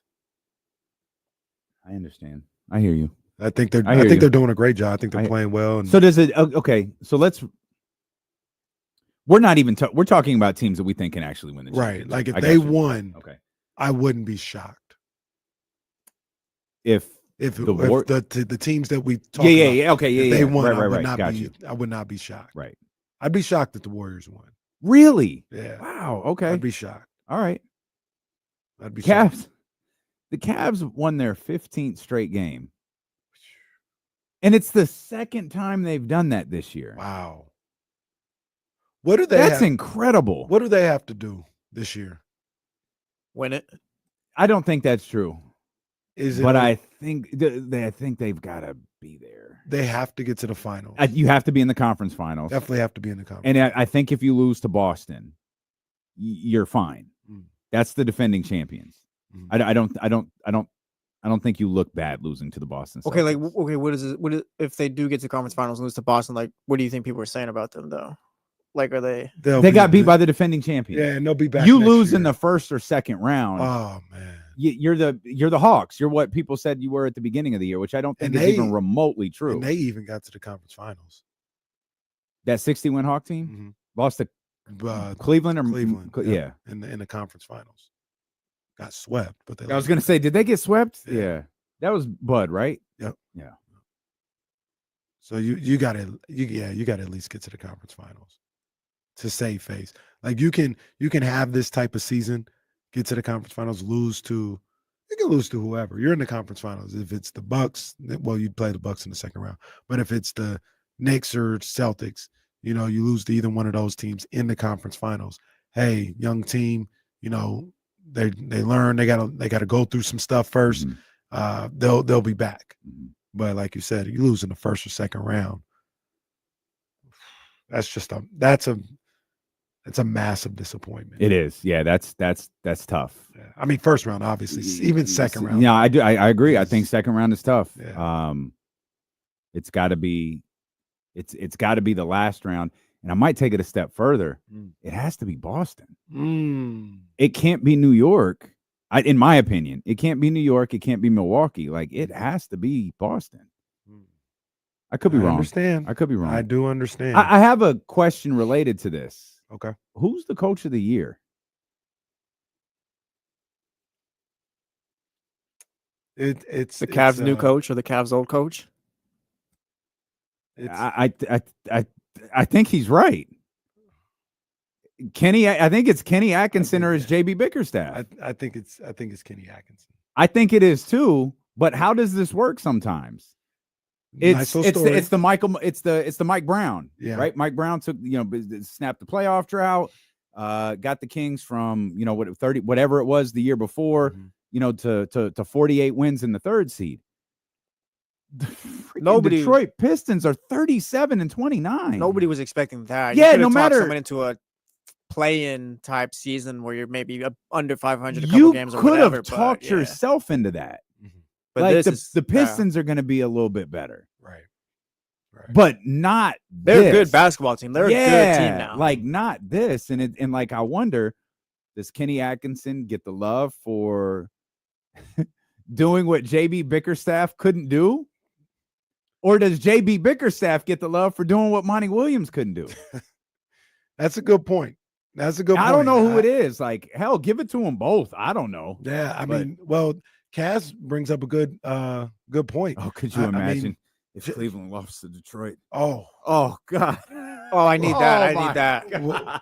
Well, look, Cass brings up a good point. I mean, Chauncey Billups probably should be in this Yeah, consideration. the Pistons coach. Yeah. It so I wasn't aware of this until Kenny brought it to my attention.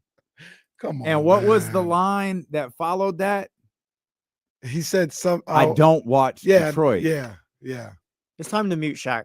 No, it's time to kill this show. He doubled down too. When are y'all? It's funny sometimes. When though. are you guys willing to get on board with me? No, because it's Kill funny. This show. Oh, I don't keep it watch it. show. I don't Keep watch it it like for the analysis or whatever. I watch it because it's funny. And their percentage is going down, but when they hit, they hit. They just He was dumping on Zion too. That was weird. what did he say about Zion? I didn't even catch that. Almost triple double, and it's only 20 points. Blah blah blah. And it's got to be 26, 27 now. Come on, bro. for Shaq to catch, it's got to be 26. What did he say, Jesse? It's got to be 26. 27. I can't pay attention to that. You know what my favorite thing is when someone does something that Kenny likes, he calls for the replay right away. Right I was away. like, it wasn't even that good, but Kenny called for it. No. Kenny's always, hey, what was that? Run it back. Run it back That was right now. pretty funny, though. That was pretty funny. That Shaq was a good one. Bro, Shaq's annoying now. Oh, man. Stop being a hater all the time. Like, that's literally it. Like, stop being a hater. And that was a hater for no reason with Zion. Like, guy had a good game. He had a triple-double. Just, all right. He had a good game. He had, 22 points, 10 rebounds. They had a typo on First Take I was watching this morning. It said 22 points, 10 rebounds, 22 assists. I said, hell no. Wait, what? They were talking about Zion, and they're like, yeah, Pelicans win last night. Zion, 22 points, 10 rebounds, 22 assists. I said, wait, what? What? 22 assists? No, hell no. And I checked the box score. I was like, oh, 12. Yeah. No, they need to fix that. Because I was about to say, hold on. But yeah, there's no need to hate on Zion last night at least. Mm-mm. And talking about it needs to be 26. All right, bro. All right, man.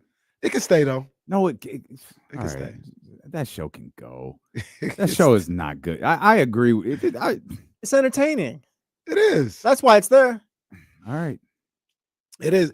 Who do we go? Just perpetually crap on basketball players. So all day. so let me ask you this: who do we go to for If you like real basketball? Yeah, if you want analysts, like if you want you go to something like us. real yeah, like stuff like that. Now at this point, Where else you gonna talk about hat earrings? Come to us. You want serious conversation? We'll come back. The serious conversation continues with D'Lo and KC on Sacramento Sports Leader ESPN 1320. God damn it, my head hurts. Oh, we'll get this prize picks when we get back. The shizzle.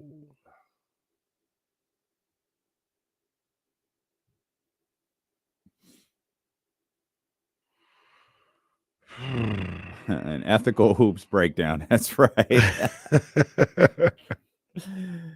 Oh man. everything coming up me. I guess they're doing a docu-series on last year's Red Sox for some reason. What? Well, it's already done. It's coming out like April. They didn't even make the playoffs. Bro, they went 81 and 81. They didn't make any real moves at the deadline. I don't know why they're doing this. Come on. I'm not watching it. I'll tell you that. Yo, get your people in Boston, bro. Apparently, that's who controls the documentaries. Get your people in Boston.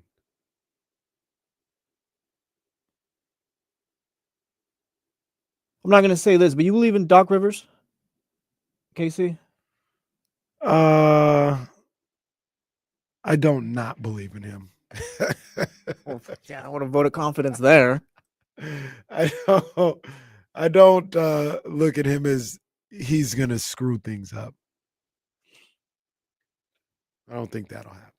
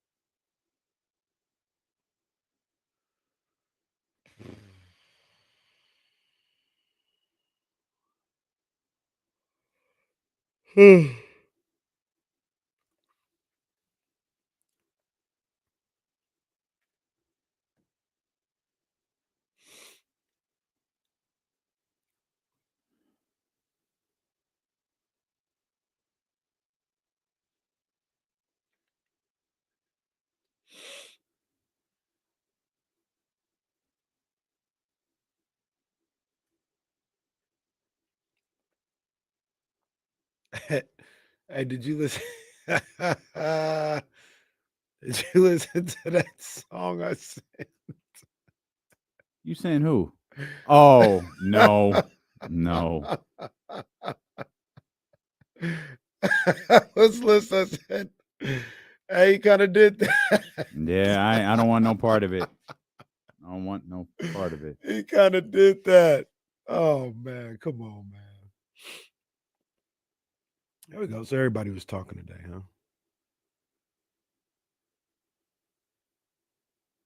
Well, maybe not, because all I see is DeMar.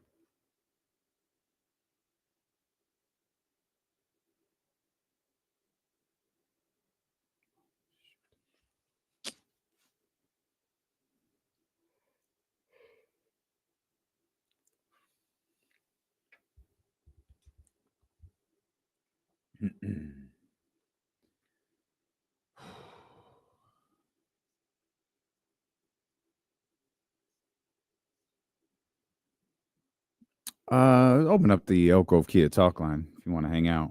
That's all we're doing. We're hanging out. We're having a good time. 916-909-1320. We setting a lineup tonight? Yeah. Oh, yeah. We still kind of demons we got out here. Well, see, one of the things that I like to do, especially now, and especially since. Oh, my God. They got the SGA demon at 39.5. Oh, they got Boston tonight. No J-Dub. Oh. Yeah, so you got to watch out for that. But might see if I can get an all demon lineup jumping off here. But see, this is what I'm gonna do. Because it's that time of year. I'm going college. It's champ week. I'm going college. I got Hunter Dickerson. He's 20.5 points for Kansas against UCF. Give me more from the 7-footer. He's gonna do his thing. He's gonna do his thing for sure. And then I'm looking at Georgetown. They've started out hot, but they fell off a little bit. They got Malik Monk at 11.5 points. And this is something that I wasn't sure about, right? But thanks to Prize Picks and what they do, giving you the numbers, giving you some stats, he hasn't had more than 11.5 points in his last 4 games. Sorry, young fella. I'm going less. I'm going less with that. And I got a couple other that I'm looking at. It's not complete, but I'm going college basketball today. And that's what you can do on Prize Picks. That's why I love Prize Picks, man. So go download the app, put in the promo code KIFM, and you get $50 with your first $5 lineup. You don't have to win or lose, nothing like that. Just as soon as you put the promo code KIFM in, you get $50 instantly. You can put in the code Terry just to see what happens. Well, that was might alert the authorities. That was dangerous. That was dangerous. But you must be present in certain states. Go to prizepicks.com for more details. Prize Picks, run your game. I wonder what states. It's a good question. Good question. I know I tried to lay a Prize Picks lineup when I went to Vegas. Oh, they wasn't having They it. were like, bitch, please. Wow. Absolutely not. I'm at the Venetian, like, get my Prize Picks lineup. Let's go, Kings. That was like, bruh. Oh. Get your dumb ass out of here. Did you put a any type of bet in? No. What do I look like? Gambler. I am not. I am not. I will waste my money on a lot of things. It will not be on. Do you gamble at all? No. No. Understandable. We I got a whole May weekend laid out. It does not involve a table, a slot machine. Well, it doesn't have to. You could just be walking through the casino at 2 a.m. Like, hey, Could be. This Yeah, roulette. could be. Get on this roulette table last night. No. Let's go to Electra and have a drink. Auntie Wanda was at Sky River last night. I barely knew she was doing her thing. I love me some Auntie Wanda. she was at I think the roulette table. She probably had her own booth like you did. She probably did. You should have seen all of the food at the table too, Jesse. It was eating like kings too. It was just fried rice, broccoli. So again, how did it end up where he was at a different table? Well, I mean, look, I was you were with others that you're familiar with, correct? Like regulars. Yeah, regulars. Okay. Yeah. Why? What's so special about you, Casey? They came at a different time. Table was hey, already... Dame, over here. We got some spots. I didn't even know he was there for a long time. I got your back. So the true story is he had a dinner meeting. This is what it really was. He had a dinner meeting. It happened to be at it was so I was so like worried about it because that's our spot. That's where we go when we're there. And KC had told me, he's like, yeah, I'm meeting with Miller at Dragon Ball. I was like, oh, okay. And as I'm leaving, I'm like, crap. All right.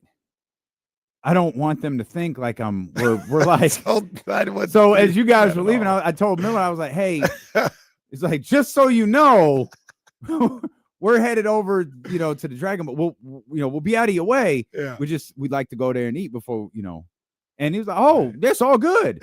And I wouldn't have thought anything. That's all it was. But it was funny because we're up at the bar, and of course, big time Casey, of course, has a meeting. Yeah, order. Yeah, I mean, yeah. What are you talking about? Just getting to know my guy. That's all. Have a little bite, champagne and campaigning. What we do.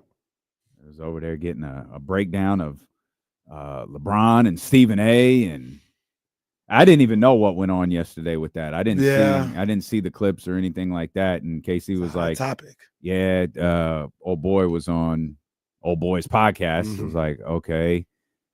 And I could see you felt a certain way. I was like, okay, I see you. I'm gonna go watch it. And I to be clear, I will never watch that person's podcast. But I did go find the clips, and I feel like I got enough of that particular conversation, particularly the part from Stephen A. Smith, to form a conversation. So for those who haven't gotten caught up, Stephen A. was on Gilbert Arenas' podcast yesterday. We can't play it because Stephen A. was Stephen A. was just letting him fly. And like we get we literally can't play it. Like I would love to play his explanation Stephen A., for we you. get it. We know you can curse. And we'll try to break down the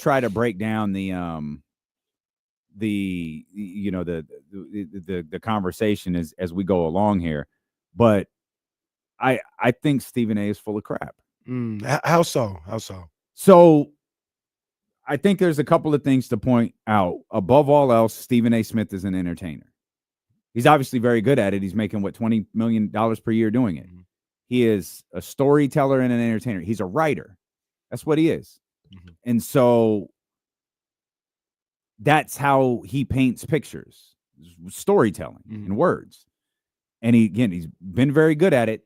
But sometimes I think the facts may get in the way of the story and he just becomes a liar. This whole story he told about LeBron James stepping up to him. No, F that, man. You talking about my son. F that. You talking about my son. It's like, okay, Stephen A., the video's out there. We can see it. Now, he might have said, hey, don't make this about my son or something along those lines. But he didn't do what you said he did. We all saw it. And again, you're being theatrical. I get it. But you're painting a very different picture than what took place, than what actually took place. And then he goes into this whole story about how he didn't confront LeBron James because he had just signed this new deal and it would have been all over the place. And him confronting LeBron James courtside in a moment like this would have been bad for him because he works for Disney. What? You challenged Kevin Durant to a fight, essentially, on your show. You've used, and I don't remember if he was talking about KD in this regard or not. You don't want to make an enemy out of me. You don't want to make an enemy out of me. Bro, you have the opportunity now, face to face, to step to one of these basketball players that you've had zero issue calling out on your program before, and you didn't do it. And you're hiding behind this I work for Disney thing. Nah, bro, you're a coward. You hide behind your camera and your microphone, and the second someone steps to you, you have nothing. And he does this whole thing. He could have said, I'll talk to you after the game. I'll do this. I'll do that. He could have had people reach out to me. Now all of the clips are circulating where he's talking, I guess, on his podcast about how Rich Paul reached out to him. Or I'm sorry, I don't think he said Rich Paul. I think he said someone in LeBron's camp reached out to him. What's your line? Is it Uchi Wally Wally or is it one mic? There's all sorts of lies. There's one truth. And I don't think you're telling the truth in any regard. You're telling a story because that's what you do. You're a storyteller. Everything he said on Gilbert Arenas' podcast, I think was trash. I think he's full of crap. I don't think that's how the situation went. I think there are grains of truth to what he said. I think the gist, and I think we all know this, based on multiple audio pickups, both with Stephen A. and then Richard Jefferson. The conversation, it was about his son. It was about the remarks about, pleading with him as a dad and all of that nonsense. And then he goes into this, I believe in Bronny James. Don't do that. Like, what? You're attacking Bronny James because his name is Bronny James. You are not talking about one other second round pick in this league. Not one. You're focusing on him because it's good for you. And any conversation that you're trying to be real about that doesn't involve because he talks about the media he made all of the media do this. No, they didn't. Every single media member made the decision.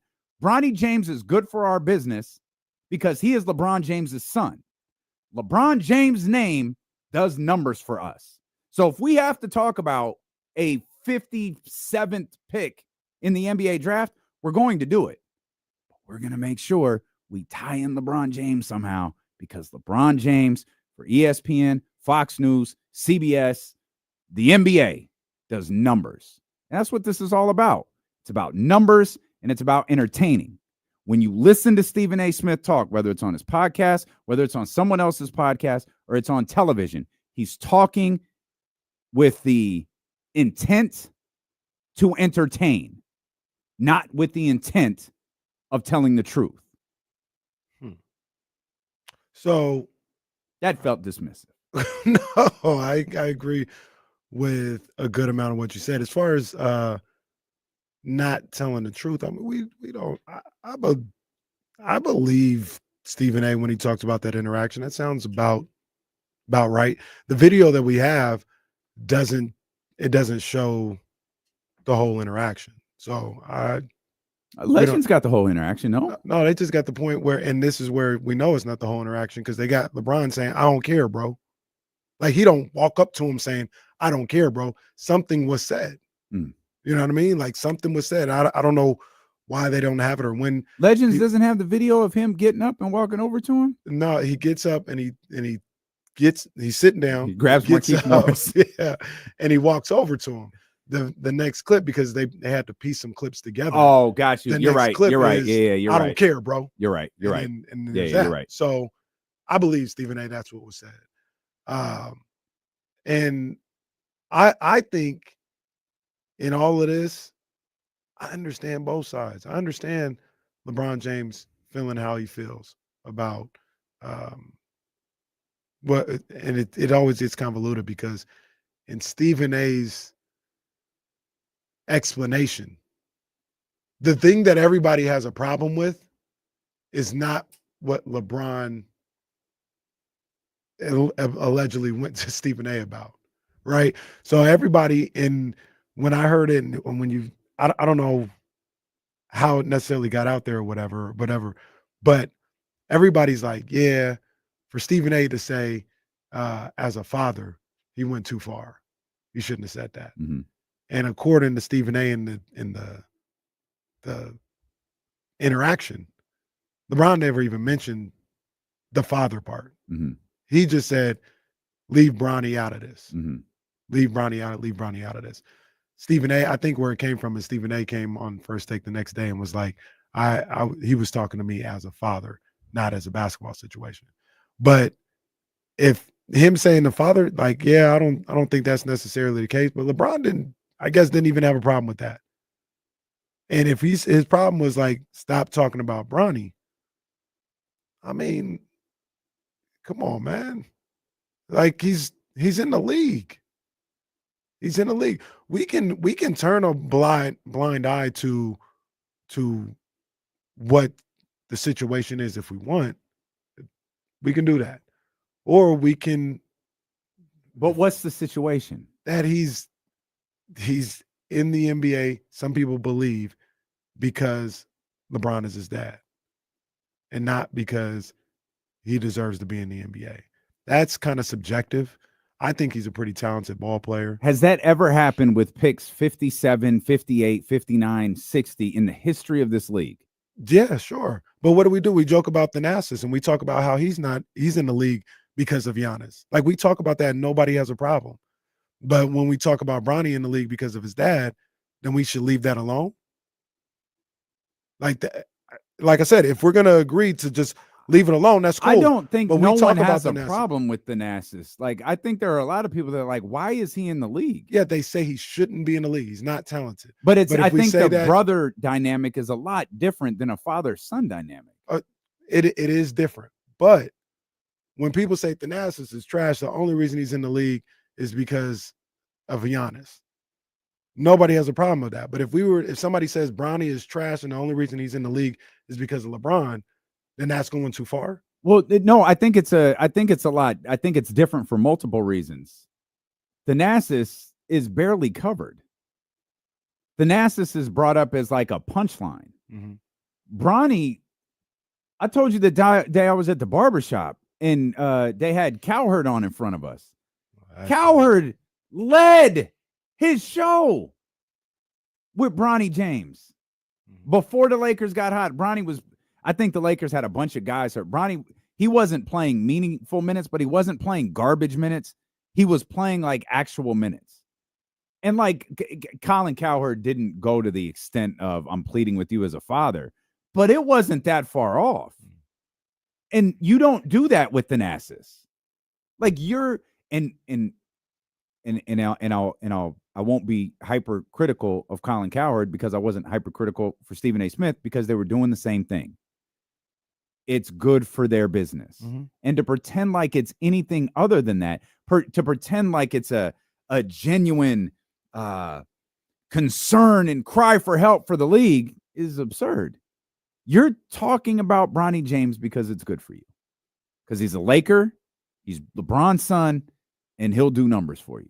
And that's all it boils down to. And there's an element of... And Stephen A. pretending it's anything other than that is ridiculous. Well, it's literally like they sit down and go, how can we work LeBron James into today's show? Well, what happened last night?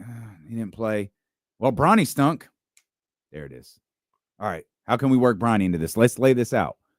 Well, that's what it is. So I think that situation, because to be honest with you, I haven't really followed that stuff. Like they do whatever they do. I know you probably feel the same way. Like they do what they do. It's whatever. But that situation came up because Bronny played in the first quarter of the game against Philadelphia. And it's like, all right, what are we doing? LeBron was out. Weren't there like 4 Lakers out in that game? Like, it's not like he was, sorry. No, I was going to say, I think he was, but the whole. Like, they didn't have bodies. Yeah, but the whole premise is he shouldn't even be up there. Like, Stanley Johnson should be there instead of Bronny. Now, he still get used or whatever, but that was the whole premise. Now, okay. The thing about it is, yes, it's good for business, and it doesn't really matter like what's going on. It's LeBron James, so it's going to generate coverage. I think one of the things that I see the other side of is LeBron feeds into all of this. And then when somebody's critical, it's don't talk about my son. He has the tweet of Bronny's son. better than some of these guys in the league right now. Mm-hmm. He got Bronny a $7 million deal as a second rounder. These guys are making $500,000. He got him a 4-year, $7 million deal. Like, it's putting the bullseye on him. Mm-hmm. And you know the phrase, the game is the game. Like, if you're gonna do all that, you can't be hyper. You can do whatever you want. You can feel however you want. I'm not telling them how to feel, but it's not unreasonable for people to have criticisms of him. And that's the only thing that I say. I do think it's fair game. Like, if you're talking about he better than NBA players right now, and he's making the money that he's making, and he's getting drafted, kind of off of your name a little bit too, then yeah, you open it up for criticism. So I that as a father thing, that's what triggered a lot of people. I don't even know if LeBron, according to Stephen A., I don't know if he even really had a problem with that, because according to Stephen A., he never even addressed, wasn't like, don't tell me how to father or something like that, or don't tell me how to parent. He was just like, keep Bronny's name out your mouth. And Bronny in the game now. What you mean keep Bronny's name out your mouth? So I don't, okay, to be clear, is that what Stephen A. said? Stephen A. said, don't make this about Bronny. Right. He didn't say keep Bronny's name out your mouth. Yeah. I can't remember exactly. I know he said don't make this about Bronny. I know Stephen A. said that in his descriptor of this. I know LeBron also said to Richard Jefferson, as soon as he said, I plead with you as a father, or something like that, that's where I had a problem. I don't know. You might be surprised to learn this. I haven't spoken to LeBron James about this. I know. It's true. I haven't. But it could be like, you're using my son as a way to criticize me. Don't do that. If you want to criticize me. But don't use my son as a catalyst to do it. I know this is stunning. I have not talked to LeBron about this. I don't know that it's even remotely accurate. I'm putting together what clips we have of him talking to Stephen A., and then what clips we have of Richard Jefferson, and what Stephen A. is saying about the situation. And so I'm wondering if it's more like, I know what you're doing. I get that. You and people like you. I know you don't like this. He's not that different than Skip Bayless. He's not. He's not as bad, but he's not that different. Skip Bayless attached himself to Troy Aikman early in his career, the Dallas Cowboys early in his career, and for 18 of his 20 years, LeBron James. And Stephen A., I don't think has a singular attachment, but if he sees a way that will, even if it's like a single segment, it's like, okay, you say, oh, there's intelligent conversation for, an hour and 40 minutes of the show. There just might be a crazy 10 minutes. They're going to get that 10 minutes. And that 10 minutes is going to get that out on social media. They knew I pleaded with you as a father. That's their clip. That's the one that's going to get out there. And then that's the one that goes crazy. Yeah. And gets the response that it does. And the reason why. But it was all done as a way to criticize LeBron James was my point. And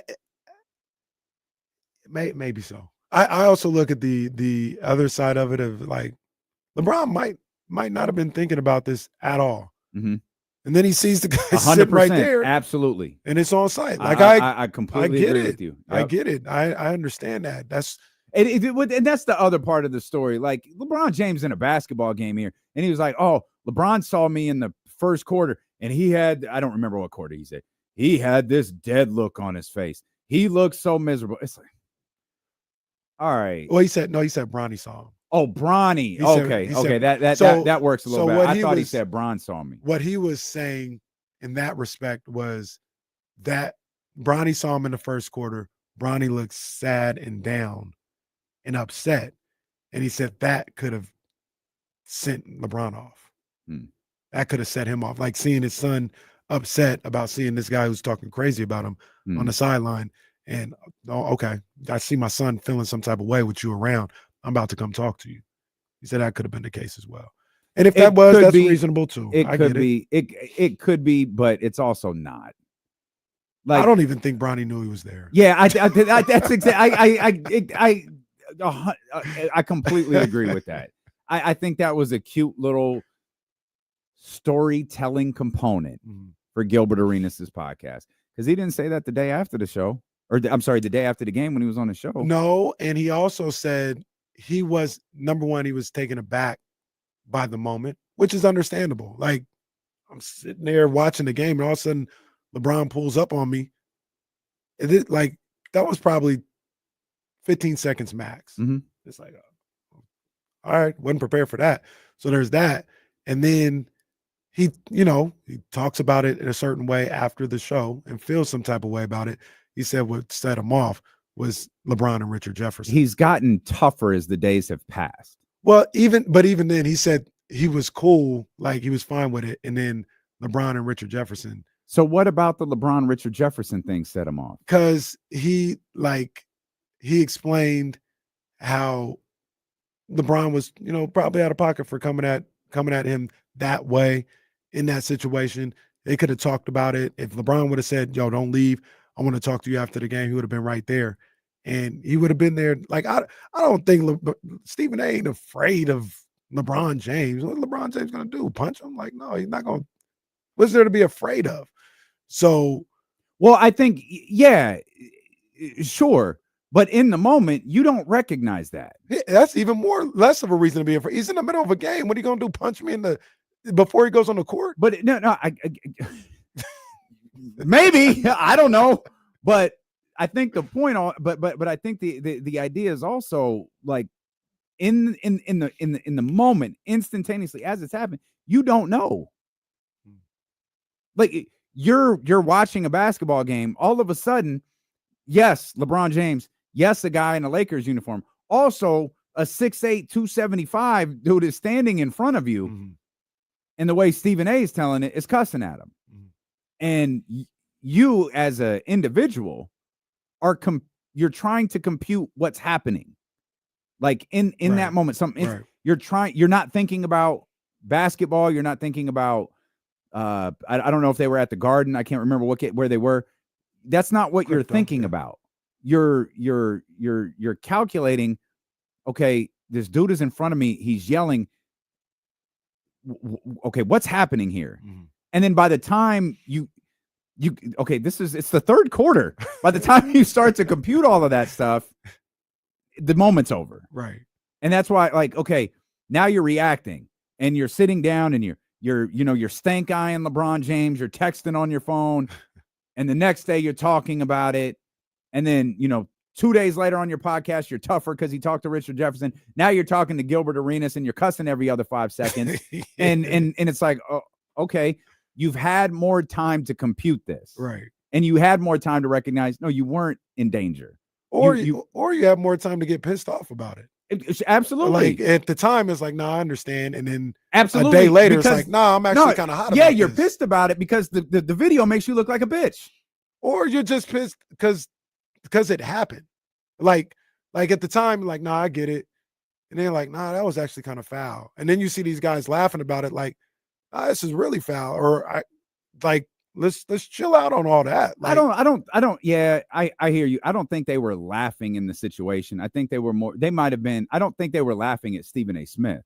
I think they were more like, hey, I had to do it. It's not like this guy. It wasn't. I don't think at least it didn't look like that. But I could be wrong. You might be surprised to learn this. I haven't talked to Richard Jefferson either. I mean, come on, man. You've got a direct connect. I need to. No, if I did, I would directly connect with him. Like, hey, dog, button your one more button, big dog. Just at least he doesn't do that on the broadcast. No, he doesn't. Hopefully, he does. I don't think he'll do it for the NBA Finals. We'll come back. I knew that would be an interesting discussion, man. It's D'Lo and KC. James Ham coming up at the top of the 3:00 hour. Kings are at practice. I think we could hear from Zach LaVine when we return here on Sacramento Sports Leader, ESPN 1320.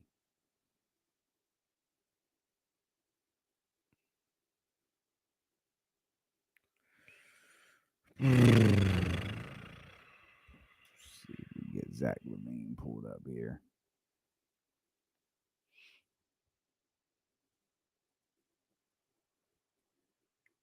Hey, come on. Hey, have Hey, we what's talked? going on in this chat, bro? Stephen Brown, stop. Hey, relax. Uh-oh. Stephen Brown talking. What is? Oh, dear. Well, all right, Stephen Brown. What I say I was looking for? Oh, I think James had it. Let's see if Sean had it too. Sean. There's Zach LaVine. Yep. Sorry, James. We're gonna use the pros here. Sorry, James. Hey, okay. I'll save it for the air.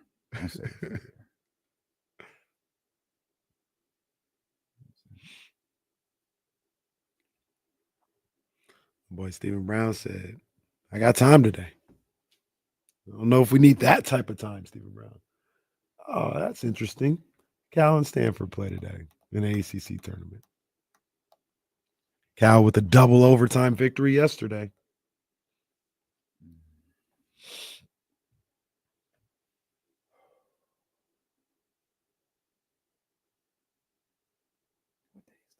Today's Wednesday. I was confused because normally we had that short day today. We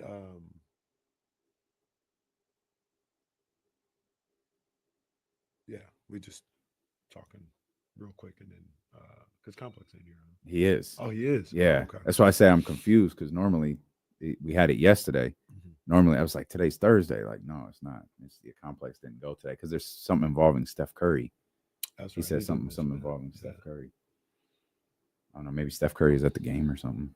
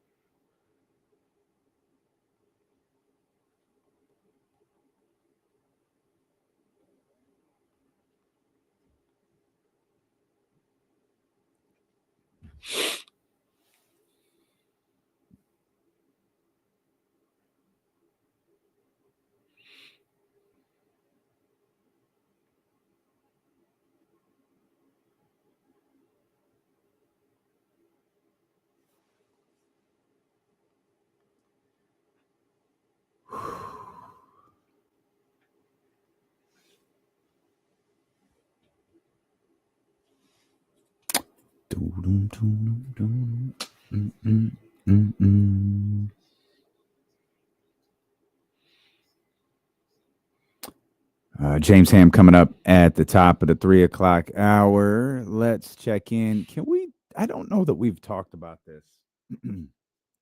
Excuse me. This is emotional. I need to drink some water. Oh.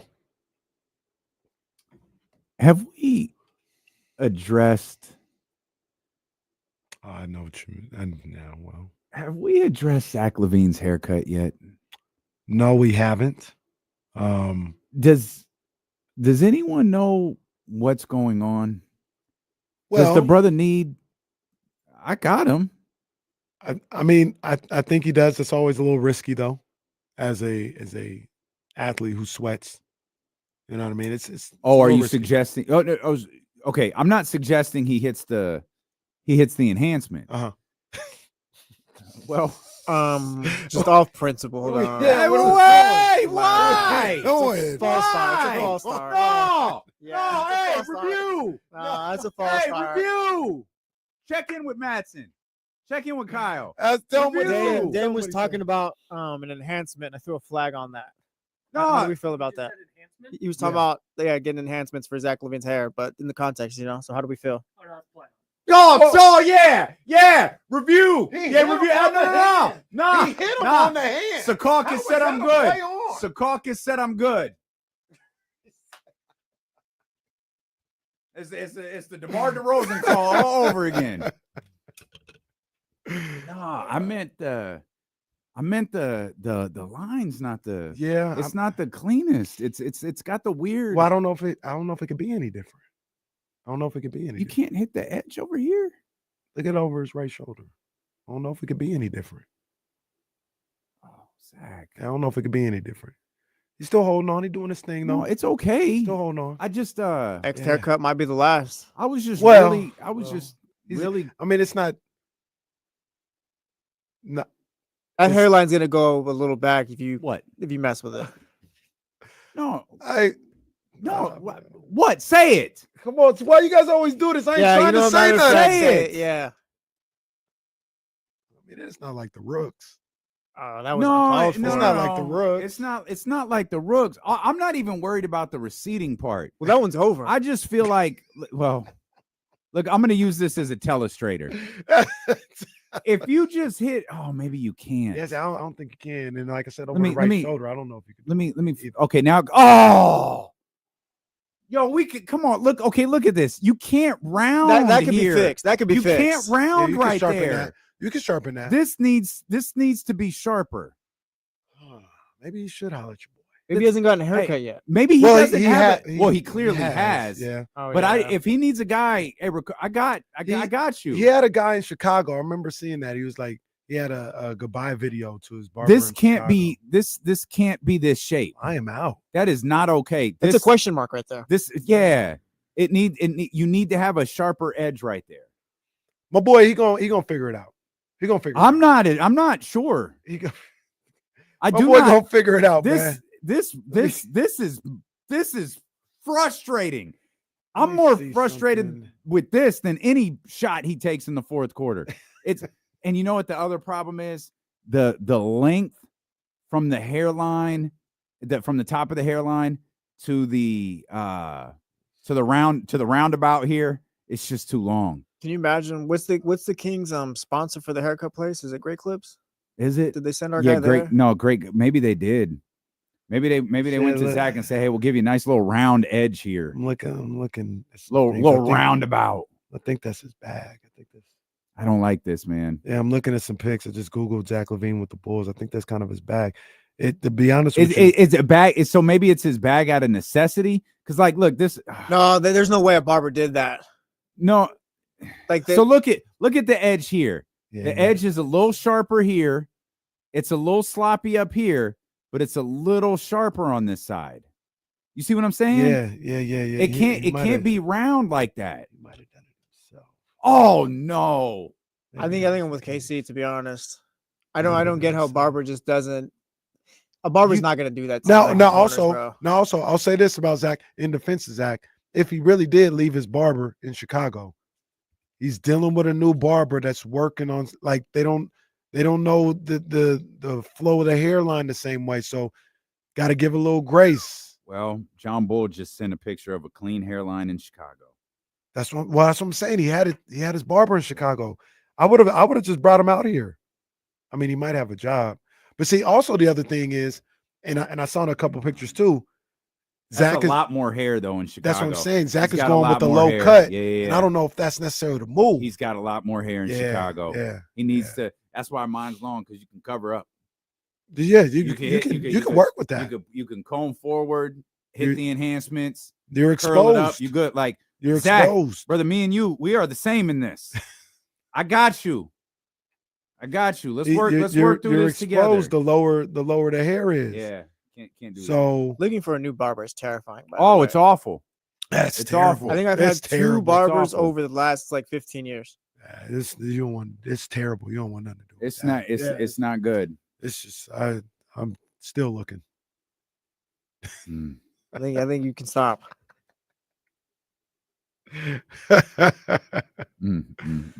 The one thing I was a little disappointed with was Zach. I mean, you do what you got to do. He shaved the beard off.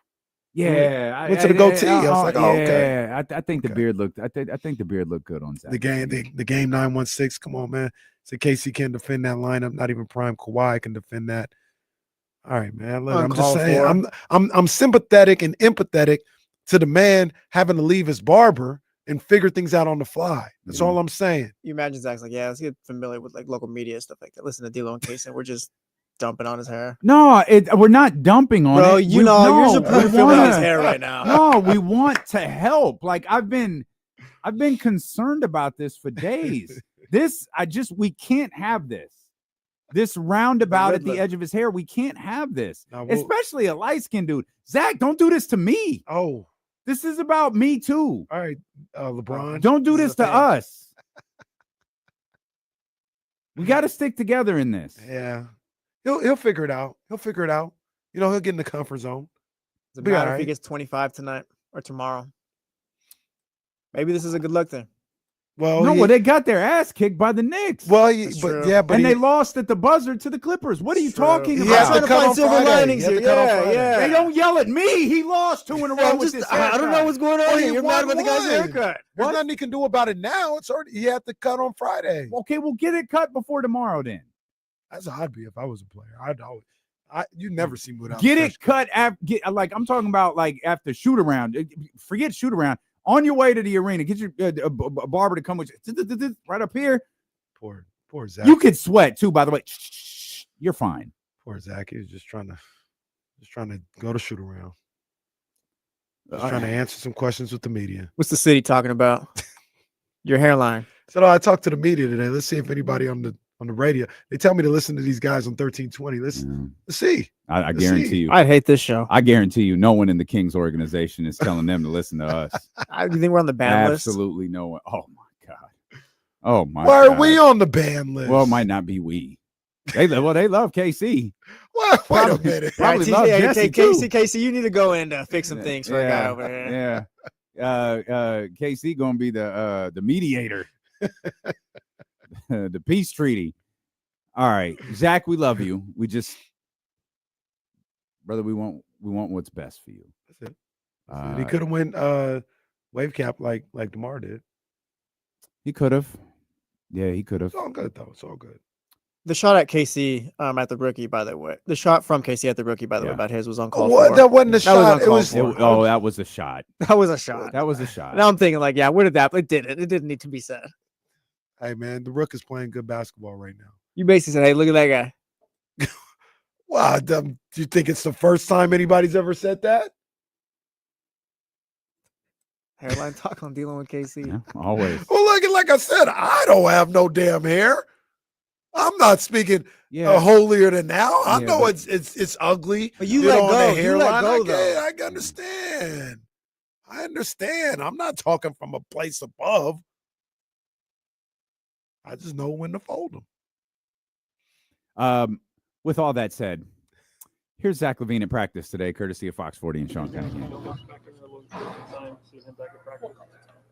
Yeah, shoot. He was out there doing his playing against the guy, so his hamstring must be feeling better, but I told him just don't rush it. You don't want that thing to linger, especially not the time of year we are at now. So whatever time he needs to come back, but he looks pretty good. JV's also obviously filled in very nicely, but Yeah. where do you feel like Domas' presence has missed the most? I mean, just the type player he is, from rebounding, communication, connecting. Domas does, everything, and he's done a lot for this team even before I got here. So I know JV will be happy when got played 17 straight minutes. Was it easy to flush that last one? I think we just ran into a team that just came off of 3 losses, sitting here waiting for us. We just got off a tough loss, against the Clippers. Obviously, you want to go out there and win those games, but they jumped on us early and we weren't able to fight back. So, got to look forward to the next one. We're not going to get it back. For you, how different is it to bounce back and forth between Valanciunas and Sabonis? Just the way they set screens, the way they, the DHO game versus a conventional pick. They got 2 different games, but I think it's good for us because we have two different styles of basketball we can play. JV, obviously, he can set some big screens and he likes to roll. He still does handoffs, but Domas is such a good passer. You won't have the ball in his hand, so it's good to be able to get easy shots without having to create yourself. As you continue to try to mesh with this group, do you feel like there's an identity or thing that you guys want to try and do well night to night? Yeah, I mean, we just have to be the harder playing team every night. I think that's going to be the main thing for us going forward. Defensively, we've been really good over the last, pretty much since All-Star break, but just being the harder playing team, I think defense will help us get easier shots offensively. Outside of that effort, what do you think has led to that defensive growth? I think we got a lot better connecting and communicating. Obviously, the practice time and really just having to figure it out on the run. I think it boosts guys to really lock in each and every possession. So it's been good, but the guys have been giving effort. We want to need a lot more of that going forward. Is there anything you've noticed here that's different with your role compared to some of your other stops? No, you can compare this one to Chicago. Obviously, when I was in Minnesota, I was 19, 20, 21. So, I mean, it's not even comparable. But, here, just, pretty much the same thing. Be one of the, one of the leaders out there. A guy you can look for, obviously, on the offensive end on any given possession or any night. And then try to figure out your way if it's, any given day, if it's got to be playmaking, if they got to be defensive, if it has to be, communicating, just helping the team find a way to win. But my role has been pretty much the same, is guys want me to go out there and make sure I'm aggressive first. When you go back and look at the film, maybe aside from the win, is there anything you hyper-focus on, win or loss, in your own game? Just how you play, the effort you give. I think, shots will fall or not fall, but, it's taking the right shots that you did. Were you aggressive going into the game? Teams are going to defend you differently, taking what the defense gives you. I think that's the things I look for. But, after you play or after you win or lose, that game's over with. So you got to pretty much move on pretty fast. I think I've done a good job with that. Have you been satisfied with that aggressiveness on your end, or is it something you still have to try to work through? No, I mean, I think it's been good. The games that we won, even some of the games that we lost, I think it's been fine. I've been reading the game well. Outside of the Knicks game, you were rolling 30 points a game, a couple of games there in a row. Just how comfortable are you feeling with this group and in this offense? It feels good. Even the Knicks game, I think we just didn't play well as a team. I felt good, especially offensively. I think I shot 50% from three and from the field, so it felt fine for me. It was just a tough loss, but I've been feeling good. I've been feeling good the whole year. It's not just been from here. I felt good pretty much the whole year. So I just continue to trust my work and keep going out there and do what I do. And with the Warriors, just obviously they got Jimmy Bat in there. Just how do you look at them as an opponent going forward and what the challenge they have? I mean, they've been hot. I think they're 9-1 in their last 10. The team that's ahead of us in the standings right now, we got to find out a way to go at them. They just beat us at home. From what I understand now, Sacramento, it's a pretty close rivalry, so we'll be ready. Zach LaVine right there. Thanks to Fox 40 and Sean Cunningham for that. Straight on view looks pretty good. What's that? The straight on view looks pretty good. You know what I mean? Yeah, I mean he's smiling. Was nap time at Kings practice? Or? No, that's Zach LaVine. I was thinking, I know. I was Zach LaVine. That's just how he talks. Who's the basketball? Oh yeah, at? there's nobody there. Well, no, yeah. Why is everyone so quiet? Zach LaVine might have been second. Like you might have had, Doug might have been out there. Someone else might have been out there. Doug was talking. We'll see. Actually, that's certainly I would love to hear from DC. Let's see if Sean's got. We got DeMar. No, Doug. James has Doug. Well, that's always dicey. I feel like James just puts basketballs in the background on his. That might be even if very it's true. quiet. There needs to be basketballs dribbling here. CGI. Let's just take a peek at what this sounds like. Oh, that's fine. We can run DC. Maybe it was nap time at it's the Kings facility. It's 9 minutes. I don't know that we're going to hear all of DC, but well, look, now it looks like it's nap time for Doug. Let's see what type of mood Doug Christie is in from James Ham here. Maybe Domas back in practice. Getting Domas back. Can't really hear you. Maybe how close? I think he's going to be day-to-day probably as they decide, but I look good to me. I mean, it's just I'm happy to see him out here, period. So just seeing his face, seeing him smile, get up and down the court a little bit and shoot the basketball. Like as far as the health and when, I think that's going to be, it's going to still be up in the air because those type of injuries, as somebody who has played, when it's soft tissue, sometimes you got to wake up in the morning and see how you're feeling after you stress it. So we'll see. Jonas has filled in so great. Domas, he obviously fills the staff page, but where do you feel is like the biggest area you guys miss his presence most? I mean, he's talented, man. Like he covers the stat sheet. So, he's going to give you about 20. He's going to give you about 10 and almost 10 verticality at the rim. Late reds on guards because I think he moves his feet better than people think. He stretches the floor at the 5 and shoots the 3 ball. Like just real quick. It is absolutely nap time. You were right. I'm Like, saying like there's all Doug- basketball, Doug Domantas is- Sabonis. like, What it do we is- what do it we is- make of it? this? Is sleepy time. Did they see a sleep doctor? Maybe they're Somebody get a smelling salt out there. yeah. I don't know. I thought we were ordering smelling salt. What happened to that? well, We I were, don't and then know. we didn't. Yeah. We didn't. We changed our mind. Yeah. Boy, we don't follow through on nothing. We got flags. What? We got flags. Yeah, like a year later, we got them. There's just flags all over the place. I was like, yeah, we get Um, smelling salts. I was like, what are we gonna do with a pack of 30 smelling salts after the first day? Well, Doug Christie every game. I've never smelt it before. I don't Neither know have I. what it is. Who was the football player that was doing? Oh, a lot of They them all do, do, I but, think, yeah. but the latest one, Joe Burrow seems like a smelling salt guy. maybe it was Joe Burrow, but there was one like this season that people were talking about.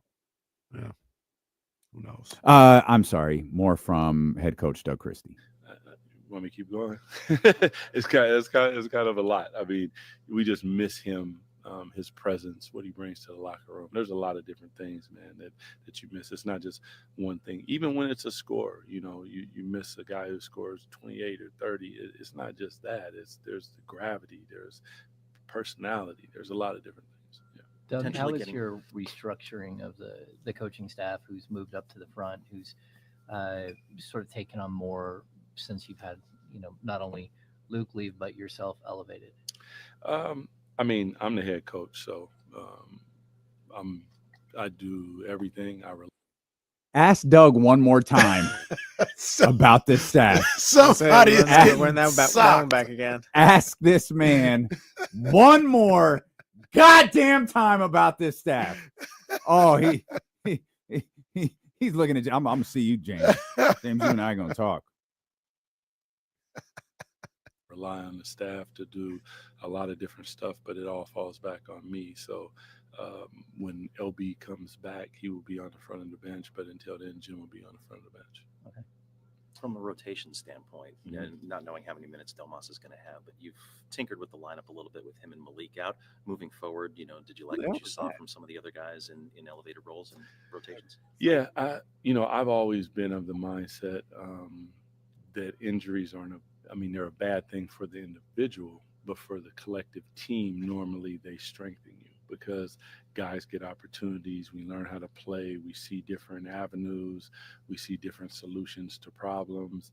And by the time they come back, we're stronger as a unit. So there was a lot of good. I thought Jake jumped off the screen and did a really good job.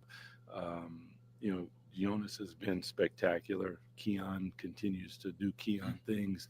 And excuse me, even our rookie DC, he got in and he played well. I like what I saw, his aggressiveness, his defense, all that different stuff. Like, he doesn't probably get that opportunity if everyone stays healthy. So I think it makes us a better team and unit sometimes when guys get hurt, unfortunately.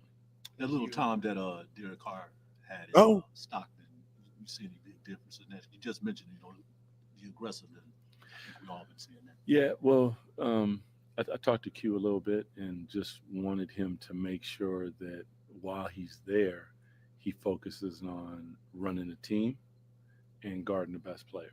Because that's when he comes up here, he's probably going to guard the best player and he's going to need to run a team. And whatever, however Q went about it, it was fantastic because when I see him on the court, he looked better. And those are little things sometimes that you just need. It's like, what's my motivation? What am I doing? And for him, it's you make sure you get the team into something, stay aggressive, because you're a rookie. They try to press up on you, go by him. And that's what he's done. But at the same time, he's in a second unit. And in that second unit, we need to make sure that we have some structure and don't turn the ball over. So make sure and get us into something and then pick your guy up, because with the minutes that you got, we have to feel you. We have to feel your presence. And I thought that since he's come back, and even before he left, I thought that he did that. It's just learning how to run a team after never really being a point guard at this level is difficult. It's not something that people just pick up automatically. There are a lot of nuances. You're trying to think, and you can't really think out there. You just got to know what you're doing. And he looks more and more like he's getting comfortable. Go one more here from As this group DC. continues to mesh, what do you want the identity to be of this team? I love beautiful basketball, and that is on the offensive end. But beautiful basketball can be on the defensive end too, because we're switching, we're communicating, we're where we're supposed to be, we're helping early. But then at the same time, I want to hit somebody in the mouth. That we don't get hit first; we hit first. That's who we want to be. And some of what I'm talking about is going to take time because we're in the middle of the air and we're trying to fix things while the plane's in the air. So, but they understand that, and they're willing to do whatever I'm asking them to do to make it happen, to their credit. And that goes for guys who've been in the league 10, 12, 13 years to guys who are rookies and third and fourth year players. They're all on the same page, same paragraph, sometimes same word, but we're working on that. DC right there. We might hear some more from Doug in a little bit. There's still looks like he talked for about another 4 minutes or so. So we may check in with Doug here a little bit. We'll hear from DeMar DeRozan as well. Nothing really stood out in that other than he's riding that plane analogy again. Yeah. And hearing him referred to Devin Carter as DC was weird. Well, it was a little wait, what? Young No. DC, maybe No. that's how it should be. No. Young DC. That's fine. Or Devin. You can be DC. I don't know, I guess. Young DC. YDC. There you go. Okay, that works too. Yeah. That's fine. Domas back. I thought for sure Domas would talk today. It doesn't look like that he did. And I don't even know that they got a full update on the guy. Maybe they did and no one has put it out yet. But clearly he was at practice. I thought for sure he was going to speak, but it wound up being DeMar and Zach LaVine along with Doug Christie. So maybe we'll get that confirmation on Domas's availability tomorrow. Yeah, I feel like I've taken on the tone of Doug Christie and Zach LaVine. Yeah, we got to wake it up. I'm not gonna lie, I didn't like. Yeah, no, it was too quiet over there. Yeah, no, it's sleepy time with D'Lo and KC now. What was going on at that practice today? Well, some people. James had a video out earlier. Obviously, didn't see it. He said, "Oh, great vibes at King's practice."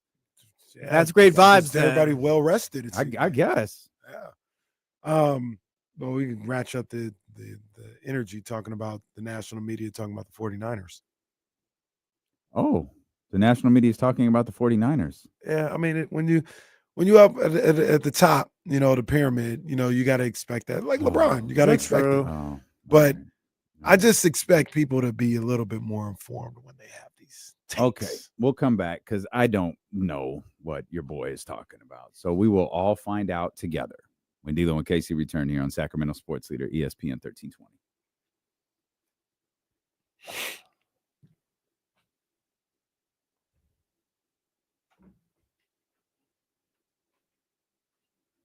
Stan Van Gundy at 11 a.m. on the Insiders tomorrow. Tap in. Hey, there we go. Oh man. Oh, I dealing with allergies and stuff like that. Not feeling 100%, so I've been taking this medicine. I swear I took daytime. I'm pretty sure, but I've been drowsy since I was driving in.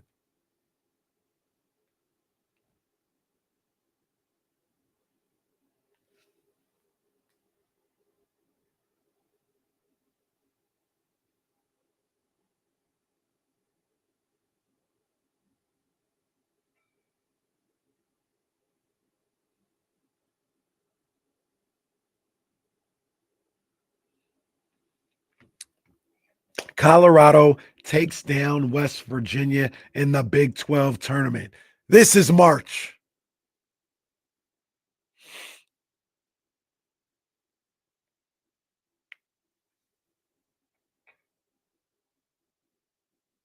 No 13th round against him.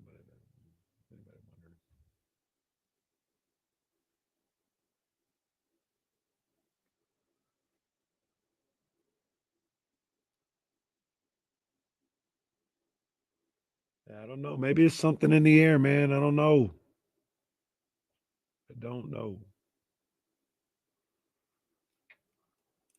Everyone's sleepy today. I don't know, man.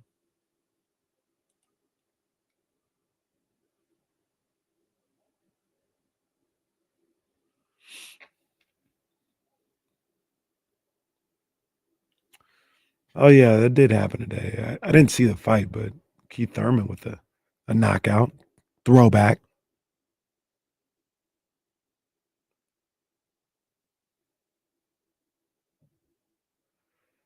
Dr. David, weekends are always gone for your boy. Always.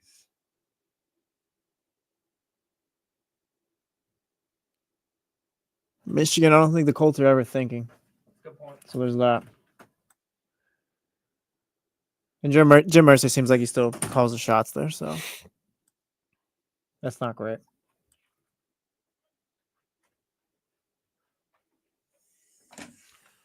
Rich could be from anywhere. I appreciate that. That's a lot to do for some allergies.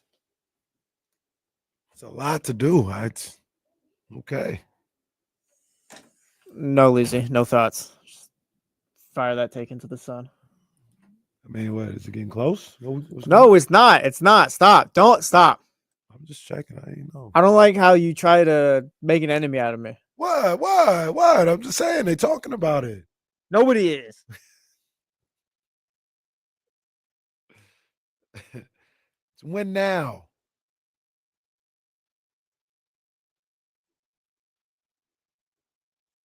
Win now and also be healthy.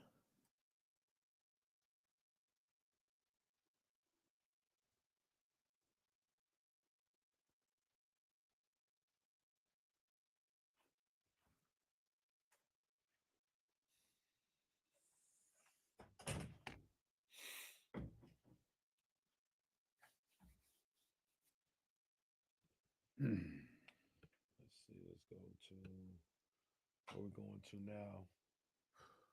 Is this a championship game? I think it is. Montana versus Montana State in the Big Sky Championship.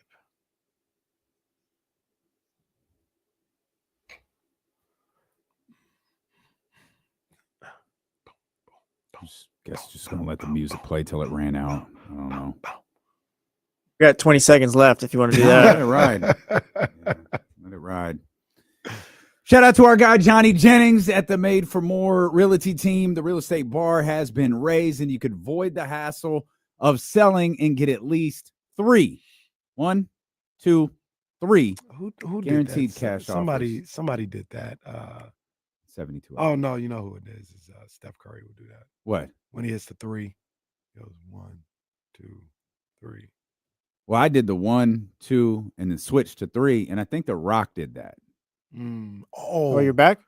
No. Oh, I'm sorry. I saw this. Yes. No. Well, okay. Let's finish. Sell our house first. 3 guaranteed cash offers in 72 hours. Just like my guy Robert. He listed his home with Johnny Jennings in the Made for More Realty team in Roseville. Breathe. I was letting it His breathe. house sold in days. Best part, D-Lo, he received the full price cash as is offer. Really? An as is offer, Casey? Yes. That's amazing news for our man, Robert. That's my boy, Johnny Jennings. That's what he does. That's what he your home does. 27% faster than other homes on the market, 3% higher purchase price than other realtors. Ask about their guaranteed home sale program. Ask about their no cost to you home warranty to protect your home while it sells. Expect more, get more with our guy, Johnny Jennings at the Made for More Realty team, California DRE, number 01982171. Just Google Made for More Realty today and get more for your home. So I saw this yesterday and I was like, oh, this is great. I bookmarked it and everything. Like, oh yeah, we're gonna talk about this. And I forgot to put it in the rundown. Shocker. But that is a Casey bag right there. I forgot to put it in the rundown. It's right up there with I like Jesse, and then he tells Jesse how horrible he is. That's true. It happens all the time. BT. Oh God. Ranked the 15 greatest black wrestlers ever. Okay. Do you want to take a guess on who's number 1? So, okay, I need some clarification first. Okay. The Rock is not on this list. He is. Oh, he is. He is. Oh, okay. I was surprised by that. He's black, Rocky Johnson. No, I know. No, I'll tell you. I'm aware of that. So is it not The Rock? It's not The Rock. 15 greatest black wrestlers of all time. The Rock is not number one.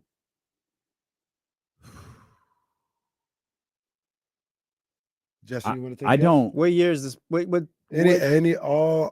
I know, but eras. like, what? This we're guessing number one, right? Akeem. The African Dream. What time frame is this wrestler from? I wasn't watching. Oh, this is WCW then. You weren't watching at this time. I was gone for a little bit. Okay. Oh wait. Okay. Shoot. Is it old school? No, I'm thinking. I know you were gone in the early, mid 2000s. Mm-hmm. Charlie House got it, I think. Then. Yeah. Is it Book? Booker T, number one. I think that's actually right. Well, I mean, Book was like WCW too, like at the end, and yeah, I mean, he was the only guy who didn't stink in the invasion angle. Was The Rock number two? Rock is number two. Number three, Junkyard Dog. No, he's number 6. This one might be a little controversial. Okay. Not that it's New like Jack? a bad thing. Not that it's a bad thing, but Kofi. They got Kofi at 3. I was wondering where they'd put Kofi. That's probably a bit of a reach. And Mark Henry's 4. I would have put Mark Henry ahead of Kofi. I think I would have put Mark Henry ahead of Kofi too. Yeah. I might have put Junkyard Dog ahead of Kofi, but I get it. Like, so who's 5? Wait, I'll read the list. Okay. 5 is Sasha Banks. 6 Huh. is Junkyard I Dog. would have never thought of that. But 7, Ron Simmons. okay. 8, Bobby Lashley. 9, Fine. Bianca Belair. Okay. 10, Devon Dudley. Okay. 11, All Big right. E. 12, Jacqueline. I'm glad they showed her some love. All right, man. 13 is Naomi. 14, Sheldon Benjamin. And 15 is Jazz. Boy, I actually think they did a good job. that's not what I'm boying about. Man, the selection of black wrestlers to put on this list. Oh, I know, right? With all due respect to Jazz, like, goodness gracious, man. D-Lo should have got on there. I don't know about that either. I mean, your boy Ahmed Johnson didn't get no love. Bianca Belair's not bigger than Sasha Banks yet. I think she is. I mean, Sasha did headline. Well, I guess Bianca headlined a WrestleMania against Sasha. But Sasha's a little better than Bianca, like as a wrestler. And I like Bianca. Obviously, that's my girl. But Sasha, I remember at one point they were trying to say Sasha was the best wrestler in the business, like performance-wise. Mhm. Yeah, that's fine. I think they should be together. Like to your point, maybe like I don't know if she's 4 spots higher than Bianca Belair. Oh, do the De'Aaron Domas thing? Yes. We're on every list. They're right next to together. They're right with each other. Yeah. Do you want to? I'm fine with that list. I like Book. I think they killed Book. I know he did some good stuff after they killed Book at 19. They just made him look so bad. He was never serious after that. Was the one against Triple H? Yeah. Like he was there. He was right. Like you could see it. Like everything was there, and they didn't give it to him. They Triple H going over when he wasn't supposed to. like Wow. Triple H, one of the only heels before Roman to win at WrestleMania. And it wasn't the last match at WrestleMania. That was about that Mania was more about Brock and Was that Houston? Brock and Angle. It was No, Houston Seattle. was Austin. Yeah. Yeah, it was Seattle. Austin. Yeah, Houston was the heel turn at 17. So what was your There's obviously an argument for The Rock, like to be number 1. But Booker's got the longevity, so it's maybe LeBron and Jordan there. They gave the longevity argument to Booker T. The Rock's that's fine. heights Yeah, that's fine. were astronomical. That's fine. Yeah, Book very good. Like I said, Mark Henry ahead of Kofi would have gone there. Although Mark Henry ever the no, because Bobby Lashley was the second. No, that's cap. So that's the heavyweight championship versus the WWF championship. Right. He had that heavyweight He had the title in heavyweight. WWE for like a year. Or No, something like he that. had the heavyweight, but I agree with them. I hold the WWF channel championship in higher regard. Shout out Mark Henry when he tricked us all, told us he was Oh, retiring. that's an all timer. Yeah. That's an all timer right there with the That was his best moment. It's not a pink jacket, but it's the salmon jacket. Yeah. That's what it is. That's what it is. He was really good. Mark Henry was really good. The And father to Mae Young's hand. Well, The father of May, yeah. Well, I don't know why they.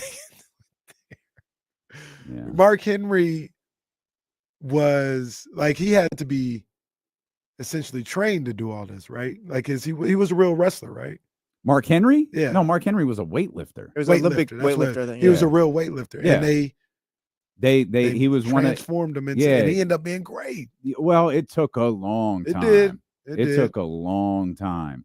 But it even was one of those personality-wise and was charisma, It was one of those things where they didn't give up on him. I think after a few years, they threw him in with the Nation, which I think really helped him. They turned him heel. They threw him in with the Nation, and then even after that, it took years. And in that, it was a Hall of Pain thing he did. It was like, okay, this has got some traction. Yeah, and he started to cook. Yeah, it worked out, man. And he's one of the greats. Speaking of Booker T, did you see that clip of him announcing that move on NXT? Did you see that, Justin? Oh, was it the crazy one? Yeah, I didn't hear the it. two girls. Hey, Booker T kind of wilding on NXT all the time, bro. Like, relax, man. Reel it in. Yeah, man, I don't know, man. I don't know if we got to pull this one up or not. But Booker T, I don't think we need. I don't know. No, yeah, I don't know. Yeah, I don't. No, Booker T's getting kind of crazy, and the video itself is kind of, I don't know. Wait, okay, hold on. Well, it was on TV, so we're clear. We're clear, It's right? just, yeah, we are. I'm gonna search Booker T. I'm assuming it's gonna pop right up. They got. Yeah, Booker. I'm looking there. That's it. Yeah. Okay. Yeah. Okay. They got the Hold on. broadcast version. Is this the broadcast version? Let me or no? see. Scroll down. Or is this it? Not that one right there. That one Okay. right there. All right. Let me get ready. We got the sound. All right. So here's Booker T on the call. Are we gonna go there? Are we gonna go there? Are we gonna do it?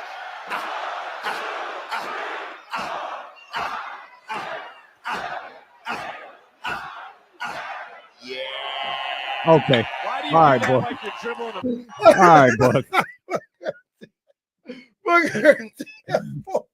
Can I tell you my favorite part of this? This is why I love wrestling. Watch her hands just slapping the hell out of the mat. Just like she's doing the breaststroke. Why do you do that? Okay, Book. All right. So why do you do that? Settle And down, Book. somebody had to have like the in arena like a camera phone of Booker when he was doing that. He goes, yeah. That's funny. Booker's Oh, my too bad, cool, Casey man. Tucker. That's the butterfly. That wasn't the breaststroke. You're right. That's the butterfly she was doing in the middle of the ring. Oh man, shout out Booker T. Number one black wrestler of all time, according to BET. Boy, Jazz being 15 is tough. We need a wider selection of black wrestlers. I'm trying to think, who is Jazz? Jazz, she was late attitude, like really late attitude era ish, kind of buff, kind of China-like. Married she was married to the light-skinned brother. You could have put Alicia Fox on here before Jazz. They didn't have to do that. Okay. They didn't have to do that. I remember this lady now too. No disrespect. Well, it's but disrespectful. Alicia Fox could have been on there. I guess. Alicia Fox don't really deserve to be on the list either, but it's fine. You could have put what's old girl's name? Coco Beware. You could have been. Is he on the list? Did I think about it? No, he wasn't on Coco the list. not on the list. Yeah, you could have put Coco there. You said Ahmed Johnson, could have put him there. I don't think you could have. could've. If we're being Johnson was if we're being real, I don't think he was in the title picture. He never really got he had the IC. He had the IC. Never really got to the next. Yeah, he didn't. He kept getting hurt. Yeah, and he was like Ben Simmons. He's like, man, this dude might be really good, but he's hurt again. And then, and then you realize he stinks. Yeah, I'm trying to think of somebody else you could have put it in there, but no. Okay, The fact go that we're ahead, Jazz. struggling so much, like you probably, truth be told, could have put New Jack there. Could have put New Jack. He's in the new You coulda put- WWE game. He's what? Oh yeah, that was hilarious. Like New Jack, he's in the new WWE 2K25. Like, how did New Jack get in here? It's like, oh yeah, Tony Khan was a big fan of, or not Tony Khan. Who's the Nick guy? Khan? Nick Khan was a big fan of New Jack, so that's why they put him in there. Really? Wow. Yeah. Interesting. Oh, we're forgetting one that. Nah, this is disrespectful. Give me a hint. Hilarious.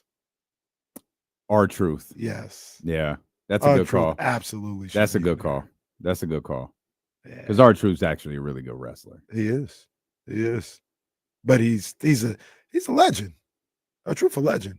He's a wrestling legend. Hall of Famer. Yeah. Okay, this is out of pocket. Who did this? Dr. David said Hogan #1, DX and blackface. Come on, man. Come on. Well, Come on. Adam L says so. Blackface Triple H didn't make the list. No, it's all accurate. Hey, what did Farouk tell Ahmed Johnson that What was it? No matter how much you hang out with them white boys. No, I can't remember. What was the line? It was said bad. something to the effect of like, no matter how much you think you're Shawn Michaels or you hang out with white boys, you can scrub your skin. Oh, that's what it is. You'll never meet him. No matter how much you scrub your skin, you ain't never gonna be them. Come on, they just said anything, man. They just said tough. anything. You know who just says anything? National football reporters. Okay, Talking about the explain. 49ers. You clearly worked up about something. Worked up that's a little aggressive, but it is like the amount of tweets and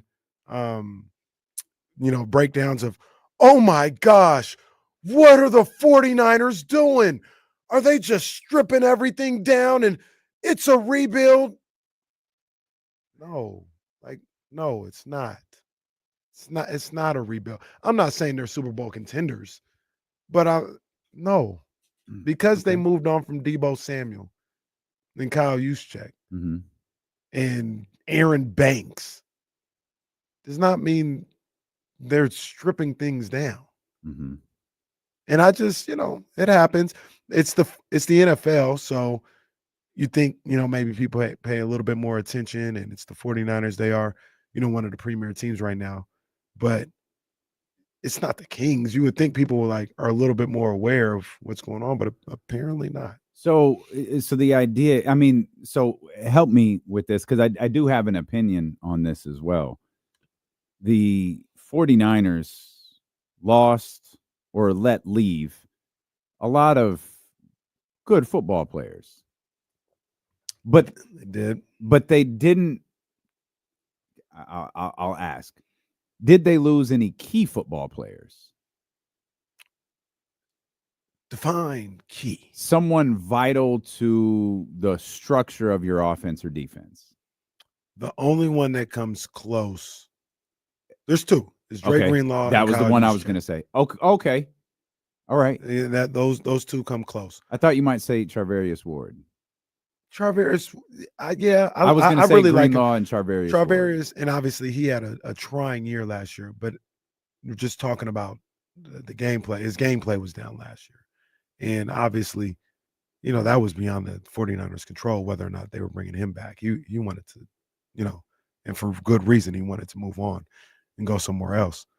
But Dre Greenlaw is one. That's probably the closest one.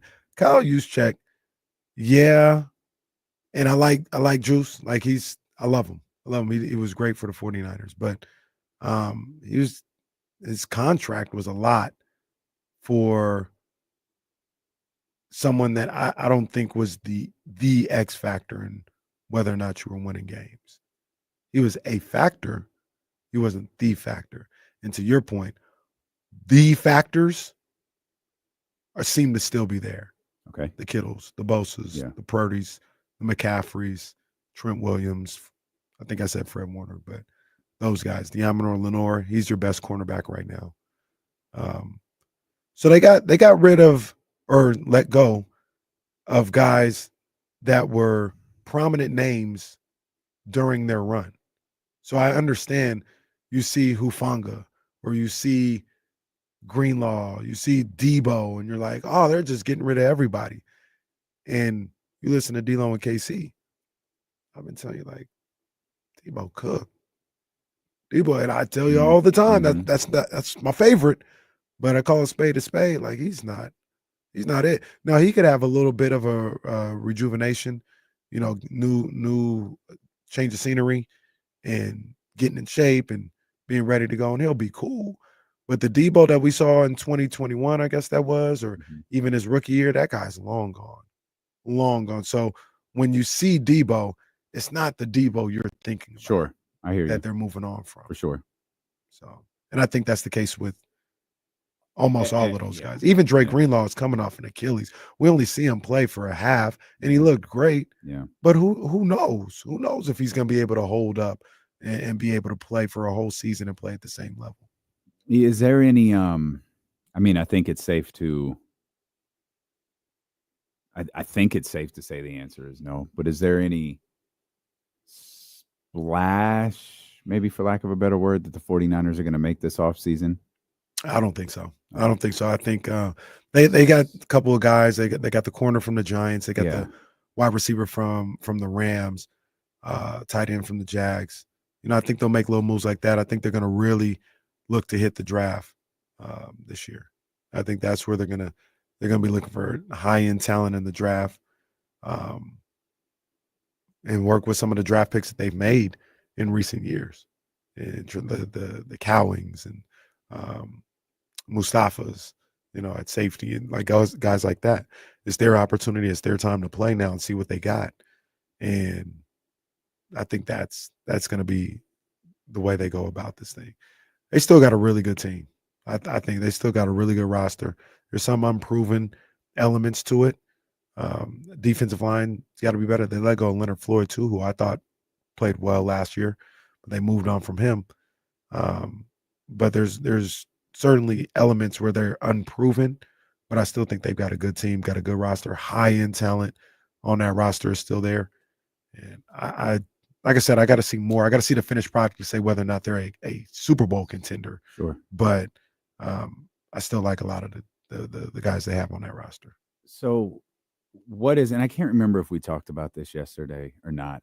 Shout out to the 49ers, by the way, for dodging the bullet of having two Bosas on the team. Joey signs with Buffalo, I guess, because they offered him some more money. Good for Buffalo. Probably, yeah. Your problem. I don't remember if we discussed this or not. We just kind of laid out the absences and the additions, or the losses and the additions. What are the reasonable expectations for this team entering this year? The expectations were clear last year. Obviously, they fell dramatically short. Mm-hmm. What is it this year? And let's work under the idea that the 49ers don't go full 49ers and have a, horrible contract episode here with Brock Purdy. Right. Let's work under the assumption that whatever the dollar figure winds up being, and we don't need to argue about that again right now, but whatever the dollar figure winds up being and ends up getting done at a reasonable time, and for argument's sake, everybody is happy. Like, what is the reasonable expectation for what the San Francisco 49ers look like? I look at them right now as a team that the expectation is to get into the playoffs. And right now, get into the playoffs and try to make a run. Today, I don't see them as a Super Bowl expectation type team. Mm-hmm. And I mean, I don't see that. There are some question marks. What does Brandon Ayuk look like? Is Ricky Pearsall really the guy? Is Juwan Jennings able to, carry the load of being a number one or a number two even? Jacob Cowing, is he going to be better with more opportunity? So there are question marks, and too many of them, where I can't say they're a Super Bowl contender the way I could Philadelphia or even Detroit right now or something like that. I can't say that. Today, I look at it like the expectations are to make the playoffs and then see if you can make a run once you get in the playoffs. Their Super Bowl window's over right now. The group that was here, yeah, they're gonna have to. I think they got a couple, at least a season before. Because I don't know, like Brandon Ayuk is your wide receiver number 1. Like you're gonna have to see what that looks like during the season. Like I want to say, like, oh yeah, if McCaffrey's back healthy, then offense can do some things. But it's like, how much more of that do you have? It depends on what it looks like. They could be a little bit faster, a little bit more dynamic with the receiving core they have now, with Pearsall and Cowing, and if they draft somebody. Like one of the things that I read a lot and I kind of agreed with is offensively they were slow. They were slow. Like Debo wasn't, at this point in his career, wasn't this guy that had 4.4 speed. Brandon Ayuk wasn't this super fast guy, and then he got hurt or whatever. They needed to get some, and then you got Juwan Jennings, who's not a burner as well. So they needed to get some type of speed on that offense, and maybe they accomplished that with Pearsall, Cowing, maybe a rookie that they draft. So I think this, to answer your question, just this group that we know of the 49ers, for the most part, I think that ship is sailed. If they're going to be championship contenders next year or in the near future, it's going to be with a whole different core. It's going to be with outside of the quarterback and maybe Fred Warner. And I think it's going to be a whole different core. So yeah, I'm with you on that. And that may take a year or two. If a best case scenario, like maybe it takes 7 years. I don't know. A best case scenario, it might take a season or two to replenish the way you did. And they might be more like, they might be more like what the Rams are doing. Rams, the 49ers, Super Bowl, and they just revamped and got good. If you're the 49ers too, it's like Nick Bosa, when are you going to come back? Don't get me started on that guy. I feel like that's the key right there too for them. Like if you have, if you have like might not. Well, that's what I'm saying. Like at one point he was supposed to be like this top 5 edge rusher. Like we talked about him as if he was a Myles Garrett, Max Crosby type, and it's just he hasn't had that kind of impact. And was he ever? To be fair, he did. He had had those that one. moments. Yeah, he did. The year he had the Brock Purdy, or not the Brock Purdy year, the Debo year. He had 1 year. And his rookie like year. where he was his really, rookie year, he was he was the truth. He had 15.5 sacks 2021, and then 18.5 2022, and then 10.5 and 9 last year. Yeah. So he just kind of fell off since then. And so the second year he he tore his knee up. So he was out that year, came back and was iffy, and then the following year he went crazy, and then last year he was average. So he's got to. I mean, he's still got some things to prove, especially with that contract that you have. Like you got to prove that you're that guy. You got to prove that you're a game changer, like the Myles Garrett's, like T.J. Watt, like even Micah Parsons. Micah Parsons is a game changer. And at one point for a season, you were showing that, yeah, I'm one of those guys too. And last year you fell off on that. Max Crosby's on that list too. So yeah, he got to show up. Okay, we'll come back. It'd be great if he did. Real great, Nick. Show up. Just play football. We'll put you on the list of the top 15 black wrestlers of all time if you show up. Shut up and sack the quarterback. Please, for the love of God. We'll come back. We'll shift our attention back to the Sacramento Kings and the Golden State Warriors. Jonathan Kuminga is returning to play with them tomorrow for the first time in this Jimmy Butler version of the team. What's that wind up looking like for Sacramento? And we'll talk about practice today with James Ham when he joins us at the top of the hour here on Sacramento Sports Leader, ESPN 1320.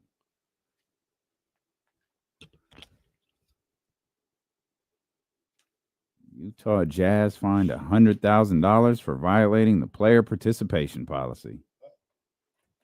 Damn shame.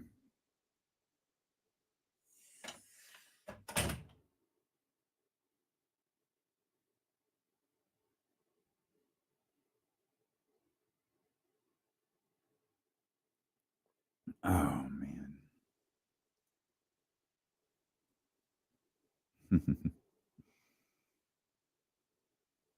Today should be Thursday.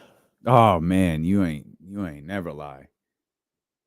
You ain't never lie. That drive to Sky River yesterday was a bitch. Start letting me control the days of the week. We'll fast forward and backwards. We would need to. I really think we should just skip Tuesdays.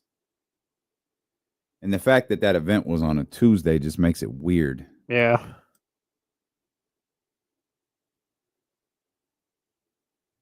Do our week off a little bit.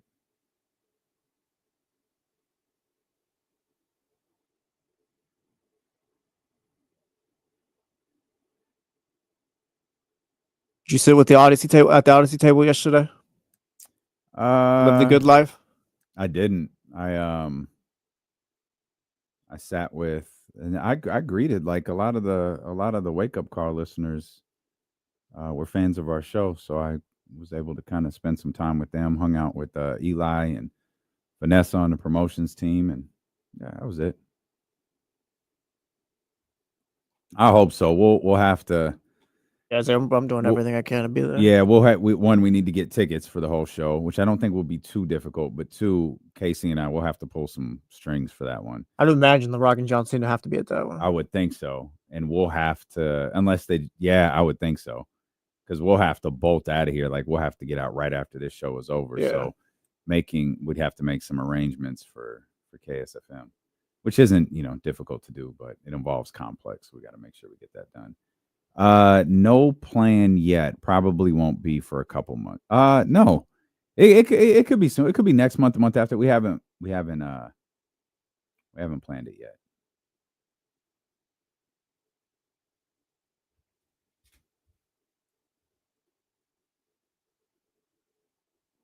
Oh, right on, Cousin Pete. Yeah, please do. Let me know.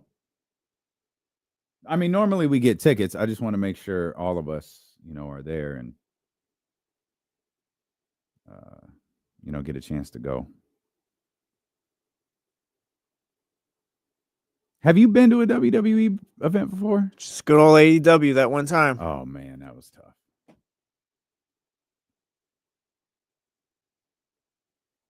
Got you, Cousin Pete. Got you.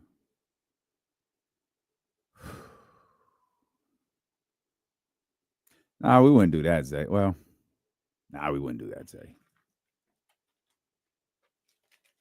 I mean, show would probably go live at, like, the show would probably go live at 5. That would give us time to end this show and get out there. We wouldn't be there for the dark matches, and other than that, we should be fine.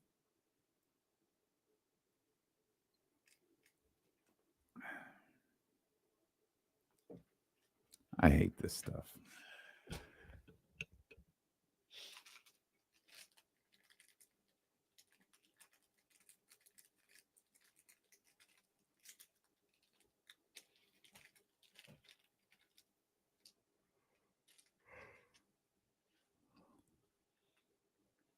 Polo L, is there a bus for San Francisco for the Warriors game tomorrow?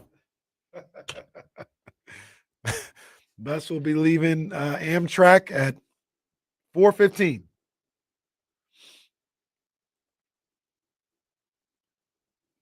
James Ham set to join us coming up at the top of the hour. Spent some time at practice today. Domas returned to the floor. Wasn't available for media. I don't think there was an official ruling on his availability for tomorrow's game against the Golden State Warriors. Nationally televised tomorrow, by the way. That's right, TNT. Real national TV game, according to some. Yeah, I was going to say. NBA TV is not real, man. Well, look, it is. It's not. You're not real, man. Or it's still real to me, damn it. Take it easy. Listen, that's one of my favorite clips. My man was just so emotional. Thank you guys for everything that you do. Oh, Cena did his thing too. I saw a clip of a kid crying on the turn. So you're in your bag. Was that the kid at home? Yeah, I saw that. I always assume those are fake. Oh, you don't think it's real? I don't know.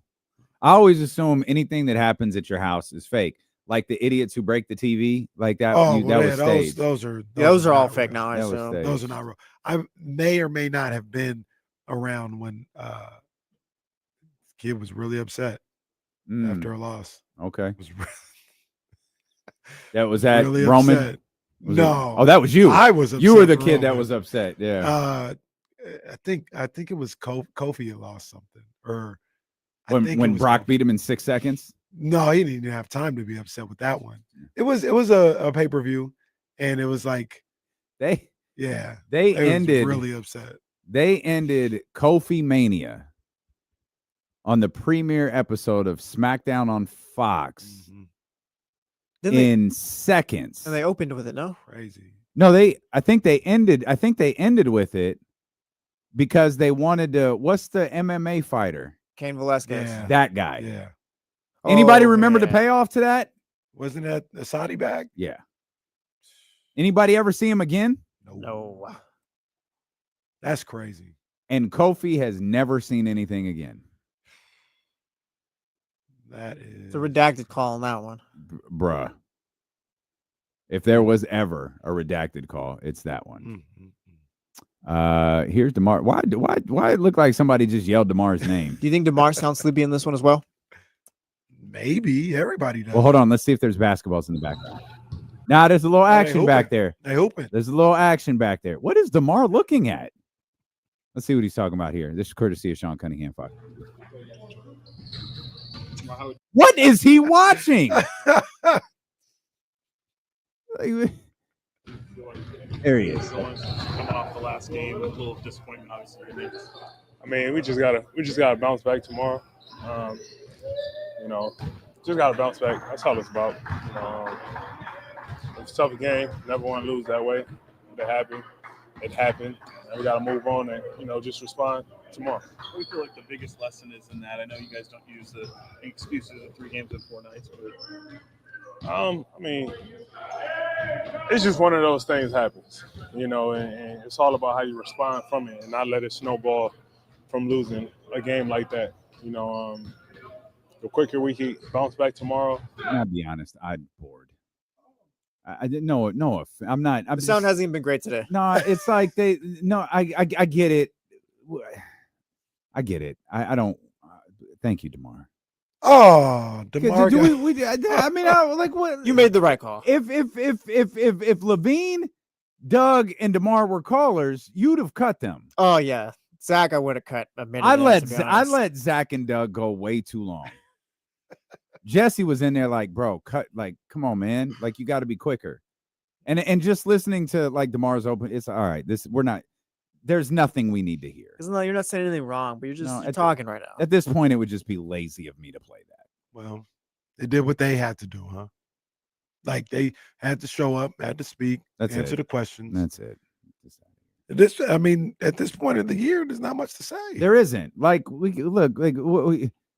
I get it. You ask the questions, you try to get the soundbite. There's just nothing there. Like they got the ass whooped. They had a killer of a loss the night before. You probably didn't get really, you talk to them in the moment, and then they get their ass kicked. The next night you talk to them in the moment, and here a little reflection time, guys. What do we got? Yeah, there's nothing. I think we'll get some clarity tomorrow about who this team is, like for this season at least. We might. Like if you lose tomorrow, it's like, all right, you belong with the Clippers, the Mavs, like these play-in teams. Like the top 6 is not a thing anymore. Yeah. Top 6 done. Yeah. Top 6 done. Yeah, you could put the nail in that coffin if they lose tomorrow. I mean, I think a lot of people probably already have that. Maybe it's not all the way in the coffin, but they're ready. They're like, Yesterday was a little bit of a surprise though. That the New Clippers, Orleans thing. yeah. That was like, okay. But I think with the Clippers and the Timberwolves, we have those. I think we'll get those. Kings got to win games along the way. I think we'll get those. I don't think we have those with the Warriors, though. I agree. That's where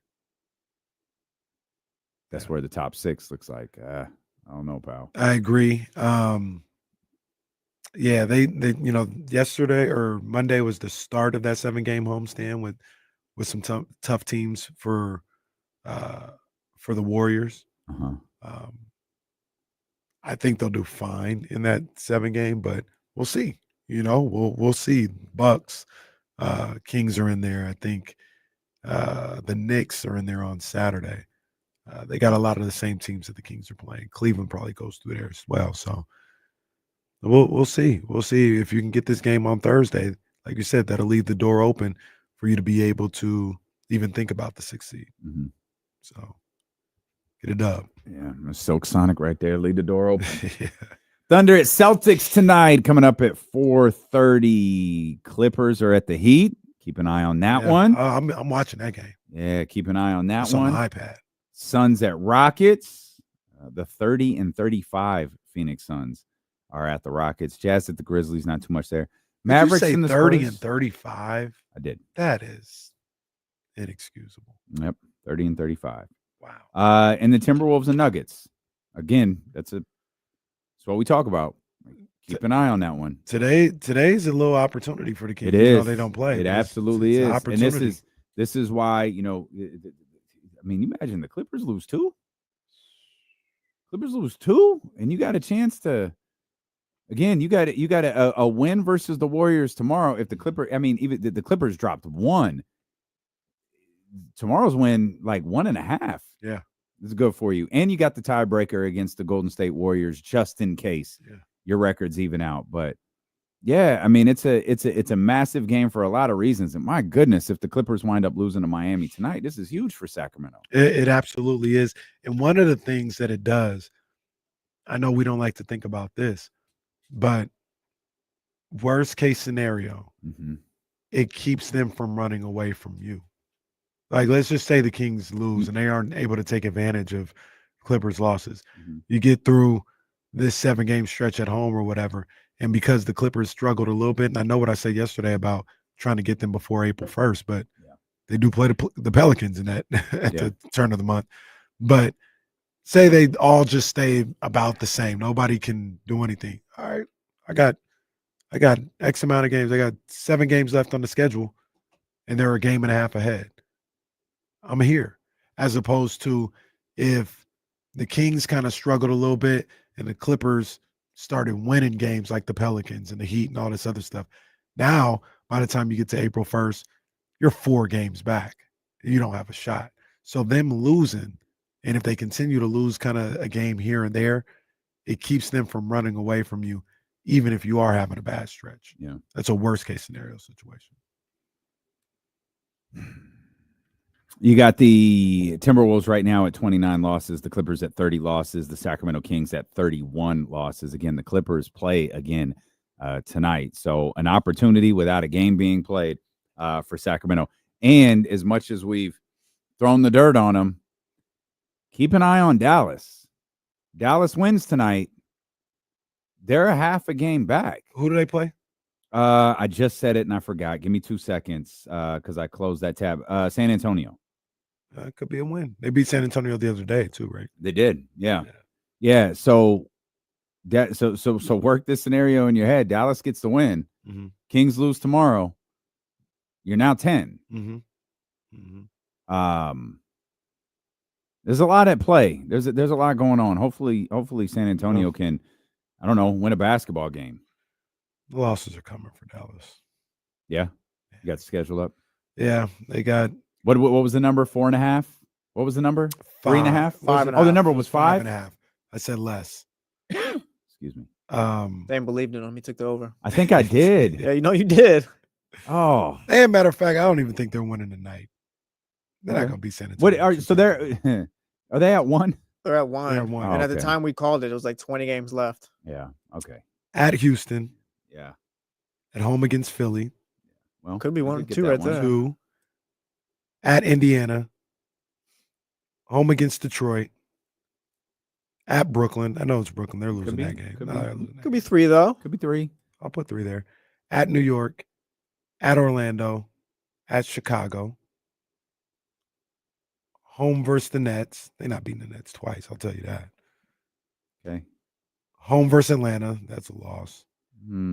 Back to back Hmm. on the road against the Clippers. I think this ends somehow with Kenny being right and it being less than 5.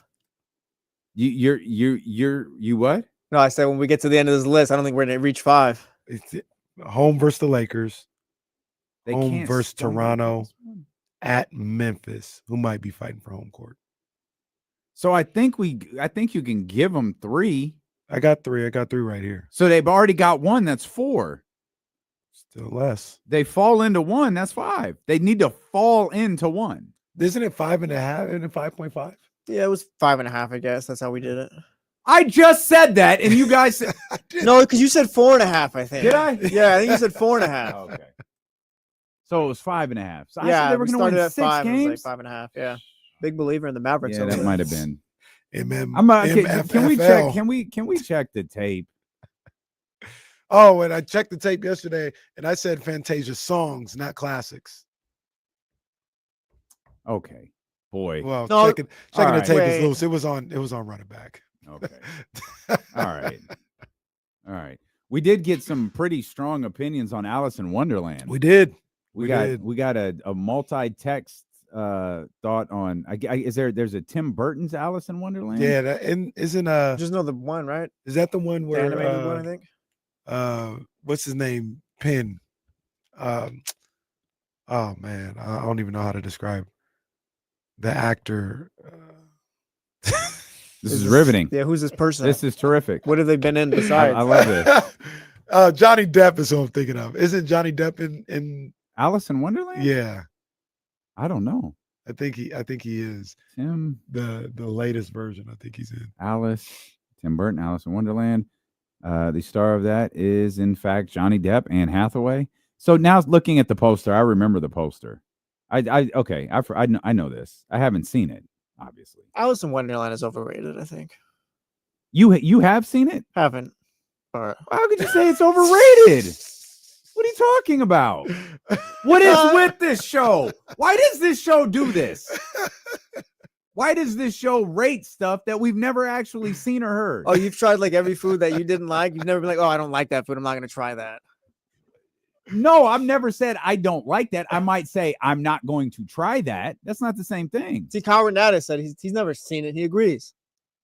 It doesn't even make sense. It looks stupid. Yeah, it's not like it looks stupid. Like Lion King. If no one's ever seen Lion King, like they'll feel like, oh, I know I messed up. I got to see Lion King, and someone will tell you that. Like, no one's ever felt that way about Alice in Wonderland. Like, there's like 5 different Alice in Wonderland movies, and no one's been like, oh, I got to go see that. What did this Alice do to you? And we're just telling the truth. And you haven't seen it either. I haven't seen it. All right. I've seen bits and parts of it, and it looks like you got to be on some stuff to enjoy it. Well, that was confirmed. Yeah. Yeah. See, ZZ Cygnus in the chatty house. He's saying only watch the cartoon. If you're telling me to only watch one of them, it's overrated. The cartoon don't even look good. Yeah. No. Russ Dog telling me to take a lap. Brother, I run the class here. You go take a lap, Russ. Oh, he went all caps too. Damn. Well, this is chatty houses. They're also talking. They're saying we got situations going on. What is it? Oh yeah, I saw. What is happening? Oh, we didn't get a call today. We didn't get a call? Yeah, one of our P1s is out there calling the ops, I guess. Oh, TC out there? That's what the chatty house said. Oh, wow. No, TC called in earlier. I tried to throw him on a hold, but he left and hasn't called back since. Well, he had to call. He had to call Allen. Yeah, he got a schedule to keep. He's like, man, I got Allen at 1. I got D-Lo and KC at 12:30. I got Allen at 1. I got Whitey and Drapes. Whitey and Drapes. Yeah. Oh, does he end his 11:40 calls with Yahtzee? I'm not sure. Okay, I don't know why everybody. That was an honest question. We had a redacted Sun Devils in the chat earlier too. I saw that. That. He just pops in from time to time. Shout out Ramsey. Shout out Ramsey. He was champagning and campaigning the other night. Oh, word? Yeah, man. Shout out Ramsey. Okay. James just text. He will be here. Yeah, in a couple minutes. Says he's right down the street. So he's headed in studio from practice. You think he went to Bennett's? I don't. Oh, that'd be amazing if he did. But no, I think he went to practice and he's on his way back from I'm practice. door dashing during the 102.5. So. Speaking of, real quick, look who's here. What? TC, go ahead. Hey, that's how y'all do your boy, huh? Hey, no, what did we do? You talking to the ops. What did we do? Hey, thanks for fitting us into your schedule. No, listen, I wasn't even talking to the ops. I didn't even call nobody. What y'all talking about, man? That was quiet. Our chatty house is starting fights. Hey, that was quiet. Hey, Jesse, look at you. You trying to throw me under the bus. Hey, I did try to call in earlier, though, but I didn't get through. He mentioned that. I mentioned it. I know, but Jesse started saying all type of other time on 11:40. I didn't start it. Casey started it. Oh, man, we got beef with TC. Hey, listen, man, no, ain't no meters, man. Listen, ain't no meters, man. Y'all, hey, listen, first and foremost, let's get it right. Y'all my two brothers, period. I don't care if it's 95.7, 11:40. y'all stand first period point blank. Well, we know. My dog, appreciate you, Well, brother. there ain't two brothers left anywhere anymore, so it could only be us. Hey, D, I'm like, you my dog, man. hey, I know y'all wanted me to call. Listen, let's talk about it. So listen, the Sam Darnold contract, that's more than enough for Brock Purdy. Oh, right stop it! Stop it! What's the contract again? Tell him what's the contract again. 35 a year for 3 years. What's that? 105, and he can get about 40. He can get 40 of that guaranteed, bro. That's not. I mean, is that shorting the guy? No, he don't. He needs more than that. What are we doing? He's accomplished more in this league than Sam Darnold. Listen, man, Sam was balling last year. He got his money. He got. Bro, are you at Costco? What is going on? Where are you? D-Lo, I'm on break, man. That's what limit forklifts working around me, man. I'm sitting down on break, man. I'm talking to my brothers, man. D-Lo, are we live now? Yeah, we live. Pal. We're always live. CC, you crazy. Listen. Hey, and I love how Jen got the boy Kyle. Listen, I love how you got Shanahan on notice right now. Shanahan, if you a real coach, dog, we're getting rid of all these people with this money and doing all this, and we gonna get some people in here so you can coach. We ain't talking about your homeboy or people you trying to overpay. If you supposed to be the real deal coach, then you gonna get it done this year. If you don't, bro, you're out of here. So I like Jen for growing a pair. Yo, that dude is hilarious. Yeah, no, he's That first dude is ballot hilarious. unanimous. Oh He man, said, I'm on break. And the best, I got the forklift behind me. the best part about TC's calls to like the takes or whatever, but it's just TC. Oh yeah, every Yeah, time. yeah. He delivers. He delivers every single time. It bothers me that Bontemps is tall. He is. I saw him on Star That Weekend. bugs me. Like he doesn't deserve to be tall. Yeah, I saw Bontemps. I mean, L's pretty short, but Bontemps, he's tall. He's taller than me. I saw him. Did nothing with the height. Did nothing with the height.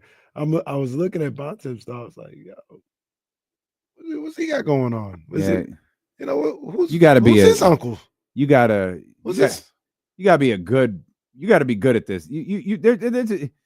God should just look down and go, you know what? You ruined this life. You're going to be short. Look at him now. Hey, who's his uncle?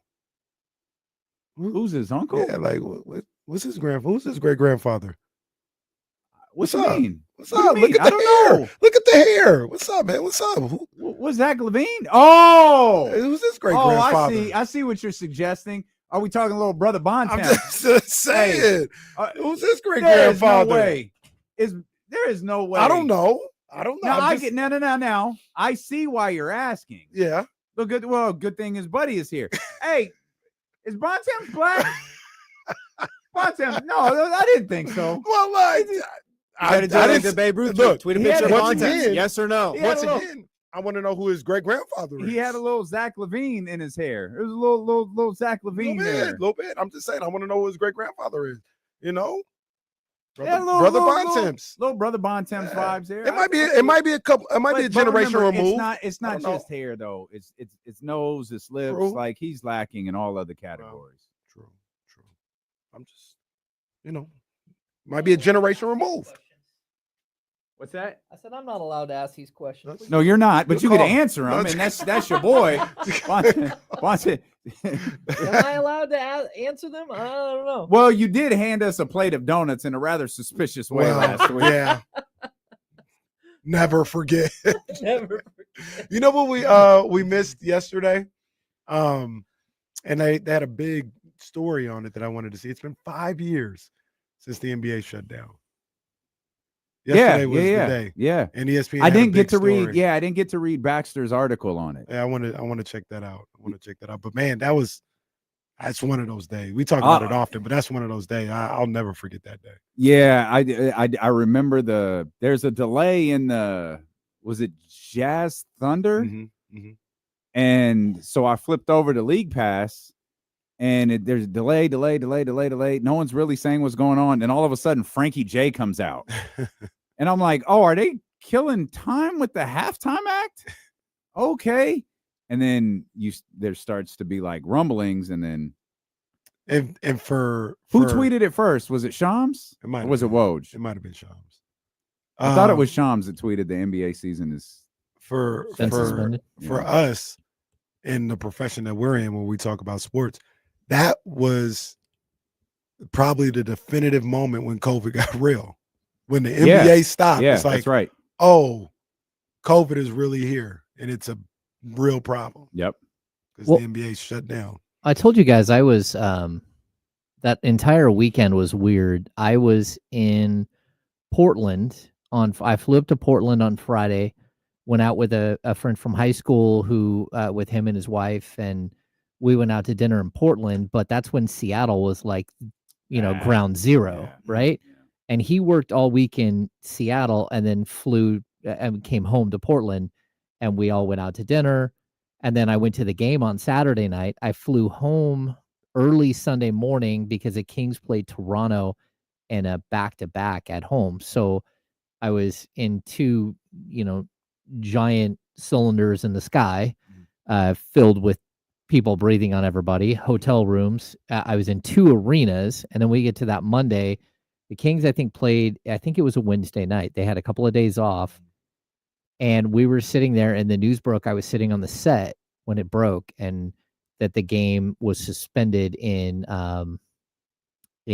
Oklahoma City, right? And so there's an usher, amazing, cool lady that stands right next to the set every day, and they open the doors right after that, and people are flooding in. And I said, hey, take a step back, stand on our set, don't go out there, and don't touch people's phones, don't touch all the stuff, because we had no idea what we were getting into. But I had just read this weird article about how quickly it could spread and all this stuff. And so gave her my hand sanitizer, and then I went down. I was standing with Amick, and we watched, we're waiting for the Pelicans to come out on the floor, and they just didn't. Yeah. And then NBA security opened their locker room door and goes, we're done. And so Sam and I were standing there tweeting like, oh, looks like the game's getting canceled. And then we start to hear like right then that the official that had called the game on Monday with the Jazz and someone else he was not only there, but he was in the locker room with the other two officials. So they were worried that he might have it and had already spread it to the other two officials.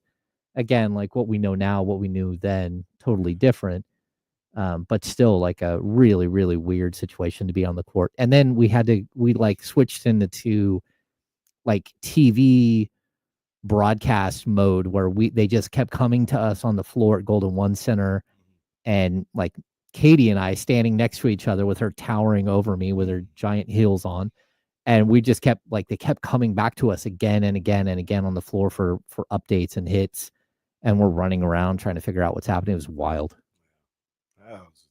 5 years. That's crazy. That's what I'm saying. I don't feel like it's been 5 years, but that's crazy. 5 years. A real quick note. It felt like it was never going to end. It really did. I didn't think we'd ever get to this point. Yeah. You know what I mean? Yeah. Crazy side note. You talk about Portland. Next night, Toronto. Was that the game where Damian was doing like a playback, watching it live, got disgusted with Luke Walton's out of bounds play, and the guy in the crowd, he yelled something at Luke, and the TV picked it up. I think it was Luke. Was it you left the 3-point champion on the bench or something like that? Like I don't remember if it was the same game or not. I do know what clip you're talking about because it's the one where I'm just kind of like I threw something in the air. Yeah, it was a Sunday. That's why I remember that. And you said Portland. Yeah, I think it was. I'm about to check right now. I think it was. Oh, there's postponed. But I do remember. I think Portland it was Saturday. Sunday was Toronto. Sunday was Toronto, and they lost by 5. So yeah. And I think I've told you guys this. The guy who yelled. Like he was yelling at Luke like very loudly and got picked up on the air. Yeah. Right. I actually a couple of times a year, when I come out of the tunnel on the home team side, like during pregame, that guy's always in the stands and would like, hey James, come here. I'd go over and say hi to him and like have conversations. I don't remember his name. But anyway, he called me over after that and was super embarrassed. I And remember you told us that. he yeah. apologized and he said, "Is there any way you can go tell Luke, like at any time, like, hey, that the guy in the stands that yelled that on the air is really sorry and he didn't really mean it. He just got caught up in the moment." And I'm like, "Yeah, no stress." So I actually had a conversation with Luke about it. Did you tell Luke Cheryl and Elk Grove thinks he sucks? Well, I didn't. Oh, she she would like just that message. She wasn't a believer. That's all it was. She wasn't a believer. Actually, what she said was much worse. Well, that and she hasn't brought in any of that lemon cake for me in a long time. So I'll put the word out. She did bring in. She did bring in cake recently. No, but yeah, it was the lemon cake. But what it was we were going to be gone. Yeah, like the whole building. No, was like she brought it in late, and then we were Oh. like off, and it was basically. You have to take the cake home. Yeah, I'll be taking this. Don't worry. She basically brought her son a cake.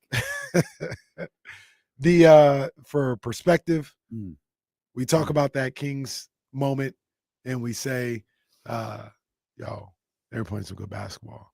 I think they were gonna track down Memphis, I think it was. It was Memphis. Memphis's schedule the last 12 games of the season was nearly impossible. And we were like, yo, I think they're gonna get them. The Kings was cooking. It's just the most romantic story we tell. The Kings going into the New Orleans game were 28-36 on the season. But they were playing well, but 13. they were 28-36. And we hate this team. Some people hate this team that's 3 games over 500. I think they were 13-7 over the 20 games leading up to that They night. were playing really well. After they had put Bogdan into the starting lineup over Buddy Hield and moved Buddy Hield to the bench. That was That's right. and they all of a sudden started to go on a run and looked really good. And they were playing New Orleans that night, and they were, I think, a half game behind New Orleans. But if they could have won that game, they would have been the odds-on favorite to make it to the play-in. The playoffs. The play-in didn't exist. It wound up existing. Yeah. It's just the most romantic story we tell. I'm with the. I think we were gonna do it. I think they were gonna catch him. We were gonna do it. The drought would have ended. Vlade'd still be here, even though it appears he's here now. Well, shout out So Vlade. Vlade's Vlade calling was, the shots, huh? Where were they at the other day? He was in LA. Yeah, he was in LA. He was in Sacramento. I had a conversation with him. No, that's normal. He was in LA, James. Yeah, Sitting next yeah, to yeah. Vivek. Yeah. Well, he was with Vivek the whole week. Yeah, actually, they were coming down the tunnel. And I said, hey, he stopped and There's always a shadowy figure lurking somewhere, isn't there? he's so nice though. I'm not saying he's mean. I recorded video of him and De'Aaron. I saw that. And then Very Vlade cute. came over. He goes, "Did you take a picture?" And I'm like, I said, "I got video." He's like, "Ooh, can you send it to me?" And I said, "Yes, I'll send it to you, Vlade." So I sent it to him. Is that how he talks? Yes, that's how he Okay. talks. All right. Vlade still very, very tall. He is not shrunk. That is Still still, very, that's very still tall. a big dude. He very much he talks like Andre the Giant. Oh, I love that. Yeah. Anybody want a peanut? That's terrific. I Yeah. love that your Andre the Giant line is the Princess Bride. Of course. That's great. That's great. I love watching Andre the Giant as a kid and wrestling, but Mm-hmm. but yeah, Princess Bride, amazing. I know you don't James like talking Andre. about I was always wrestling. fascinated by Andre the Giant. Who don't like Andre? You. I wouldn't say I don't like him. I'm indifferent. Oh, He's fine. I just think he's fascinating. Like he's he's a literal giant. He is fat. Well, Even though he what kind of ruined it for me was all the truth that came out. the fact that he was like 6'8". Yeah. When I thought he was 7'1". But the giantism is like the hands and the head and the teeth and the feet and all of that stuff. Wait, he's only how tall? He's like 6'9". What? Yeah, there's a picture of him. You done ruined it for James. There's a picture. The most famous picture is him, Arnold, and Wilt Chamberlain, and you see, and like Hogan is like 6. He's pretty tall. Hogan's like 6'5". Yeah. Like they used to say he was 6'8". Hogan's like 6'4" or 6'5". They list him at 7'4". Oh, stop! 520 James. pounds. No, Andre the Giant is not 7'4". He just broke kayfabe for James. Yeah, like okay, James, wrestling is a work. In every aspect, wrestling is a work. I We see lost James. I see the picture that you're talking about, and he's way bigger. He's way bigger than Arnold's 4'6". He's nowhere near Will. He's way bigger than Arnold. What's Arnold, like 5'9"? Even if Arnold's 5'9", he's still way over a foot taller than Arnold. How tall is Arnold?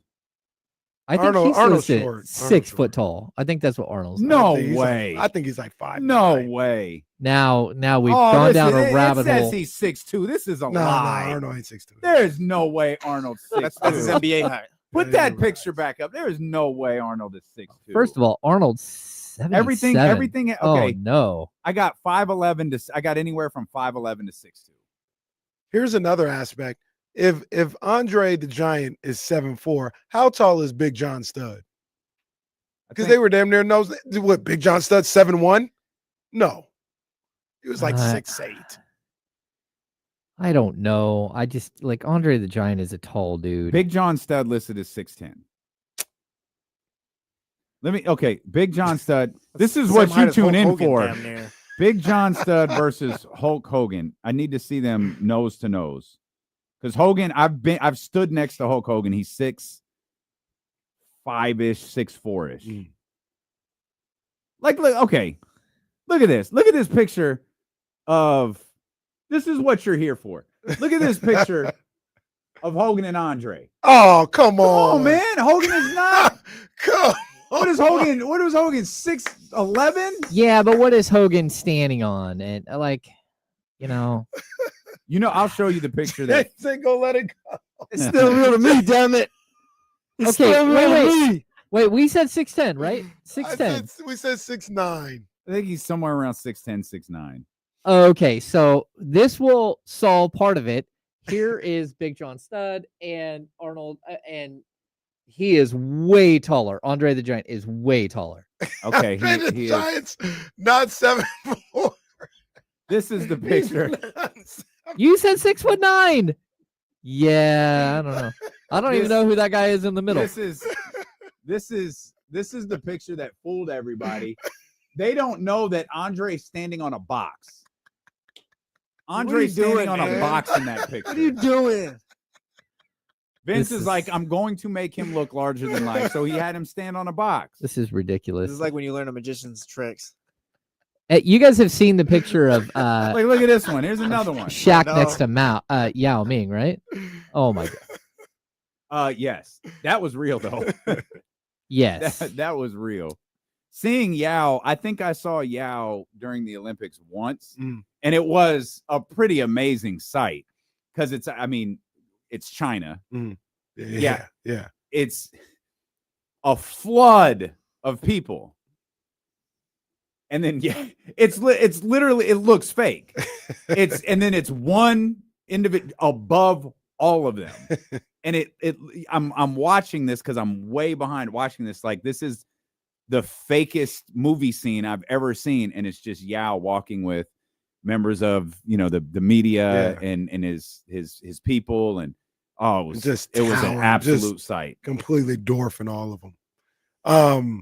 An NBA team in general is actually like when you kind of see them all together and see all these 6-7 guys in one. Like, do we go to the grocery store and see 10, 6, 7 guys? Like, no, when you see all of them in one spot, it's like, damn, that's kind of crazy. It catches your attention. I know a lot of people had always said, hey, Bogdan, there's no way he's anywhere near 6'6". And then Doug, like the first time we met Bogdan, Doug stood next to him and goes, oh yeah, he's if he's not 6'6", he's real close. Because Doug's like, I'm 6'7", 6'6 3/4 without shoes or whatever. He's like, yeah, he's 6'6".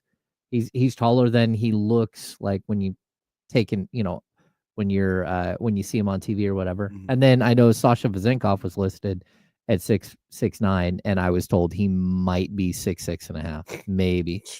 Wasn't even close to 6'9". Damn. How tall is Stephen Brown? About 5'4".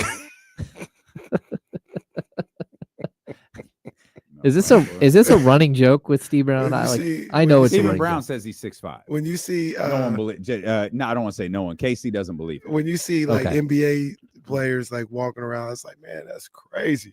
When you see Stephen Brown walk, it's just like, it's whatever. Just whatever. That's another normal 5'5" person. Seeing Shaq in person for the first time was a bit startling, for lack of a word, because I didn't see him on the floor. I saw him at Ricky's. I watched him get out of a limo. Probably at the ceiling. Well, I've never watching him get out of a limo. It was, you see these two legs get out, and then he ducks under. It's like he got out of the car in sections, and then goes to the door and is it popping in here? The girl says, "Yep." She's not dressed right. And Shaq gets in the limo and drives away. What? That's a shoot. What? That's a Who shoot. Who is this woman? That's a shoot. It's 100. I forgot her name. That's 100% shoot. Oh my goodness. Same one that turned Team Dime away. All 14 of them. They thought, you think Team Dime was 10? No, there was a whole bunch of people ready to go in there and spend money. They're like, no, that's cool. What spot was that? Club Ricky's. Oh, 705 J Street, downtown Sacramento. World famous. Okay. I added the world famous part. know It really Ricky's. wasn't world famous. Okay. It's correct. You don't. It's You not. absolutely don't. It's not like where Tunel was, right? No. No. Tunel 21. Tunel was Old Sac. This was on 7th and Jerry. So Ricky's was here. Hard Rock was here. Oh, okay. Yeah. Okay. Yeah. I know that area. Hard Rock, man. Well, you remember, I worked at that Copeland Sports for years. Yeah, that was just Above. Copeland's. Yeah. That's right. Yeah. Well, for a year, I think. This was all planned. We'll come back. Random. This went exactly. James, he's not 7'4". James, about today's show. James is furious with this Andre the Giant slander. I'm deep into this now. It's like We will ridiculous. come back. We will center our focus on Kings basketball practice today. What James was able to see and find out regarding Domantas Sabonis. That's coming up with D'Lo and Casey. Return here with James Ham on Sacramento Sports Leader, ESPN 1320. I didn't know that Hulk Hogan was listed at 6'7". Yeah. And how tall is Hulk Hogan? Probably 6'4", 6'5". Okay. Yeah. But with boots on, he probably is closer to 6'7". Maybe. Yeah, maybe. Do you mean to tell me that the Undertaker's from parts unknown either? The Undertaker's, No, Undertaker's from Death Valley. 6'10", The Undertaker. From Death Valley. What? Okay, so here's Hulk Hogan standing next to Lou Ferrigno. Lou Ferrigno's kind of fraudulent too. How so? As far as being the Hulk, he was literally just some 6-foot guy in shorts. He's 6'5". Lou Ferrigno? Didn't Bruno Lou Sammartino Ferrigno play in the vibes. NFL? Wasn't he a Raider? No, I don't Or think no? so. You're thinking Oh. John Matuzak or Lyle Alzado, Lyle. who both had Mm. acting careers. I'm thinking about Yeah. Yeah, John Matuzak was in Ice Pirates. Oh, great movie. And John Matuzak is Sloth from Goonies. It's all foreign to me. I've never seen the Goonies. Is that a must watch? Yes. Goonies is spectacular. Yeah, John Matuzak died at 38 years old. Damn, man. Those dudes were all on crazy steroids. John Matuzak was in One Crazy Summer as well. One Crazy Summer is a classic. It's a kind of a sequel to Better Off Dead.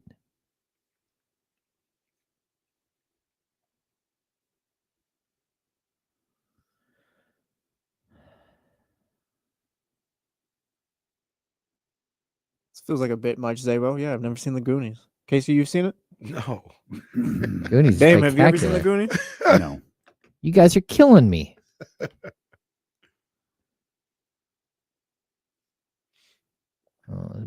John Matuzak died of an accidental overdose of Darvocet. What? He had cocaine found in his system as well. Darboset is for back pain.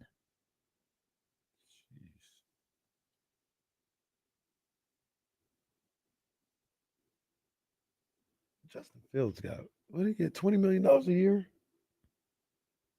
New York? No, 15 or 15, I think. I think it's 40 total, 30 guaranteed, I think. 30, that's what I'm thinking. Yeah. Yeah, Scooter, I don't know what's going on here. I agree. No one has seen Goonies. It's just ridiculous.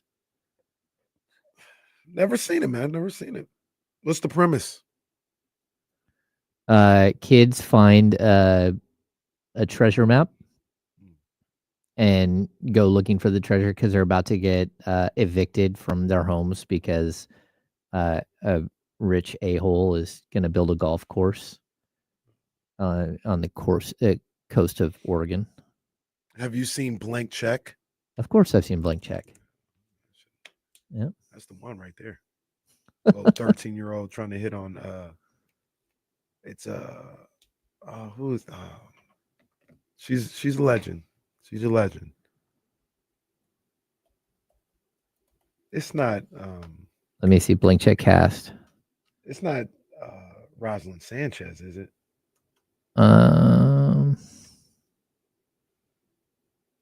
Is it Karen Duffy? That sounds about right. Yeah, that's who that was. Karen Duffy. I'm about to say that's too long ago for Rosalind Sanchez. What was it? I think the kid on that is the little brother from it's the one with Kurt Cameron. Who's the boss? No. Oh, come on, James. Kurt Cameron's Growing Pains. Growing Pains, yeah. Sister was on. We got it. We'll never know. Charmed. What's? Oh, Full House. Hey, James with the Candace Cameron. Oh, my. She was DJ, right? I'm thinking the sister in the show, Alyssa Milano. Listen to Alyssa Milano. Oh yeah. No, Alyssa Milano's from Who's the Boss? Well, she's on Charmed too. Well, she's on Charmed, yes. Yeah. Okay.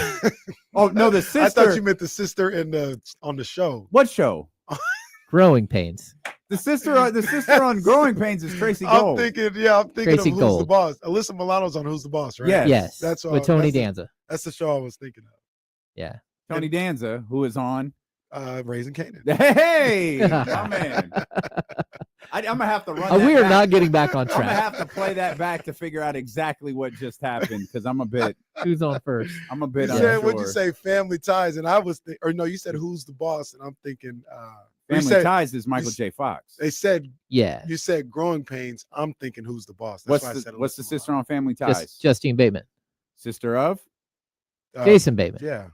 Teen Wolf 2. Well, no, I know the last name. That's right. I don't know the movie. I know the last name. Jason Bateman.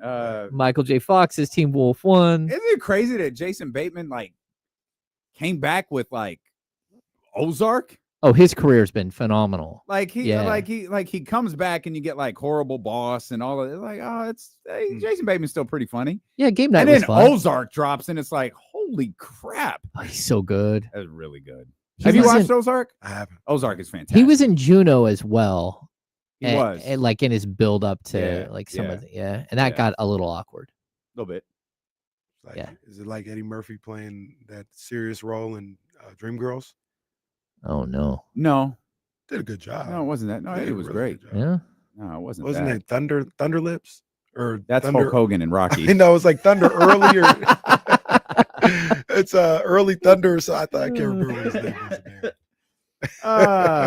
So Domantas Sabonis, James. Sabonis. He's back on the court. No one would commit to him playing tomorrow, but he's back on the court. That was obviously the next question. You only get to see the last few minutes of practice. You don't know exactly what he did out there, I assume. Yeah, everyone said he looked great. He was full participant in practice. I think there's a little bit of concern about the back-to-back, and they want to see how his body reacts to playing, to having a full practice today before they make a full decision on tomorrow. But I would be surprised if he wasn't there. But I'd also say that both Zach LaVine said, yeah, I mean, he looked great, but, it's a hamstring and we want him to be good for the final, for the stretch run here. We don't want him to risk that. And Doug kind of said the same exact thing. Like, yeah, he looked good, but we'll see how he feels tomorrow. He was with the medical staff when we were there. Is there a possibility? I'm sure there is. I shouldn't ask you this question, but maybe they let him. He's active, but it's a minutes restriction. He doesn't play more than X amount of minutes at a time, or something like that. Or, ironically, for a hamstring, like we saw with James Harden that time, maybe you don't take him off the court. Yeah. I Yeah. mean, that was a pretty extreme circumstance. That was your season. Shout out to James. I think it's one of his finest moments. But of which one? When Harden messed up his hamstring in the playoffs. Oh yeah, with the Nets, the Nets versus the Bucks, and he just never came out of the game. Yeah, because the second you come out of the game, you're worried that thing's done. going to get cold and tighten up, and you're going to be done. Yeah.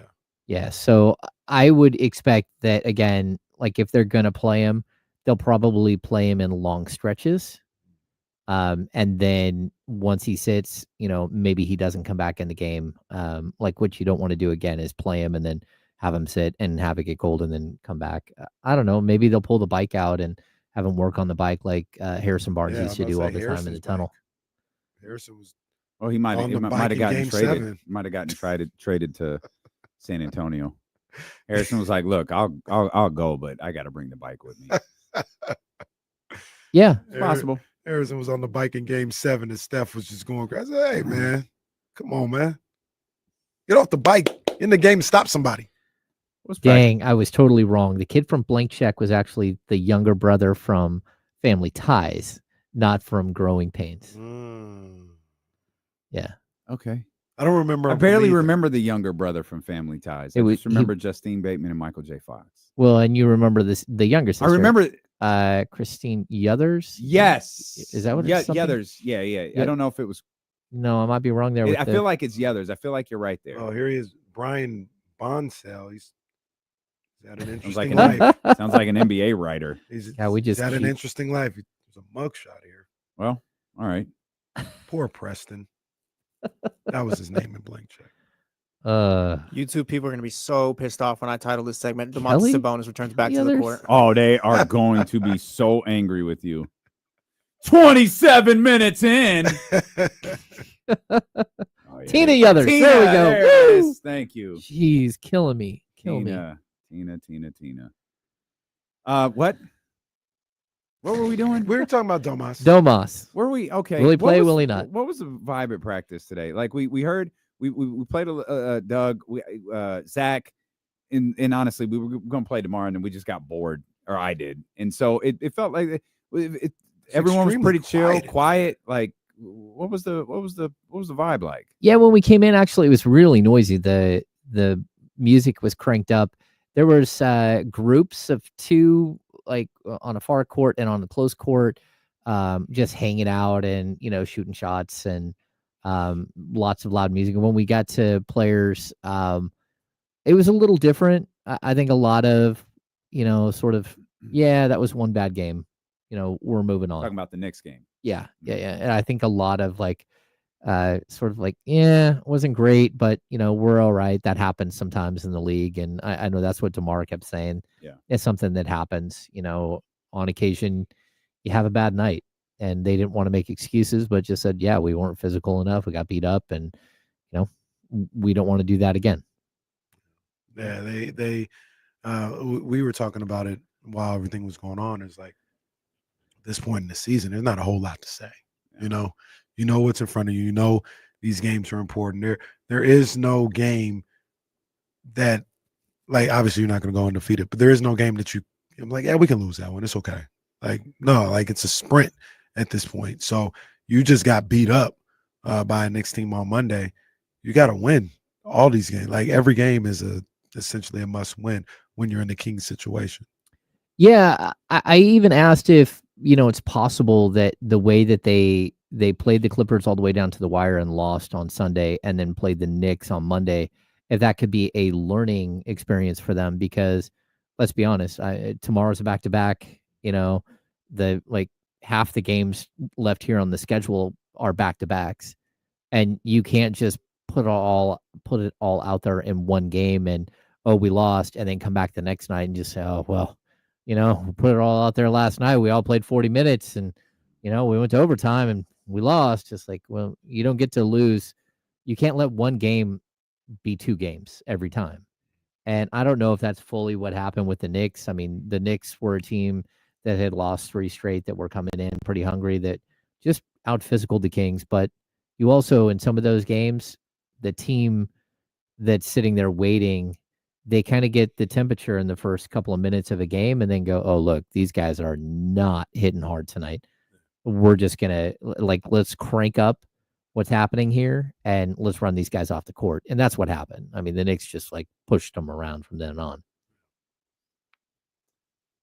Yeah, I don't mind the idea of let's just put that behind us.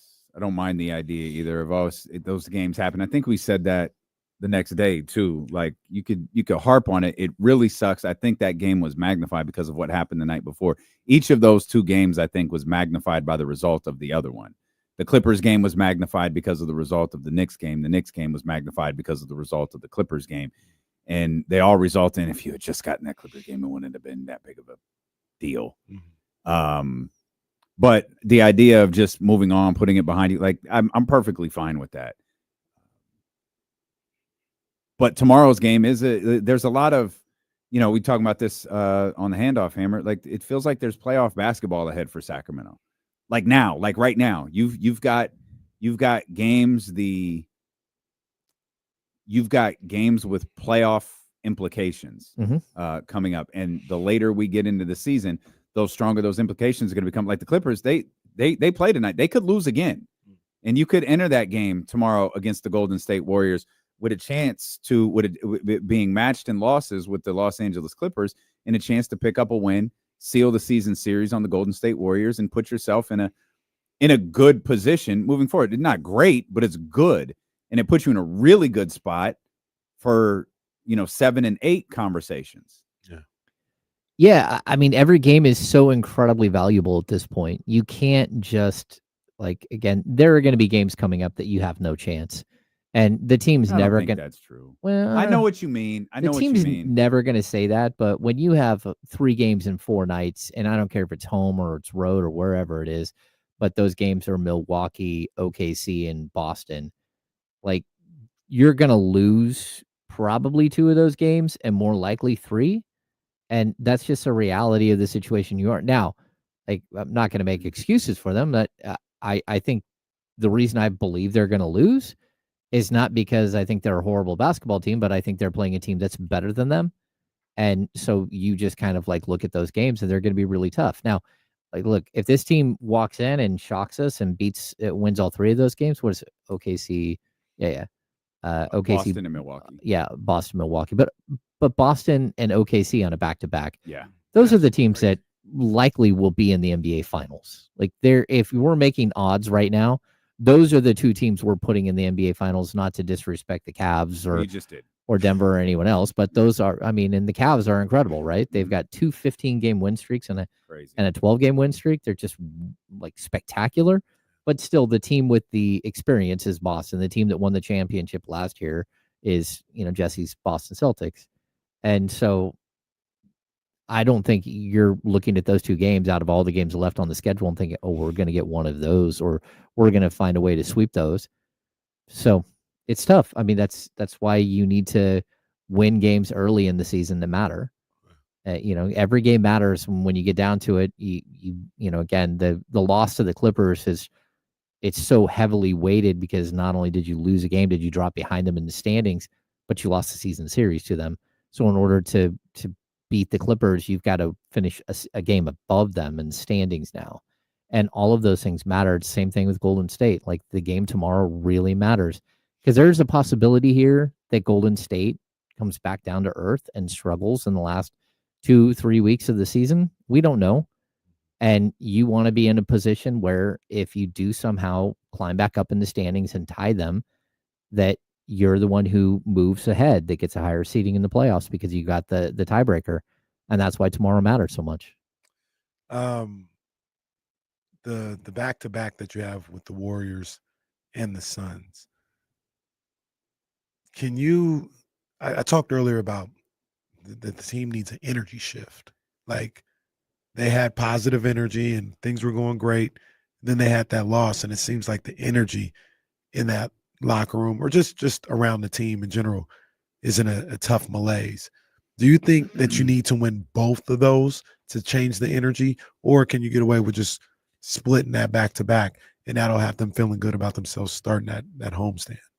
I think they can build positive energy by, like, again, if you lose the Golden State game and it's a tough fought game, but you come back the next night and you beat Phoenix, I think you could get some momentum out of that. But it still doesn't help you, like, long term. The standings are what they are. These are not two of the easier games in the standings, but you can't look at Golden State. I mean, the Golden State has won 10 out of 12. They've been really good since the trade, right? And they're nearly unbeatable with Jimmy Butler. But that you still have to go in and play them. Like, the rest of the NBA doesn't just lay down and give the Golden State Warriors a championship because they went out and made a Jimmy Butler trade. So you've got to find a way to be competitive in these games, and you've got to find a way, like, to win some games against teams that are ahead of you in the standings. 2 weeks ago, when you got clubbed by this team, you were tied in the standings, or the Kings were half game above them. But now they're way above the Kings because they just keep winning, and the Kings have kind of been, hit and miss. You got to find ways to compete and to show that you're just as good or better than them. And again, like, sometimes it does come down to just straight up the tiebreakers against these teams, And what if you beat Golden State and it kind of snaps them out of their little run here? And what if they stack up a couple of losses here? Yeah. That's what you're hoping that you can. KC was talking about earlier. Shift the energy. Yeah, I get it. Yeah, shift the energy. And hey, look. Like, Steph Curry is unbelievable, but he's also a player who is unbelievable and gets hurt all the time. If Steph has an ankle problem or whatever in the next couple of weeks, like, that team is going to have a tough time winning again. And so that's what you're looking at here. You got to find ways to not to hurt somebody, but ways to stick around and to, win season series against teams when it's available. And this is a big one. And it'll look a little bit different. You talked about the Jimmy Butler lineup for the first time tomorrow. We'll see this Jimmy Butler version of the Golden State Warriors with Jonathan Kuminga, who will return for the first time since, I think, early February. January? He's missed, I think, 31 straight games. Okay. What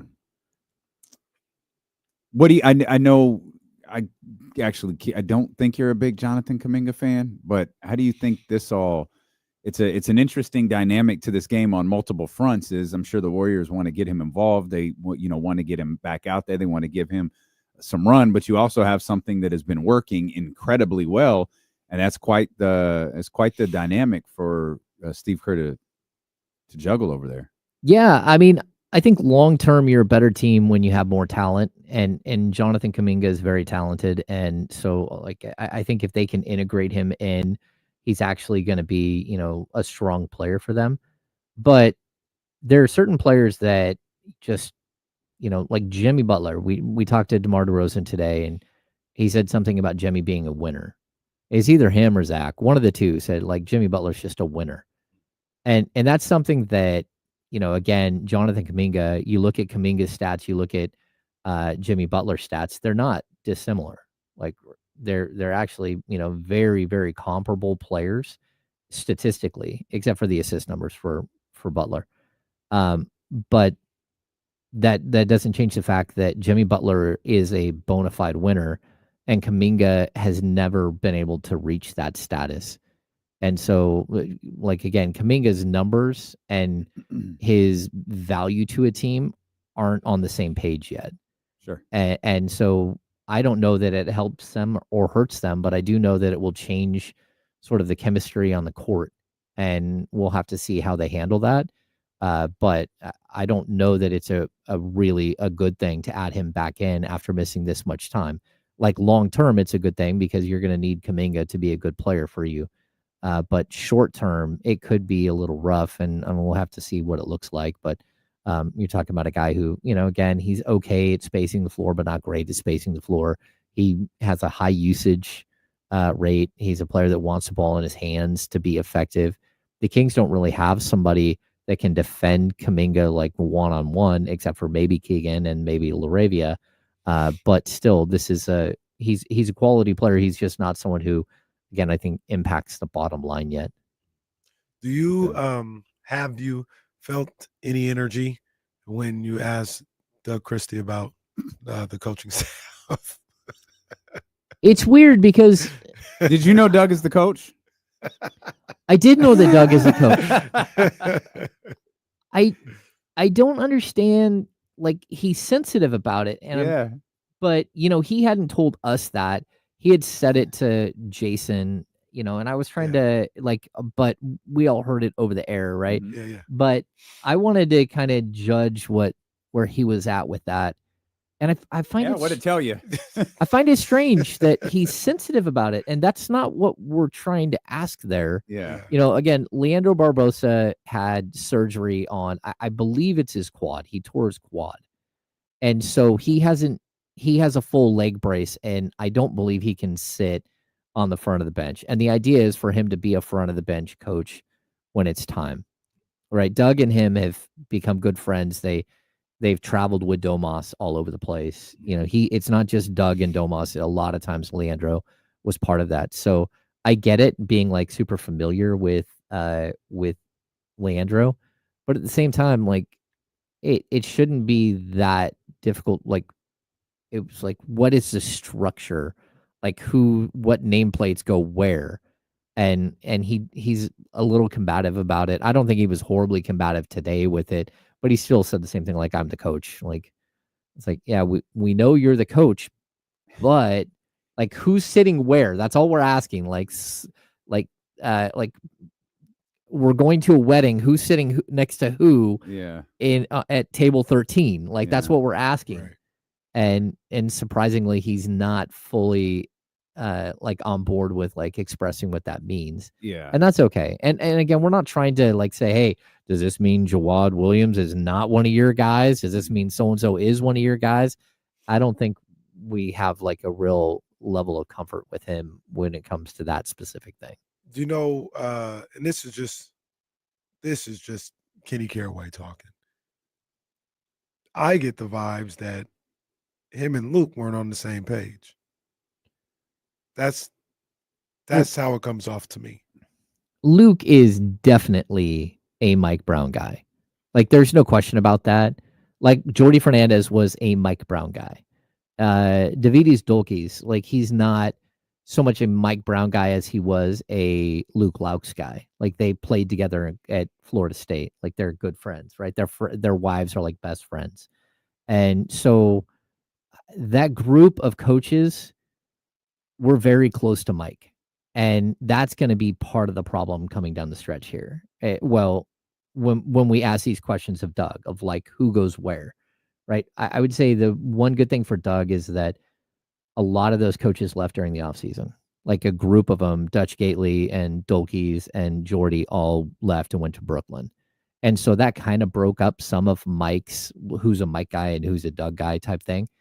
But at this point, like, if Doug is going to be the head coach next year, we could see an entirely different coaching staff. We could see 1 or 2 leftover people. We could see 3. I don't know how many people will be left over if Doug is the coach next year, but that's the NBA game, and Doug should be allowed to hire his own coaching staff. You just can't do it mid-season. So, like, would I be surprised next season if it's Doug Christie and sitting next to him is Elston Turner? Who is like the defensive coordinator for, or one of the lead coaches for the Minnesota Timberwolves. No, I wouldn't be surprised by that. Yeah, Him and Elston. Awesome. Yeah, but that's awesome. So I could see that. Like, a lot of people throw out Bobby Jackson. Get Elston off that sinking ship too. Yeah. In my opinion. Elston is still a really good defensive coach, and they were together here in Sacramento, and then Elston was back. Elston, I think, has been back 3 times. Elston's the original Sam Cassell. Like, he's like, it's the biggest crime Elston Turner wasn't a head coach. Yeah. He absolutely deserves an opportunity. He absolutely did. I totally agree. There are coaches that for whatever reason, they never get that opportunity. Yeah.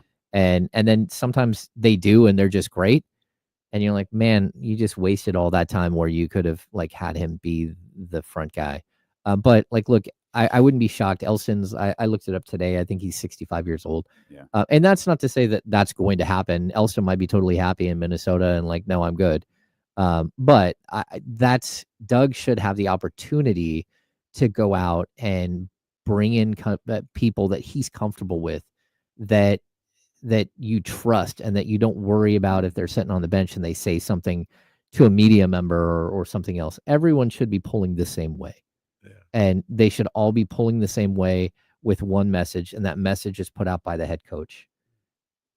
It's a tough year for Doug. Like the obviously the Mike Brown firing, but also the rumors around the stuff involving Jay or Luke Laux and all of the stuff that surrounded Mike Brown's firing. That probably made, Doug's position difficult, Doug ascending to that position difficult. And that doesn't even factor in the De'Aaron Fox dynamic. Oh yeah. I mean, all of it's crazy. Yeah. This is chaotic. It's a lot to ask a coach to handle. It's a ton to ask an interim coach to handle. Yeah. And like the story you're talking about, like, we know that the front office gave Mike Brown a choice to let go of one of his assistant coaches, whether it was Luke or it was Jay. And he said no. And then he wasn't there a week later. Mike wasn't. Yeah, right. And so those coaches were still there up until this last weekend when Luke left. So yeah, there's some awkwardness. You got to get through it. I think our show is over. Yep, our show is over. Jesse says we have to go home. We can't play anymore. So we appreciate you for being with us. We're going to head over to 102.5. Make sure you're with James and Kyle tomorrow morning, beginning at 10 a.m. with the Insiders here on Sacramento Sports Leader, ESPN 1320. Vamos, Nuggets and Heat. That's a good point, Scooter. Did the show even start? No, not really. Yo. Whenever James come in here talking about Andre the Giant's height in movies, just wrap it up. Well, the show, the Chatty House, that was a wild show. You see what was going on with them in the Chatty? Scooter and Stephen Brown just, oh man, they in there talking about performance, and I said, oh man, all right, well, some things I keep to myself. It's wild. Some things I'd keep to myself. I just It's better relax in the Chatty House.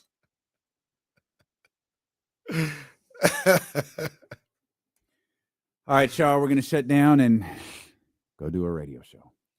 We'll see y'all tomorrow. What?